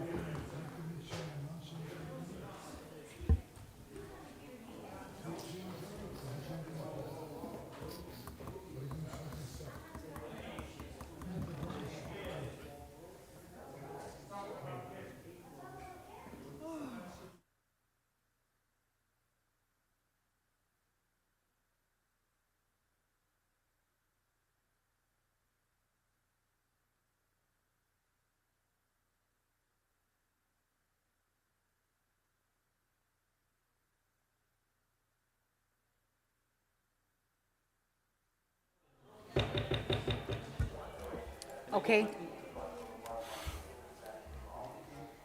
You gonna take mine? Come on, he'll give you some. He's gonna give you some. Okay, very good. So Madam Clerk, let us, on that note, let us roll call on item 19. Yes, I'll just read it in the record again, since we had take a break.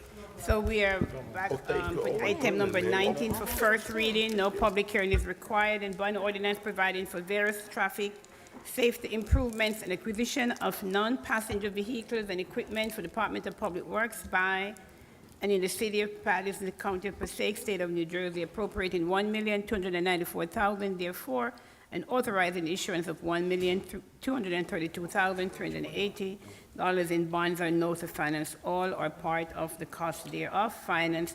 There was a motion on the floor by Council President Davila and second by Councilwoman Mims. Roll call on item number 19 for approval for first reading. Councilman Abdulaziz? Yes. Councilwoman Cotton? Yes. Councilman Kalik? Yes. Councilman Mendez? No. Councilman Mendez? Councilman Mims? Yes.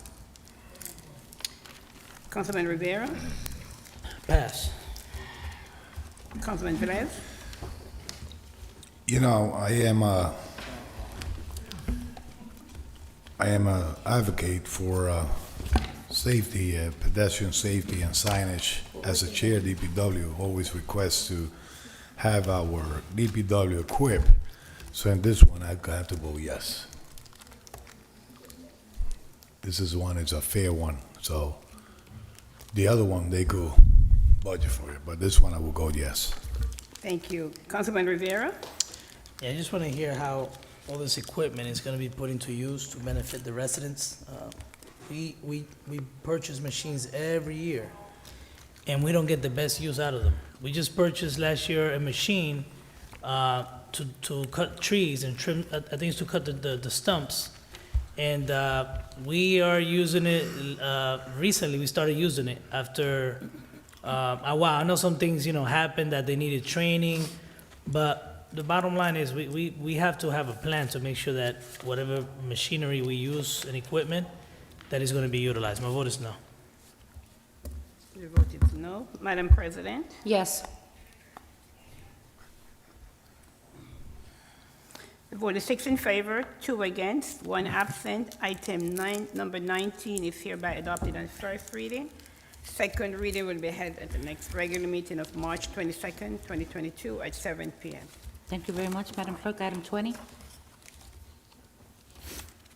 Number 20, next item is item number 20 for first reading. No public hearing is required. A bond ordinance providing for various park improvements by in the city of Paterson, county of Passaic, state of New Jersey, appropriating $1 million, therefore, and authorizing the issuance of $952,380 in bonds or notes to finance all or part of the cost thereof. Finance. So moved. Second. Discussion? Discussion. Is there- Moved by Councilwoman Mims, second by Council President. Discussion by Councilman Kalik. At the workshop, I requested Madam Billet, also Council President, and Councilman Abdulaziz to reach out to the county about shared services agreement with West Side Park. Have you guys spoken to anybody from there, and what's the outcome? I don't think there's been any progress made in that front. I haven't heard of any from the mayor who was having those conversations with the county. Have anybody reached out to them? I believe he did. You believe he did, you're not sure? I'm not 100% sure. But I do know that at the last conversation, there was no interest in taking over one park if it wasn't both parks, and we know that that wasn't. Honestly, I smell something fishy. No, Meaning- Council President? Wait, he's not done. Oh, I'm 'cause I not can't done. answer for you. He's not done. Let me finish, Councilman. I mean, they want a boat park. What's wrong with like taking one park? It's not that what they want. They're our partners, and does it benefit them by having two, or it's not about benefits? It's about the residents of the Passaic County. It's pretty clear. Most of the residents in the area of the second ward want this park to be renovated so the county could take care of it. Also, is next to the falls. If you look at Gafferbrook Park, if this West Side Park become like Gafferbrook, it will be a tourist attraction. Oh, yes. And this administration and everybody keep talking about falls, and it will be a pathway. People could walk there from West Side Park to the falls. I'm looking So forward I to think that it's a no-brainer. But we have our leaders above us, I guess. Above the, they're probably blocking it. I'm gonna say that as it is. Thank you, Council President. And Councilman Abdullah. I don't see who's spending any money on West Side Park right now if we're not gonna have a complete plan, overall plan to improve the whole park. I'm not gonna put $5,000 here, $10,000 here to, it's like dropping a water on a big bucket. It doesn't make any sense to me. Thank you, Council President. Councilman Abdulaziz. Thank you, Council President. Councilman Kalik, there is no bigger supporter for the county park system, and I would stand side by side by you. But I think, Madam B, not to correct you, I think what really hindered these discussions was the Paterson stakeholders not being on the same page. So I will work with you hand in hand, meaning we didn't have our act together. Just remember, for us to even go to discussion, the resolution only passed like 4-3, right? There's people that didn't want it. And I think when you go partner with someone, they want to see buy-in, right? It's just like anything else. You're coming in full force. And I think what you're doing is absolutely smart in a way. I'll work with you hand by hand. Let's get the residents to show the stakeholders in Paterson that we want it, and then revisit it. And I'll work with you. If we get the Hillcrest Neighborhood Association residents in there, I'll get the Sixth Ward residents and stakeholders, and we should start having that discussion, because I think what's hurting this, which hindered it, and some of the other council members that, if you remember, go back to that first vote, just to go to discussion with the county, it barely passed. So it was like 50-50. So people say, we got to pump the brakes. It's not that unanimous. So that's why I think really hurt that discussion. Thank you, Councilman. So, and on that note, and before I give the floor to Councilman Mendez, then Velez, and then Rivera, I do recall even some of our workers in the city also had some concerns. And, after that, last week I had a conversation, for example, with our DPW director, and he got some clarification in terms of, the whole idea that they would be removing, like taking over, and that, Paterson wouldn't be, wouldn't have the first choice in terms of the parks and its fields, and the DPW workers being removed from their house, and, recreation, all that stuff. And, after I spoke to him last week, he goes, I got a lot of clarity now, and I don't know who he spoke at the county level, but, there was going to be an agreement there in terms of this moving forward if we decided, and what concerns me is that I don't see anytime soon the city being in a situation that we can have Garfield Brook Park in Paterson.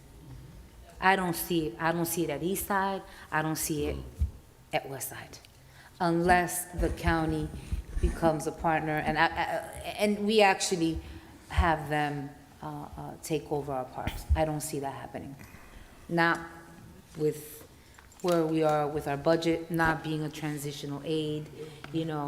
I had a meeting today, and I sat down with DCA, and they had a whole agenda, and, the CFO prepared these projections of where we would be 10 years from now, and believe it or not, it opened my eyes to a lot of things, and this is why it's important, and I'm looking forward to meeting and going through a training. We all need some training as well, all right, to understand, to have a better understanding, and looking at future projections, not just thinking of the moment. And so, I, for one, I wholeheartedly support it. I support both of them. But I also understand that, Councilman Kulik is like, well, if you're just gonna, just do drips, right, and then it's really not gonna make a difference, then why go there? But again, everyone has their moment to decide if, they want to move forward and at least get something done, like the tennis courts and some other things. And so that's my thought right now. So, Councilman President. Mendez? Thank you, Madam. No. Councilman Mendez, Councilman Velez, Councilman Rivera, Cotton, Jackson. Thank you, Madam President. And I think that, with this, just for the record, on Section 3, this bond ordinance it's $1 million that we tried to bond with $47,000, 620 in down payment.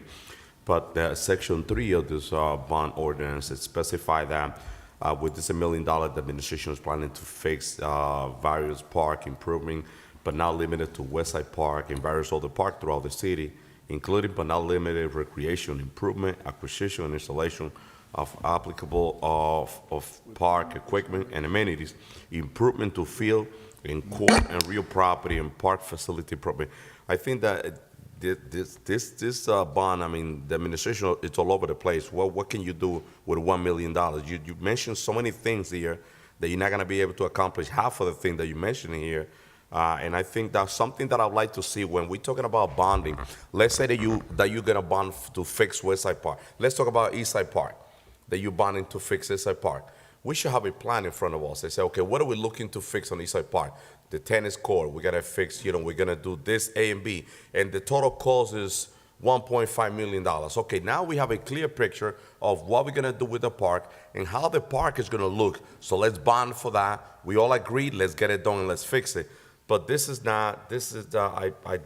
not in support of this at all. We bonding for $1 million, and we have so many staff there that I don't even know, I don't think that you're gonna cover not even 50% of that. And on top of that, there's not a clear plan. I remember there was a construction in the first ward, and Councilman Jackson always talk about that trailer. So at least we got the picture of what was the plan, the original plan. And after that, the administration go out and get the money. But at least we could hold the administration accountable if what we got is not what they presented to us. But now we're bonding for a lot of projects. We have no presentation. We don't know exactly what the construction is going to look like. What's the improvement? That's a mistake to do it that way. I'm just going to say it like that, and if we're ready to vote, let's vote. Thank you. Members, I want us to be mindful. I really want to have this vote before midnight. Please, okay. Please be mindful. I like Council President. Every time I go to speak, she caution me. We want to have a midnight. We want to finish it down. We want to go home. Okay, but I'm going to try to make. That's why I'm leading the meeting. Yeah. Thank you, Councilman Velez, then Rivera, Cotton, and Jackson. I want to fulfill your wishes, Madam BA. I believe CDBG money has room to fix our parks because Barbara McLean always says that they communicate with the director to see what parks or recreation area they want to use funding from CDBG. And there's a list of parks that they submitted to that division to be able to use that CDBG money. So if you look, we could fix our park with CDBG money. It designate an amount to use for those parks. I know that, probably you could tell me the list down the road, what CDBG money they have used to fix our park. Probably little, but there's money on CDBG that we could use to fix our park. And just to go to the comment of the county, and I know Councilman Abdulaziz stated that even the county barely passed because they was not agreeing in a lot of stuff, okay? And the other thing is, people think that passing this to the county, we could have a maggot worm saying, oh, parks are gonna get fixed. They talking about long term to fix those parks. Long term. We probably not gonna be even here in this county when we see those parks fixed by them. So I think there's another way that we could get funding through CDBG and fix our park, and more money through them than bonding for this $1 million for it. Because as Councilman stated, I don't know who, that everything's gonna go in planning. And you know where it's gonna go? This $1 million is gonna go, we need to do an assessment, here's go $500,000. When we need to do a planning, here go $200,000. And then after they have that all together, they say, oh, now we short, now we need the money to fix it. So here we go again. So I don't think it's needed. We could do another way. There's a CDBG grants that we could take that money wisely and invest it in those two parks, especially if it's for tennis court. I think for $30,000 paint and put a new nest, unless they're going to do a ceiling one with a stadium-wise, it's different. But I'm still waiting for Roberto Clemente Park to get adopted a different way, and it's a center park. So. Thank you very much, Councilman Velez. Councilman Rivera. So, I heard many comments that some of our parks are diamond in the rough. Well, they're gonna remain diamond in the rough. That's right. I've been playing at Eastside Park forever. The last major improvement that I've seen was Larry Doby. And even that park, I said this once, the first 3 weeks of the park being there, our crew just messed up the infield after we spent hundreds of thousands on just on the, on the grounds. So let me just say this quick.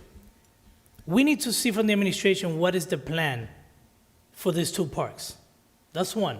How much would it cost us to make parks that are actually deserving of our residents, right? We need parks just like every other municipalities have, nice parks. But tell me if I'm wrong. We don't have the financial resources. That's one.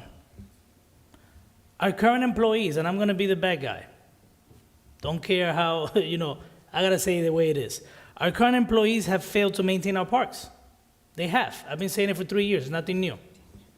There was one time that the grass was really, really high in Eastside Park when our crew is actually housed in Eastside Park. They can't maintain our parks. We have failed to patrol our parks. Those parks are not safe for our kids to go there by themselves. We had to accept money from another town for us to even have patrols in Eastside Park. Tell me if that's not an embarrassment. So I'm saying all of this in hopes that this whole arrangement is not dead. We're talking about, we're giving up parks. Where are we giving it? They're going to put it in their pocket and take it with them? The parks are going to remain in the same place. People are going to have the same use that they currently have.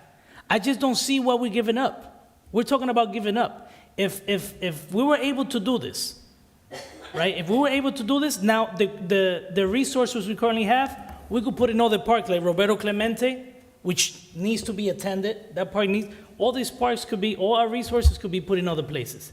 So I just don't understand this, it's a diamond in the rough. Yeah, it's going to remain a diamond in the rough because we don't have the resources, the machinery to make that diamond shine. I challenge any council member here to tell me how we're going to make a major improvement to that park. I just want to know. Mm-hmm. Don't tell me CDBG, that's a drop in the bucket. Don't tell me open space, that's a drop in the bucket. When we're talking about $1 million, tell me when was the last time we got, let's say, over $1 million from open space. So what we're going to do over 20 years, getting $1 million, even if they give us $1 million over 20 years, it's not going to happen. We're never going to get, every year, we're not going to get $1 million for anything out of open space.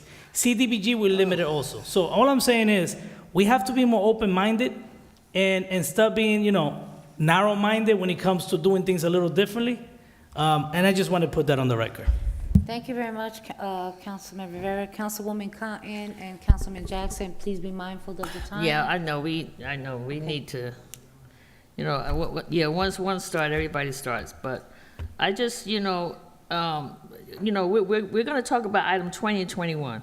Now, item 20, it says various improvements in parks, but it doesn't list the parks. It doesn't list which ones, how we gonna do it, which way we gonna do it. That's number one. It's almost $1 million. Reading it has everything there. 500,000 for this park, 300,000 for this park. You got to throw some names out there. You got to put a name on where you're gonna put it. You can't just say. Councilwoman Cotton. Wait, I'm not finished. No, you're not. I just want to ask you a question with what you're saying, because I'm looking at an email that's detailed to what park and what's being done. Did Councilwoman Cotton get that email? When did it come? Today? Today, yep. Oh, today. Today? I know, I'm Yeah, sorry I've that been it was. fussing all this time about Friday, Saturday, Sunday, Monday. I'm getting the emails, didn't I? All right, so, I know. Right, so I'm looking at it. The that one it thing said I wanna it highlight- came in I this understand. afternoon. It came 12 today. o'clock, yes. I haven't looked at my phone since 12 o'clock. Okay. To look at my email. Okay. I'm I just so wanted to know haven't- if you got So I the haven't looked at it. Yeah. And for we all have open-minded, we all can think, we all know what we think was good and what's not good, and, and we hear the county wants to help us with the park. I think one of my main concerns about Eastside Park was what happens to the DPW department up there. Nobody said nothing. Where they're gonna go, because I know for a fact they didn't want them to stay up there. So there's more than just them helping us with the parks. What's gonna happen with half of the department that's already up there? Where are they gonna go? Where they got space to go to? And I'm not sure where they would go. So there's a lot of stuff is not, I'm not a closed-minded person. I do try to think outside the box and, how can we make this better and how can we improve it? Because we all wants to be in the park. I go sit in Barber Park, and it's like relaxing, and people need to go to parks to just relax for a minute, and it makes you feel good. So I'm going to look at that because I didn't see the email, because like I said, I haven't looked at my email since 12 o'clock, so I'll make sure I look at that.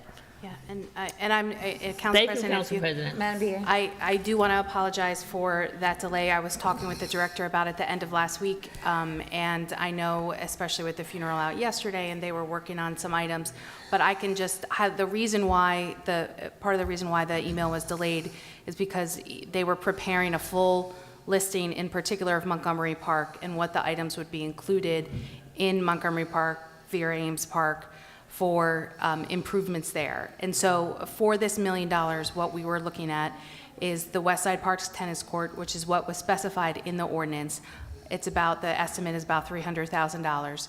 It would be the match, if necessary, for open space. As the Councilman Rivera noted, we generally don't get our full ask for open space. So it Okay. would be to finish the tennis courts in Eastside Park. It would be for final partial improvements, including cameras for Anthony Lucas Bear Track Park. And it would be Wrigley Park, an estimate of between $400,000 and $500,000 for playground and surfacing, for splash pad, for basketball courts. Okay. And all these align with the vision plan, as Councilwoman Mims talked about, where we have a real focus. The very first goal is upgrading existing parks, and that within that, it's renovating the facilities within that. That means playgrounds and basketball courts and tennis courts, and improving the flagship. So we feel that this $1 million really addresses all of that within the vision plan. And so again, I apologize for not having these details for you ahead of time. But if it's something that, you might consider voting for the first reading and then looking at this in a little more detail, we can always provide you with further detail. I know the engineering team was really working hard to get that Wrigley Park. So on the email, there's an attachment that you can open up that goes into the specifics for Montgomery Park. Okay. Thank you. Thank you very much, Councilman Jackson. Thank you, Council President. I just want to kind of dovetail on some of the commentary from various council members. I mean, you don't have to look very far for examples of this type of stuff we're talking about. I know some of us are cheerleading for the takeover, so to speak, for these parks. But look at the Great Falls. we wanted to look for an example of where we spent 90, we're projected to spend what, $70 million? $65 million, what is it, $90 million that we're spending of our money? Yet when we do a Thursdays, there's a group that does Thursday nights, the bathrooms that's set there by the National Park Services, they close them, they lock them down. People, Paterson people who are utilizing the falls, the park right there, they gotta find another place to use the bathroom. The facilities are locked, the buildings are locked, we're giving them money, they come here, create jobs that don't impact the community. I got another example about Garrett Mountain. Garrett Mountain used to be owned by Paterson. It was a Paterson-owned park that became a community park, where now the county services are overtaken. Does that look like a phenomenally manicured or maintained park? Yes, it's horrible up there. What are you talking about? It's nowhere leveled up to Gofford Brook Park. Gofford Brook Park, they redid everything. They have a walk station there. They have new field up there. The park up in Garrett Mountain is terrible. It's horrible. I mean, I guess my level of standards are different, I guess. But I don't know the Garrett When was the Mountain last much. time I you were don't up know. there? I haven't been up to Garrett Mountain in a while. Oh my God, I mean, it's Anyway, once again, and still, when Paterson people go there, Paterson people are unfairly targeted and treated with indifference by our own county officers. The same people, and this is happening all the time. I'm riding around throughout the city of Paterson. I see more people pulled over in the city of Paterson by county officers. Now we're gonna have them in our parks, I guess, to kind of like regulate services and stuff like that. Listen, Councilman, it's almost midnight. yeah, I'm gonna leave. It's like a waste of my time here tonight. Where you going? Someplace. Okay, so Madam Clerk, roll call. Yes, On Madam item President. Roll call on item number 20 for first reading. Councilman Abdulaziz.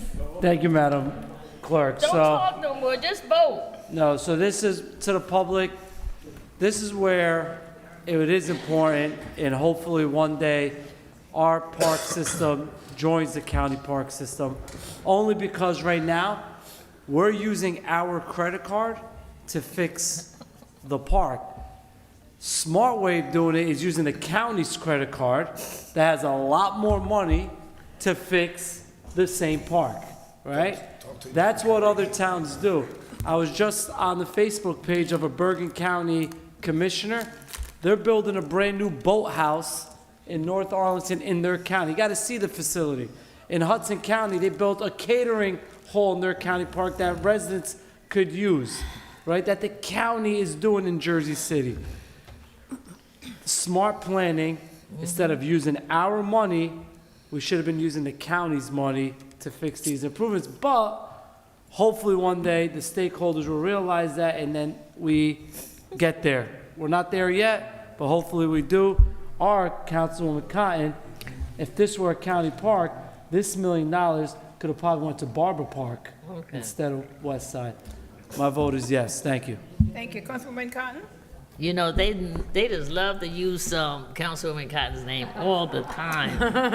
I can't, but Kathleen B.A., Madam B.A., thank you for, I didn't see the email before, and what I find is that the city tried to cover every area of the city with helping out with the parks, and of course I loved when I saw Vera Ames Park in there, which is so dearly needed to get done. And I'm glad that you clarified that for us, Madam B.A. So, Madam Clerk, my vote is yes. Thank you. Councilman Jackson.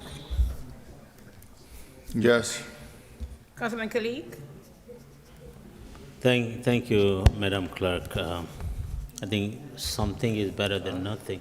I know. So I'm, getting at least a tennis court at West Side Park for time being. But hopefully, I know. Councilman Abdulaziz mentioned more than once, stakeholders should realize that what will benefit for the city residents of Paterson.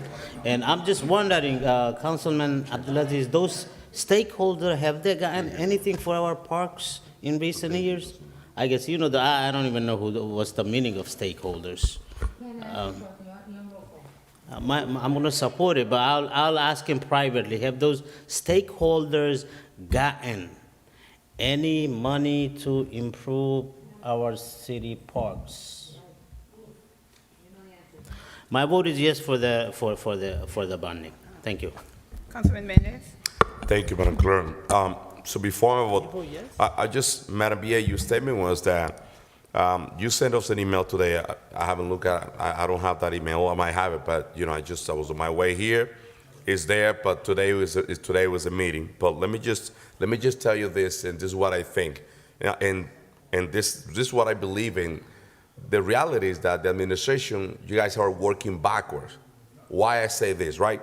You're presenting a bond for $1 million. And then after that, then you say that you send us an email with all the details. And this is my opinion, and this is my recommendation for my council colleague. When we were voting on a bond, everything has to be right here because we're voting based on this. This is a legal document that we are approving. And in order for me to know what are you planning to do with Westside Park, have to be in writing, including on this bond. Very specific here. An email doesn't count. It has to be within the body of the resolution of the ordinance, and all the plan and so on and so forth. So with that being said, it's not clear. We're voting on $1 million bond, and you have multiple plans. And I mentioned in the beginning that it's not realistic what we have over here.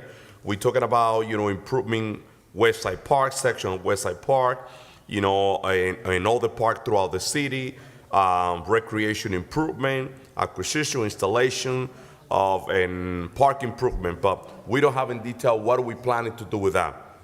That's the reason why I'm not supporting this legislation. But something that I would like to, you know, I want to make a formal request to the administration is to present a plan on how can we bring Eastside Park back. What we don't do, Madam VA, why can we not do? Why can we do that work? Get an assessment of what we need in Eastside Park. Eastside Park is one of the most beautiful parks in a historic, in our historical area of East Side. The tennis court dilapidated, the condition of the park, the maintenance of the park. When I'm talking about plan, I'm talking about, listen, let's look at the park. How much is gonna cost us to bring this park together? This amount, so let's bond for it. So not the other way around. So my vote is no, Madam. Thank you, Madam Clerk. Thank you. Councilman Mims? So, as someone who has been a strong advocate for parks, myself, Council President, Madam BA, DPW Director, we had an opportunity to go to Chattanooga, Tennessee. We're awarded a grant, and we were able to see parks that were revitalized, some that were not. And out of that, we were able to produce, through Mr. Andy Stone, a vision plan for all the parks. What I really respect for this particular item, even though the email came a little later, I respect the fact that the items as they were, distributed or allocated, it was directly aligned with the vision plan. And not only did you break it down, you said for any council members that need to see the plan, here's the link. So I appreciate that because we always talk about plans and the need to have a plan. And so there is a plan for the parks. And so I appreciate the fact that with that plan that was produced through the grant money, that you use that to identify the breakdown for this item.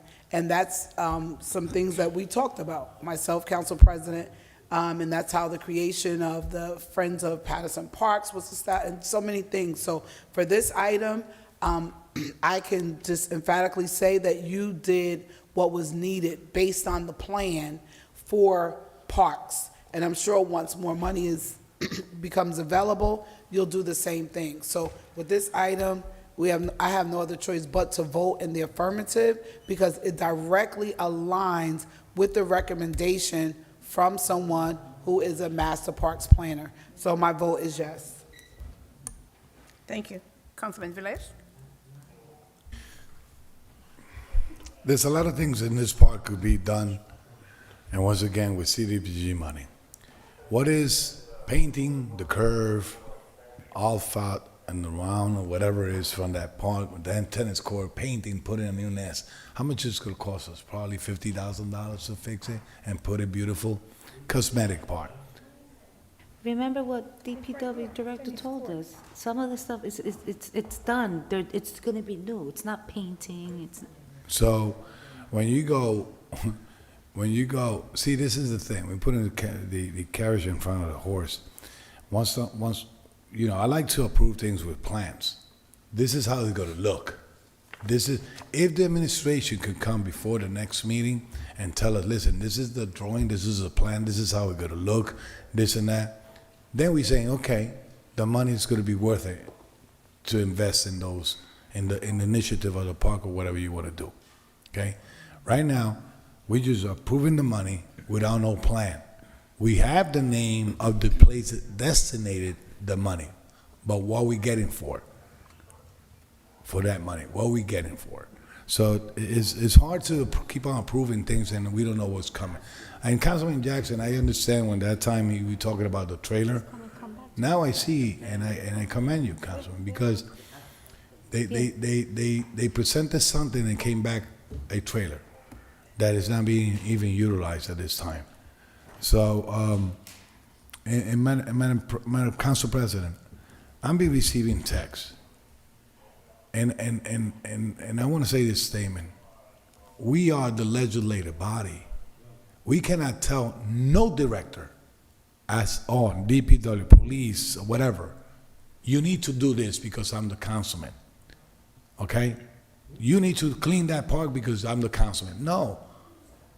So I want to tell that viewer out there, okay, that we are the legislative body. Okay. So we talking issues about DPW. Administrator is Madam BA, is the mayor. If we send things to DPW or to whatever department is, you are the responsible to tell them, do it, not us. So my vote is no at this point. I think I need to see a plan, and I believe that we could use CDG money for the amount of money that we have here. Do it by plan, step by steps. My vote is no. Madam President. So, Councilman, who stated that the ordinance doesn't specify, an email is a binding document. So Madam BA submitted a document or an email that stated the plan, specific plan. So, yes, we have approved other projects that then have come before us with the plan, right? Then went back and came back, and unfortunately, and I can accept that that is one of the first votes that I took, I actually shared this with someone earlier, that I regret it. And you know why that was? Because I looked at the first plan. And when it came back, they made changes and we took action. And I'm gonna say we because the council at the time took action without reading that they came back with something else and took, and this was another administration, not this one. So we are going to approve the plan. So right now what we're approving is to bond. They still gotta come back to us. So council members, let us not, please. You can't say, you know, and I appreciate you, Councilwoman Mims, because you're correct. We went out there and we received a grant. We went to Chattanooga with the BA and the director, and there was a plan done, a master plan done. And so now they're trying to put something before us, and the same people who say we need to do, you now push back. It's like, you know, when we're saying, well, where revenue's coming, and council members are going against, you know, and there's new monies coming in that could be potential, and we stop it. So, council members, you know, the plan is there, Paterson. It's in writing. It's binding. I'm going to hold the BA up to it. That the ordinance does not have word for word what the email says. No, but that's the binding. That's a binding contract. So with that said, My vote is yes, Madam Clerk. Yes, thank you, Madam President. The vote is 6 in favor, 2 against, 1 absent. Item number 20 is hereby adopted on first reading. Second reading will be held at a regular meeting of March 22nd, 2022 at 7 p.m. Number Thank you very 21. much, Madam Clerk. Last item, please. Which one is it, Council President? 6 in favor, 2 against, 1 absent. Yes. Yes, ma'am. What happened? She's just asking who were the nay. Okay, so Okay. let Council No, understood, President. because you know, Councilwoman, just so you know, I can barely hear her as well. And Council President, look, and the reason I voted no for No, this, because the email, please, the no, email.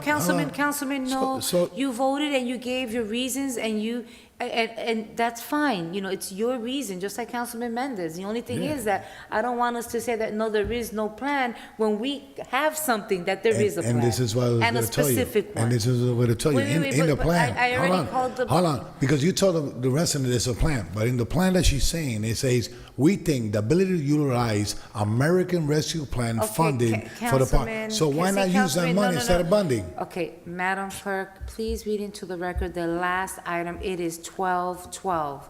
Council President. Please, Madam. Just a point Councilwoman. of, just for a point of clarity, after it's read and I vote, I'm gonna have to leave. I've been here, sitting here, but my son is home sick. Okay. So I have to leave immediately after this. I didn't want to leave because I knew some of these votes were very critical. Okay. So I will be leaving directly, immediately after this vote. Okay, Thank you. very well. Madam Clerk, please read the last item on the Yes. agenda. Next Item item- 21. It's item number 21 for first reading. No public hearing is required in one ordinance providing for various 2022 general capital improvements by and in the city of Paterson, County of Passaic, State of New Jersey, appropriating $315,000 therefore, and authorizing the issuance of $300,000 in bonds or notes to finance all or part of the cost thereof.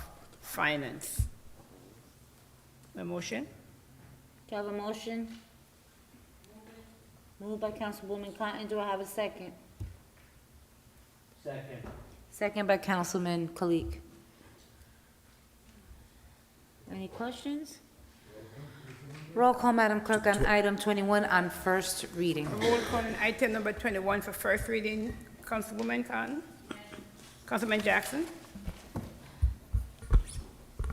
Yes. Councilman Kalik? Thank you, Madam Clerk. Madam BA, I would like to have a list itemized for the $300,000 bonding.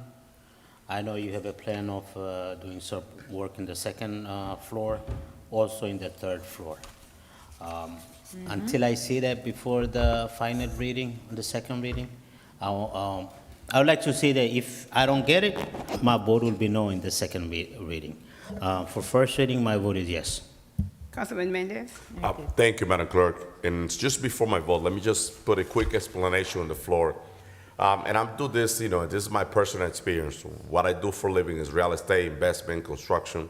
When I buy a property and the property is dilapidated, right, and I want to renovate a property, I want to fix a property, in order for me to bring the property back, you know, and to put it in the market, I know exactly how much money I'm going to spend. I have the plan, the architect, the whole 9 yards. I know exactly every dollar that I need to spend. There's no different on this project. If you putting a bond together to fix a part and some other things, you need to have a specific on detail exactly how you're gonna fix it, and it have to be within the body of the resolution. And this is my personal opinion. This is my vote. So no email. You have to be included within the body of the resolution and a presentation. When the architect give me the plan, I exactly know how the property is gonna look like, the yard in the front, in the back, in the side, all the detail, and it's visible, and I could see it. So after that, I move forward. So I'm putting, you know, the experience that I have within my business into this, and moving forward, that's what I would like to see. I would definitely, Madam BA, I would love to support this, but moving forward, I've been here with other administration, and it looked nice. It looked nice when they present the project with you and how the park is gonna look at the whole 9 yard. And I'm gonna say this again, the administration was working backwards. Why? Don't tell me that in order for me to rehab a property, I buy the property, and then I have to bond, and then to see what can I do with that property. It doesn't work that way. It just doesn't work that way. So when we could have this discussion, we could do a sidebar to have this discussion, but you cannot bond $1 million and they say, I'm gonna have to do 5 things. For me, in my personal experience, it doesn't work. When I buy the property, if the property costs $40,000 and it is dilapidated, in order for me to bring it back into the market, I know exactly every dollar that I need to spend. So I go out to the bank and I ask the bank for this specific amount of money to fix the property. There's no different than fixing a park and, or any other project. I've been sitting here with the administration in the past. Councilman, why are you continuing with closing. parks when we're on an item? Yes, I'm closing. Thank you. Thank you, No, Madam I'm just President. saying, you're out of the item. We are on the last item, and you're On talking the last about the item, item yes. before. So, Madam BA, that's my take, that's my point of view. If you could help me out understanding that, if we could work in that direction, I'll be more than happy to support this project moving forward. But my vote is no. Thank you. Councilman Mims? So before I vote, I just want to give my condolences to the family of Latrice, the family of Rob, who I've known for a long time, the family of Juan, who I've known for a long time, and so many people that have passed away, and so many people that are grieving, and so many people that are sick. My condolences and heartfelt sympathy goes out to all of the families, those we know and those we don't, to our youth and our children, praying for them. I know there's a mask mandate that will be lifted on March the 7th. To all the parents, please use your own wisdom and common sense as it relates to the safety of your children. So as I previously stated, I will be leaving to go and make sure that my son is well and take care of him. I try to stay to the end as much as I can, to the end of the meetings. And as you see me, I took the booster yesterday and it's making me lose my voice. But, it's about our safety and our health is the priority. So thank you so much to our clerk, Madam Clerk, to our secretary for all that you're doing, all of our secretaries. Thank you to CFO, Mr. CFO, for all of the time that I know you never complain, but I thank you for the time that you've been taking to make sure that any of the information that I need to make sure I vote appropriately, that I have it, and to Madam BA as well, and to Corporation Counsel. To my council colleagues, please be safe, stay warm, make sure you continue to be blessed and highly favored. And Madam Clerk, my vote is yes. Good night, Paterson.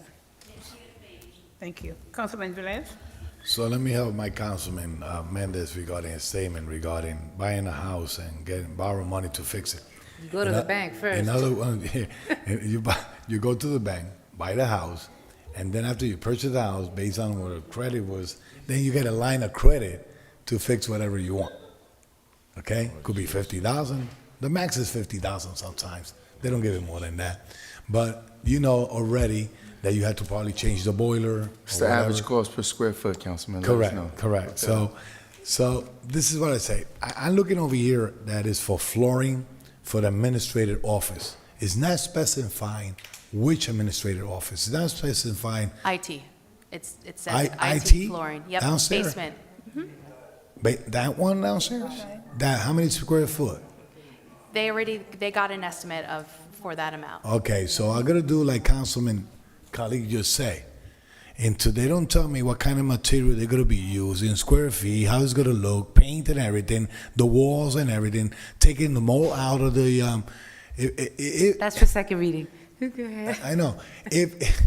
Madam BA, think about it. Do they deserve to be in the basement?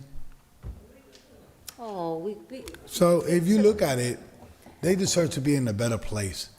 I go down there, surrounding of computer and the floors all over. What you doing down there?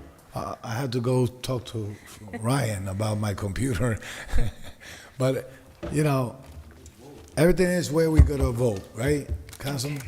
My vote is no on this one, for now. May I say no? You say yes? No. Yes. Oh, yes. Yes to no. Yes to C. Yes. For now, yes. But I need to, Your yes. vote is? Yes, but I need to see the scope of work, okay? Okay. Madam BA, it's not to challenge you, everything that you do, but a lot of this had to come with the same way that we ask pictures for loading zone to justify what we're doing, the same thing that we had to submit when it come up to money. My vote is yes. Okay, thank you very Madam much. President. So, and I'll be very brief. Councilmen and council members, Councilman Kalik said it best. Before the second reading, we're clearly going to have some information that we need, right, to make the determination. Council members know that right now what we're doing is approving the first reading for a bond. They got to come back to us. And when the projects, they have to come back to us. So, and that's where we'll take, action in terms, are we going to move forward with what they're putting before us? So with that said, Madam Clerk, for first reading, my vote is yes. Thank you. Move to The vote close. is- The vote is 6 in favor, 1 against, 2 absent. Item number 21 is hereby adopted on first reading. Second reading will be held at a regular meeting of March 22nd, 2022 at 7 p.m. Very good. Madam Clerk, there's a move to close by Velez. Councilman Velez and second by Councilwoman Cotton. Roll call, Madam Clerk, to close the regular meeting of Tuesday, November. Council November, President. Oh, my God, No, I- February 8th. Were you invited to the Black History Month celebration from the administration under Brownstone? So what? Councilman, we're right now in a roll call, please. It doesn't matter if I am or am not invited. If it's a city function, I will be there. Yeah. Anyway, Madam Clerk, roll call to close. Y'all know I'll crash. That's our function too. Say what? You should specify that. I said if there's a city function, Yeah, I got an invitation. I'm going. Yeah. You can't You tell got me an I can't go. invitation? I always say, and I say it all the Wait, time. roll call, and you can say what you got. Don't wait to be invited, just show up. Like, we constantly wait to be invited for something, right? Right? Can you roll call, Madam Clerk? Roll call to close the special, I keep saying special, called it, regular Councilwoman meeting of Cotton. February Okay. 8, 2022. Councilwoman Cotton? Thank you, Madam Clerk. I just have two things that I want to say that, on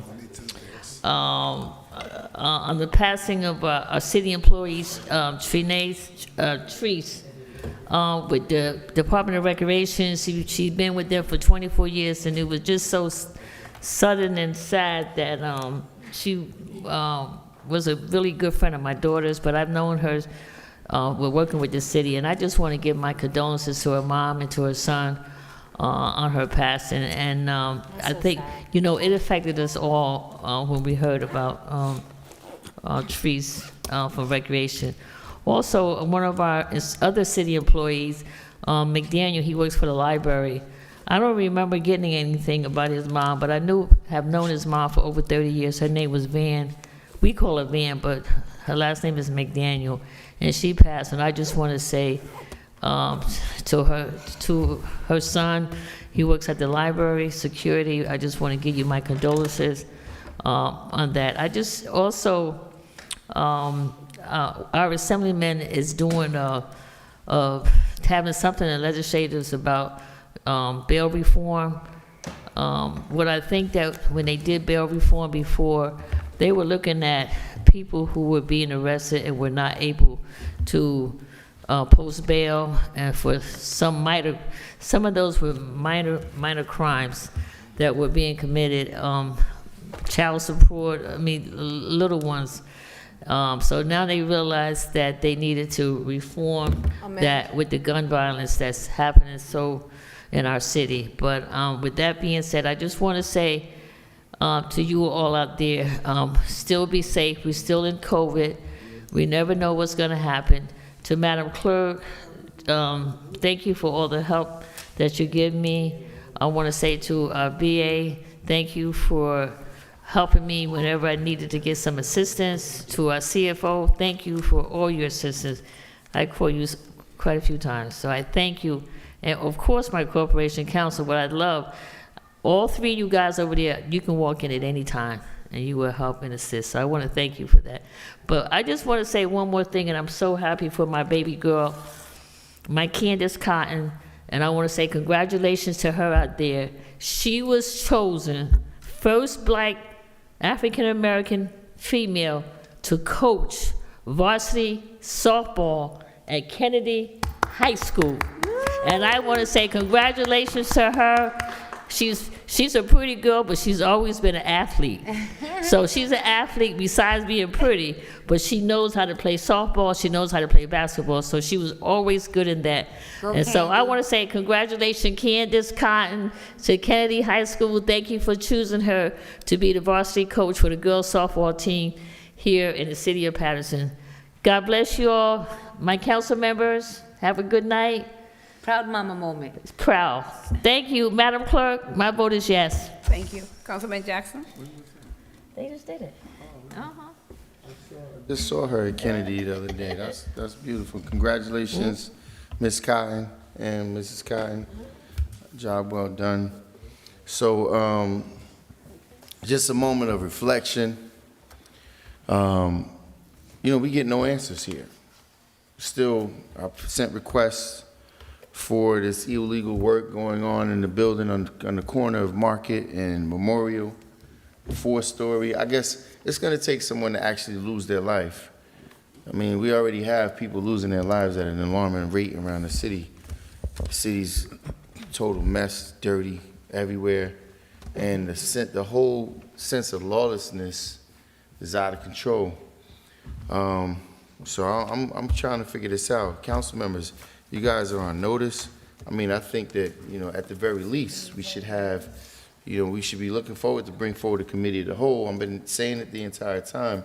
These infractions are going on way too often, and this council, is really just a doormat for this administration. You guys continue to lay down for everything that they bring forward. We have not held a committee of the whole as of yet to hold them accountable for these things that's taking place. The lawsuit from Director Gilmore that's getting ready to slap our residents in the face is going to be enormous. What is our answer to that? The illegal hiring that continues to go on, what are we doing about that? So this council continues to sit here and placate to the administration's nonsense, and the community is continuing to be in the worst condition that it's ever been. And at this pace, with homicides, I think we're on pace to set the year 3 record. We have 2 consecutive years of setting the record for the most homicides within the city, and yet here we are yet again moving in that same direction. So, and this is not a pessimistic outlook. This is about coming here and holding people accountable. And, I just ask everyone, all of you at home, I mean, are you happy or comfortable with the conditions of the community? Are you happy and comfortable with the cleanliness of the city, the violent crimes in the city, the condition of the city? I mean, I can tell you this, I'm not. So council members, I'm not sure, how you guys feel about this, but we're not, every time I come here, all I hear is kudos and accolades and how phenomenal a job somebody's doing. So with that being said, I'm going to place on the agenda again, Corporation Council, Madam BA, Madam President, I will be placing on the workshop agenda for some answers with reference to the motor pool employees and various staffing issues that we have, throughout the city. There's some clarity that needs to be lent to the qualifications that's needed, and I'll just leave it there for now. So with that being said, Madam Clerk, I appreciate your support. Thank you. My vote is yes. Thank you. Councilman Khalid? Good night, everyone. My vote is yes. Councilman Mendez? Thank you, Madam Clerk. So before my vote, I would like to just take this quick moment to express my deepest condolences to the family of Latrice, one of our employees for around 25 years that passed away. So I feel so sorry for the family, but we're here to just provide the support that they need. Also, I'll continue praying for all the family that lost their loved one, for all the crime that we're facing in the city of Paterson. And I just want to say that, going back to the public portion comment, a lot of the people that came and spoke in the public portion. I mean, that's a reflection on how the city, how the residents of the city feel. They're crying because of all the lack of services that we're getting in our city. This city is we're breaking our own record in terms of the crime in the city for 3 years in a row. You know, the high taxes and high rent pushing people out of Paterson, pushing people out of the property. And we have a person as a mayor, he doesn't care, that he has his mind in another area. And it's time for take action on in those issues that are affecting our community. It's just so unacceptable what has been going on.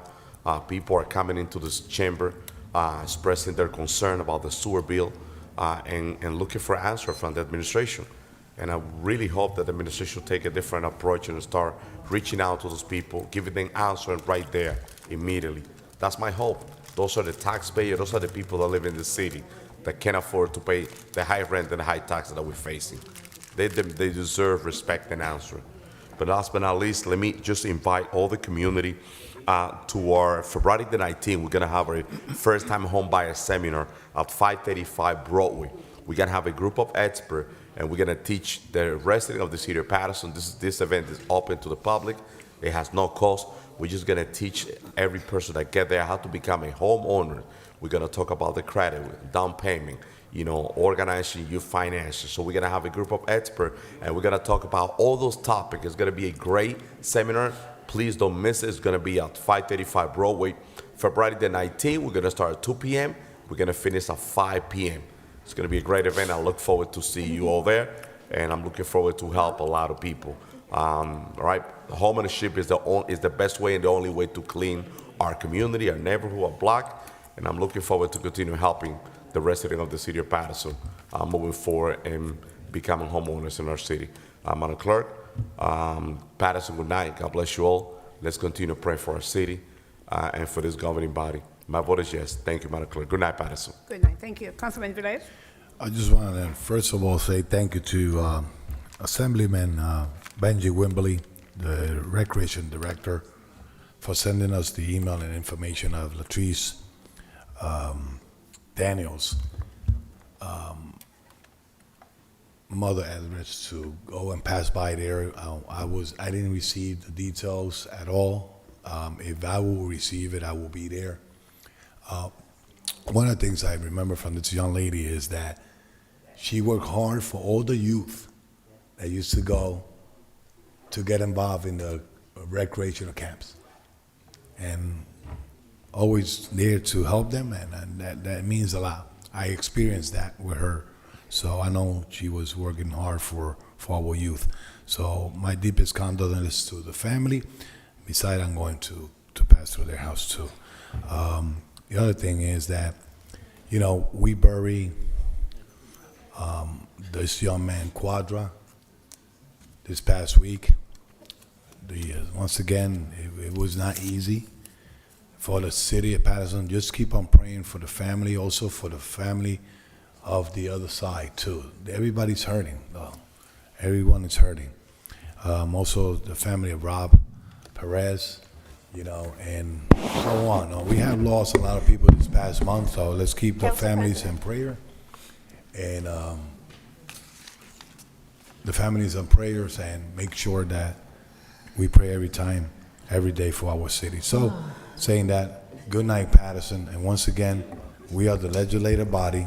If you have any issues with administration, just call them and let them know that they keep up the work. My vote is yes. Good night, Paterson. Thank you. Madam President? It's 12:30, Paterson. Thank you very much, Madam Clerk. You're Phyllis, welcome, Council President. thank you for keeping me in prayer. Thank you for all the work and making sure I did not miss not one resolution or ordinance, right? I signed everything, or do I still got some more? Okay. Bills list paid, right? Signed? All right. Madam BA, Corporation Counsel, Mr. CFO, to my colleagues, I want to share with you guys, you know, in our next meeting, our workshop, you know, the meeting that I had with DCA. So I'll be doing that in our next workshop. I'm tired. Paterson, good night. My vote is yes to close. Thank you. The vote is 6 in favor, 3 absent. Regular meeting of February 8th, 2022 is hereby adjourned. Good night, God everyone. bless you all. Thank you very much. Bye-bye. Good night, Patterson.